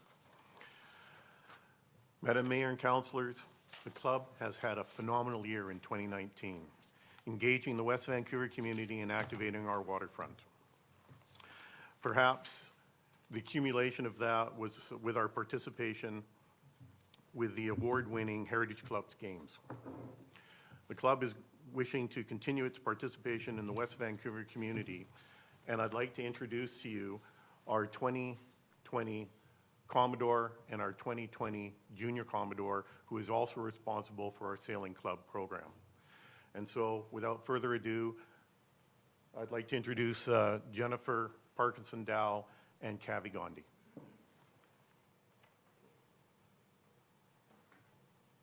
Welcome.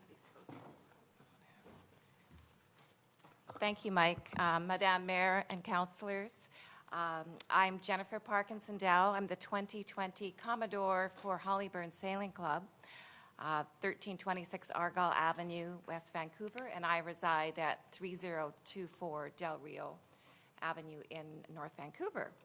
So our purpose tonight is to just give you an update on the upcoming activities for 2020 and introduce you to exciting new activities beyond what we achieved in 2019. And I'm very heartened to hear about the strategic objectives for social well-being for West Vancouver, and also for the accessible kind of waterfront plan that's being continued, because the main thing that I'd like to achieve in my term is to continue to expand making water sports and access to the ocean and the water in many forms to make it available to the diversity of our community, all ages and especially all skill levels and all sports. So I know it's a little late, and so we'll move quickly, but I think a change is as good as a rest. So just want to quickly update you on some of the activities. Again, we're engaging with ocean ambassadors that introduce conservation of the oceans and the issues of the oceans to children of all levels. We can participate in the annual Community Day Parade, the Bridge Festival. We have a wooden boat show every year, and we provide entertainment and a community barbecue. As Mike mentioned, we participate and organize the Heritage Games, for which we won an award. For the Coho Swim, we provide the safety boats, the rescue personnel. We participate in the Forest of Miracles at Christmas and provide the illuminated flotilla as part of the program for the festival.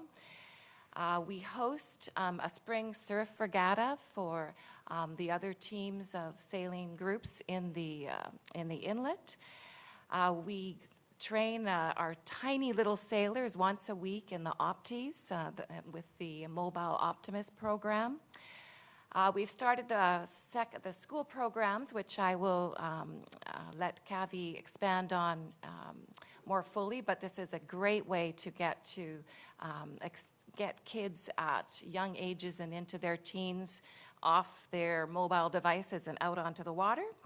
We host the North Shore Art Crawl, the Stream Keepers Dinner, and of course an alliance with the West Van Police Department with their canoe program and working with them on some issues with storage that they have for their vessel.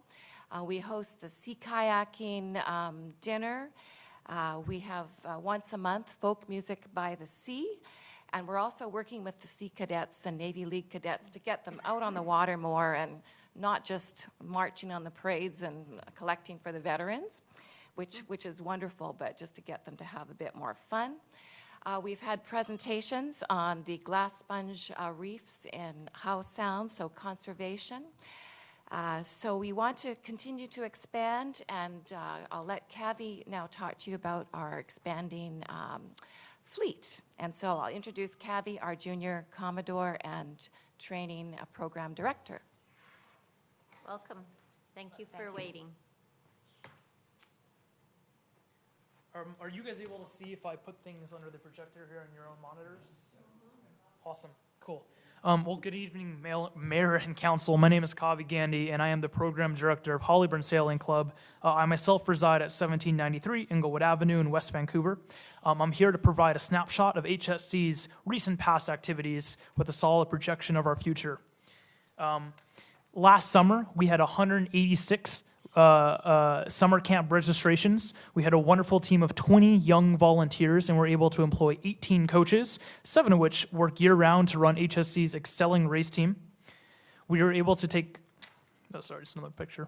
We were able to take 28 kids to Commodore's Cup this year, which was a record for us. Last fall, we had 52 kids sailing. This was composed on different levels of race teams and school teams. Our school team sector is growing. While we had a smaller West Vancouver secondary school team this fall, this is a picture from our West Vancouver secondary school team from the spring.